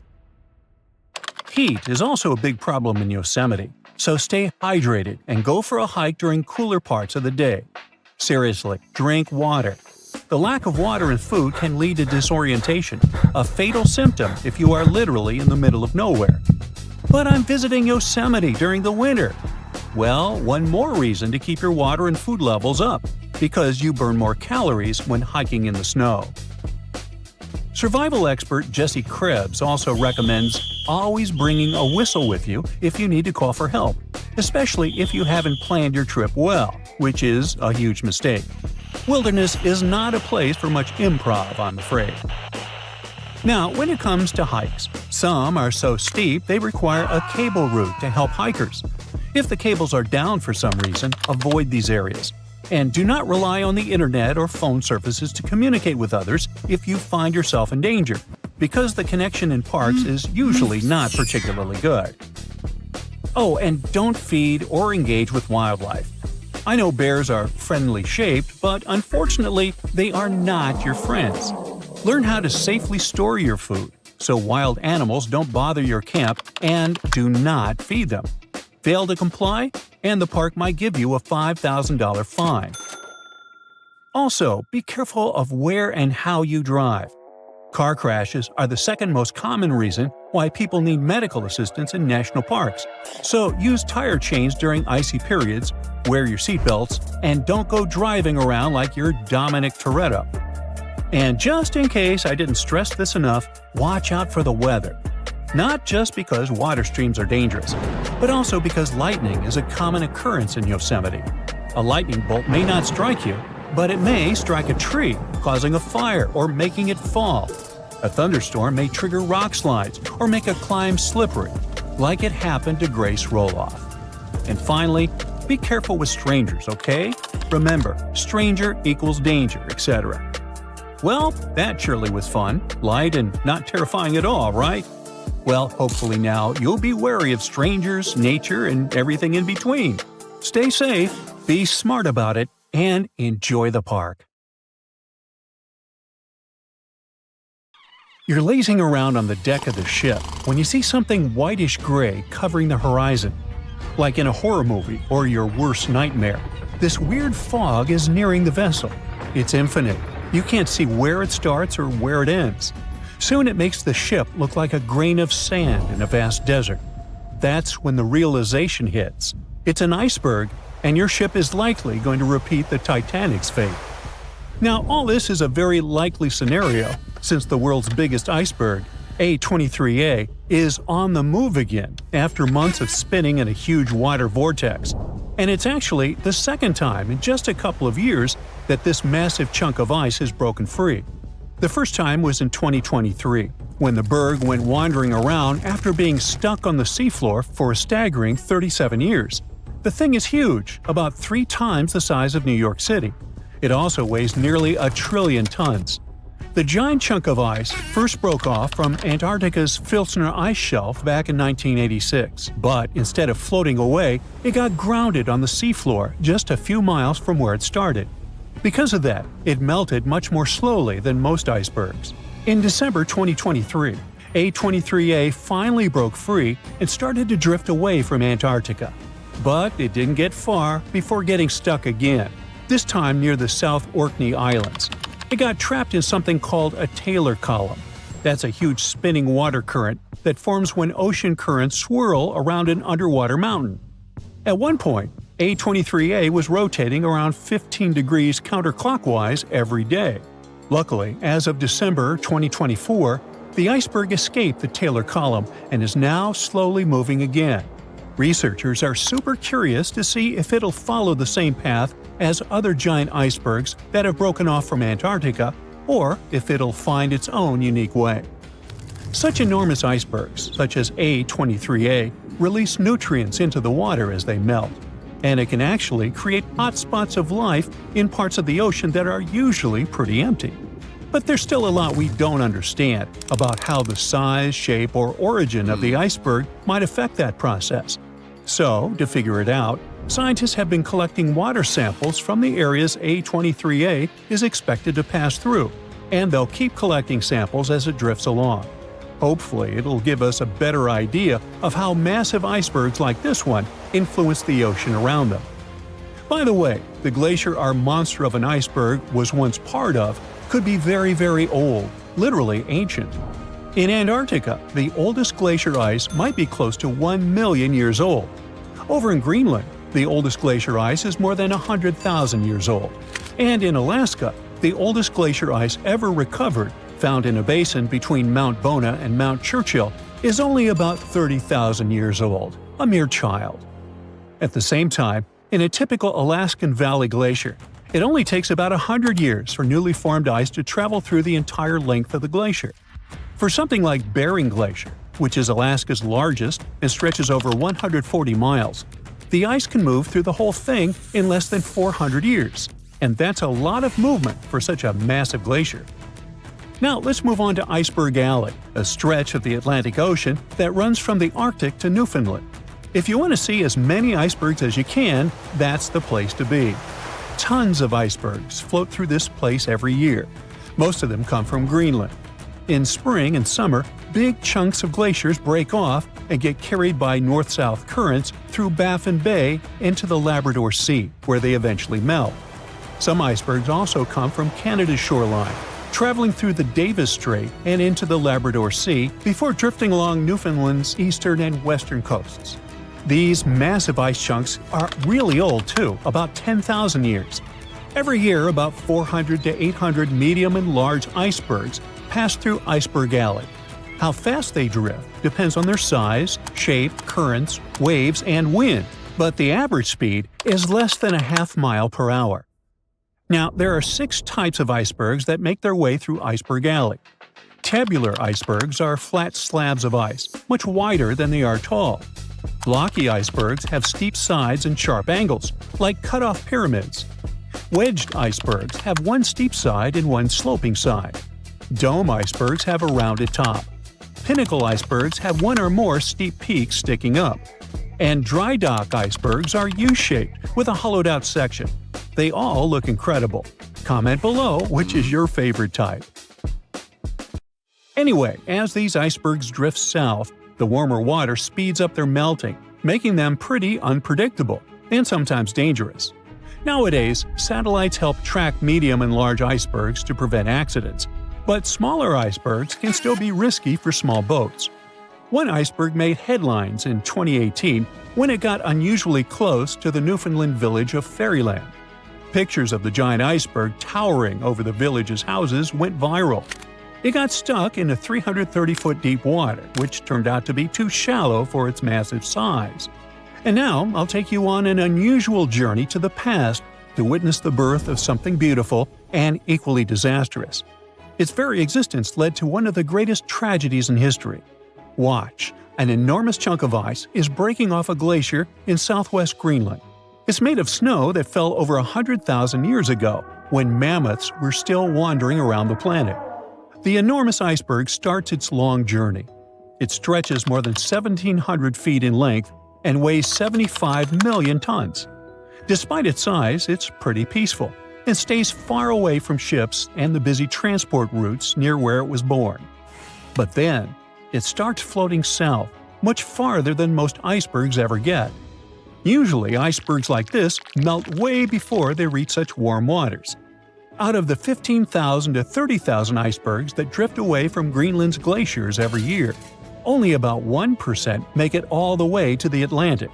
So the fact that this iceberg keeps going and reaches over 5,000 miles south of the Arctic Circle by April makes it truly unique. Even after months of melting, this block of ice is still incredibly massive. It weighs around 1.5 million tons, which is almost twice as much as the Golden Gate Bridge. Above the water, its visible parts tower more than 100 feet high. But like most icebergs, the majority of it, about 90%, is hidden below the surface. The iceberg's story takes a tragic turn on April 14, 1912, when, guess what? Yep, it comes across the ocean liner Titanic. The ship is about 370 miles from Newfoundland in the North Atlantic Ocean when the iceberg seems to appear out of nowhere. The crew doesn't spot it until just minutes before the crash. Why don't they see it sooner? That's a good question. Now, most people imagine icebergs as tall, bright, white chunks of ice, maybe even covered with snow. But in reality, icebergs come in all sorts of colors. Some are striped, patterned, or even have candy-like swirls, and they can also be black.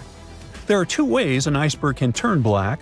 When the ice is extremely pure, with no bubbles or cracks, then it absorbs all the light instead of reflecting it, making it look black. Or a volcanic eruption can cover a glacier in ash. If ice from that glacier breaks off, it can have a dark or black color. Now, scientists still aren't sure why the Titanic's iceberg looked dark, or even if it really did. But one sailor who was on the lookout in the crow's nest said it seemed black. Another described it as gray or dark gray. One theory is this iceberg could have been a blackbird, which forms when the top part melts, causing the iceberg to roll over. If the bottom is smooth enough to absorb light, it looks dark. But even if the iceberg wasn't truly black, nighttime could have made it much harder to spot. Icebergs don't reflect much light, especially if they're jagged or vertical.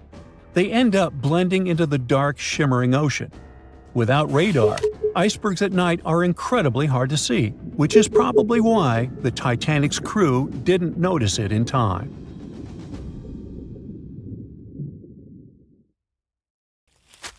Psst, run! Really, it's not safe out there. There's a saber-toothed tiger lurking around. You better be careful.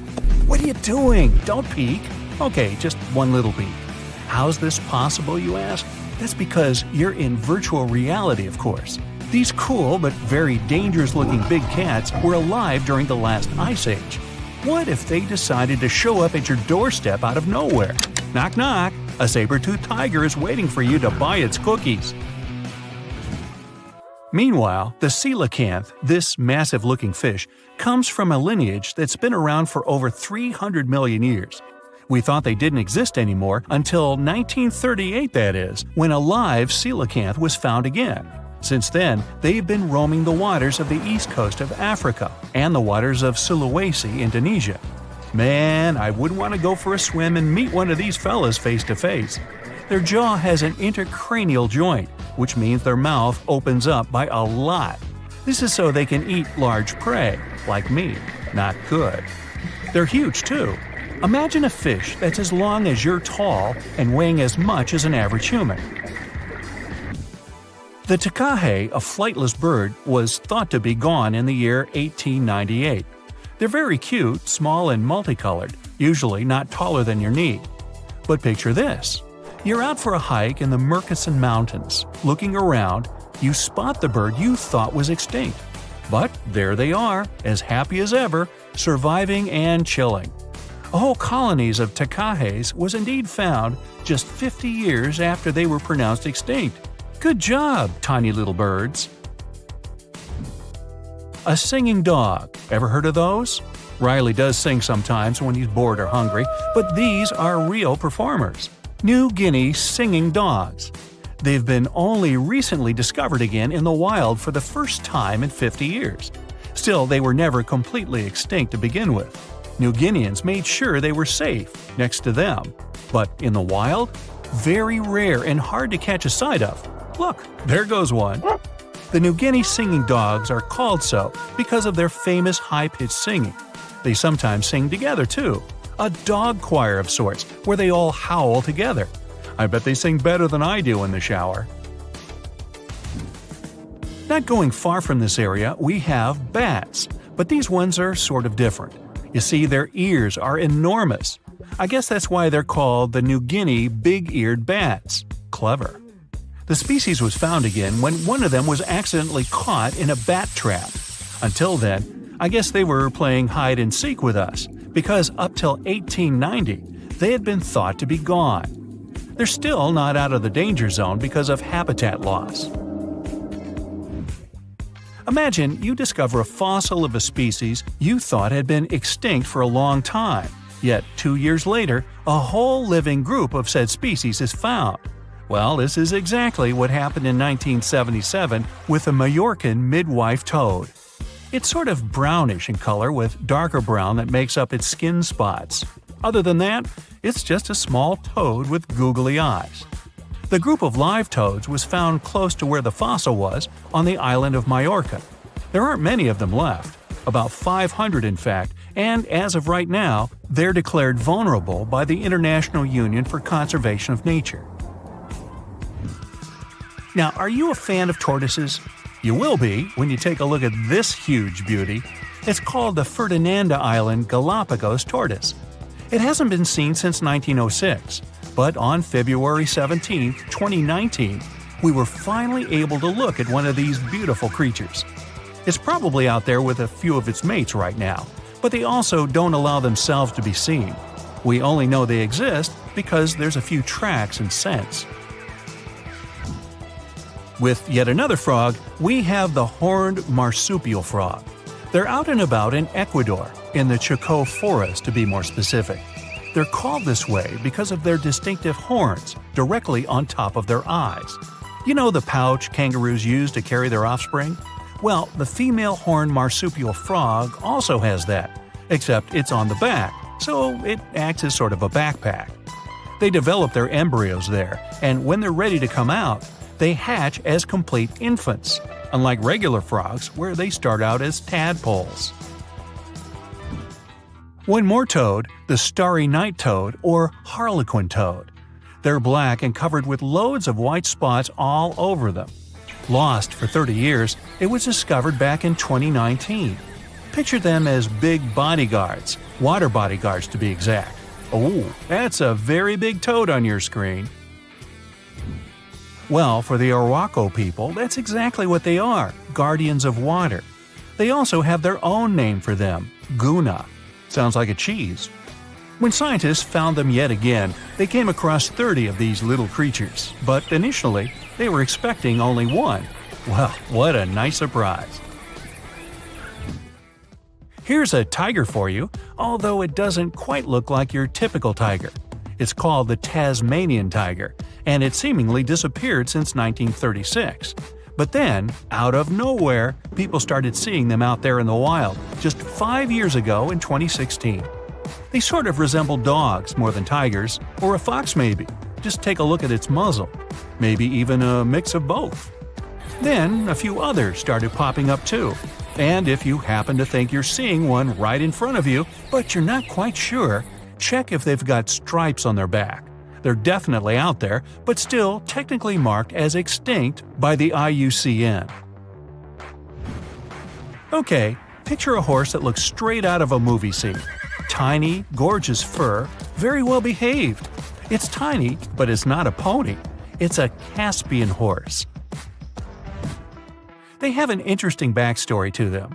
They were discovered by Louise Leyland, who got married to an aristocrat in 1957. Having moved to Tehran, Iran, she didn't quite like how the horses behaved there, so she took matters into her own hands. She took a few people with her, and off they went to the Caspian Sea mountain. And in there, they found 3 of these beautiful tiny little horses. Well, that's how the story goes. Coming up next, a possum that was found in an unexpected place. Guess where? You have 3 options to pick from: hiding in a ski resort, in the Australian outback, or in someone's apartment in the bathroom. Which one do you choose? You have 3 seconds. The right answer is a ski resort. Yes, this possum is called the mountain pygmy possum, and it's originating from Australia. So far, there are 3 different living populations of this tiny possum, but it was believed to be extinct until just 1966. There are fewer than 100 of them, so the IUCN has marked them as critically endangered. Also from Australia is the night parrot, an absolute delight to birdwatchers. Very beautiful, yet mysterious. These little fellas live in very remote areas. You can probably count on the fingers of your hand how many times these birds have been seen since they were found again in 1979. That's how rare they are. Have you ever seen a pygmy tarsier? Neither have I. It was only in 2008 that 3 of them were caught. Scientists don't really want to lose track of their movements again, so what they did was gift them with tiny little collars. This way they can live their life as happy as ever and will know they're safe. The last one I want to tell you about is the tree lobster. But as the name might mistakenly tell you, they're not really lobsters. They're just big black bugs with huge legs. Their extinction story is a sad one. In 1920, a cargo ship got stuck on Lord Howe Island, and it had rats aboard. These rats fled the ship and ran straight to land. Even though tree lobsters are bigger than most insects, they're still relatively small compared to rats. The poor things never stood a chance. Still, in 2004, life shone again for these distinct critters. A pair of Australian scientists were out and about on the island and came across 24 of them. All of them were living beneath one single shrub. Hey, if there's enough space for everyone, it's not small, it's cozy. Bottom line, it's better to be distinct than extinct. Don't you agree? Now, if Earth's history were a movie, we humans would only take up the last second of the end credits. Our planet has been around for about 4.6 billion years, but our human story began about 300,000 years ago in Africa. Now our ancestors had some wild adventures in nature. They could have run into creatures so big they'd make today's elephants look like puppies. The woolly mammoth is a pretty famous animal, sure. His cousin, though, the Columbian mammoth, not so much. This giant used to roam places from Canada all the way down to Mexico. Unlike the furrier woolly mammoths, which hung out in colder places, these animals had shorter hair, resembling huge elephants. They also had incredibly large tusks, like 12 feet worth of spiraling, sturdy tusks. And they weren't just for show, they came in handy when facing predators. That includes our ancestors. If you think about sloths these days, you're picturing these adorably slow creatures. They couldn't possibly be in your list of most dangerous animals. Well, their grandparents might have. For starters, we call them ground sloths, and they vary a lot in size. Some were as big as rhinos, and others, like the Megatherium, were as colossal as elephants. Imagine seeing a 20-foot-long sloth which doesn't mind chewing on some meat every now and then, at least in theory. Ever heard of Bigfoot? Well, our next animal kind of looks like him, but is a distant cousin to orangutans. Meet Gigantopithecus, the largest primate to ever call our planet its home.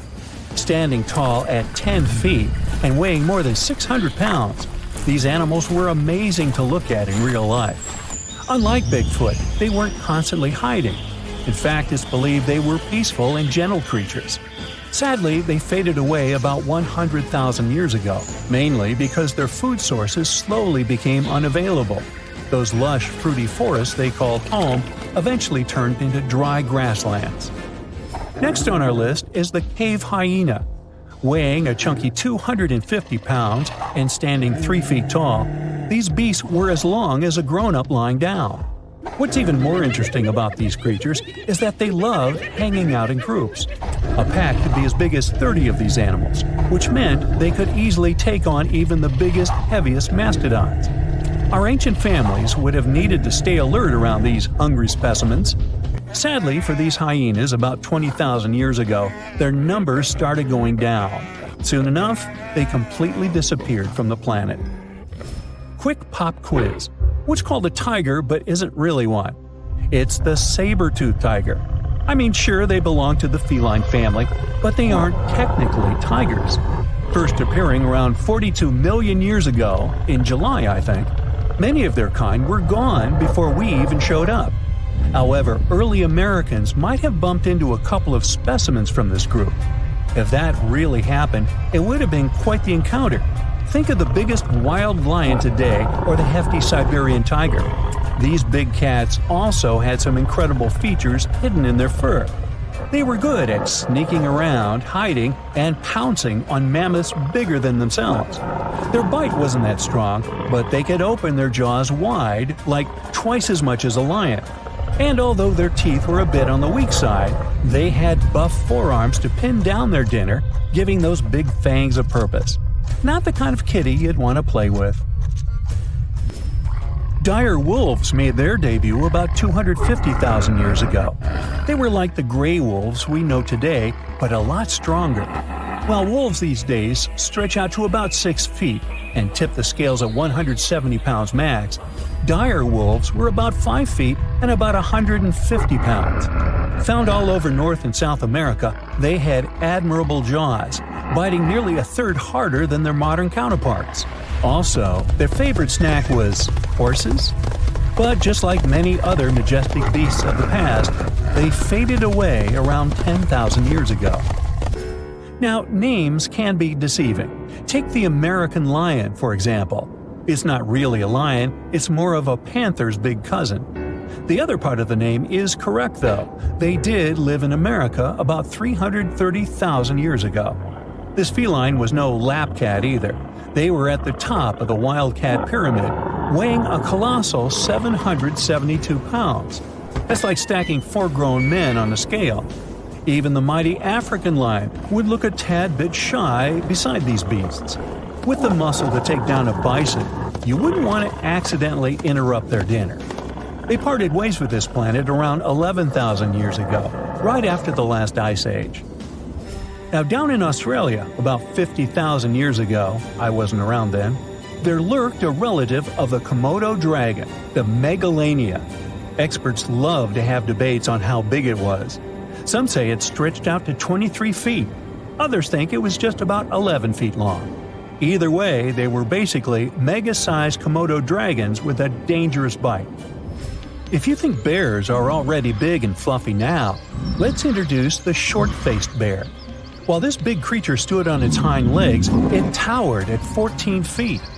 With long limbs, they could outrun today's bears, hitting speeds up to 40 miles per hour. These ultra bears sadly disappeared around 11,600 years ago. Now imagine a crocodile. Okay, imagine that same crocodile, only supersized, with sporty legs, doing its thing in Australia about 1.6 million years ago. Well, say hello to the quincana. These crocs were extremely large, reaching 23 feet. And no, they weren't lazy river loungers. These creatures really love spending time on land. They evolved to have strong legs for their chases and razor-sharp teeth designed for slicing, not gripping. When did we stop sharing beaches with them? About 40,000 years ago.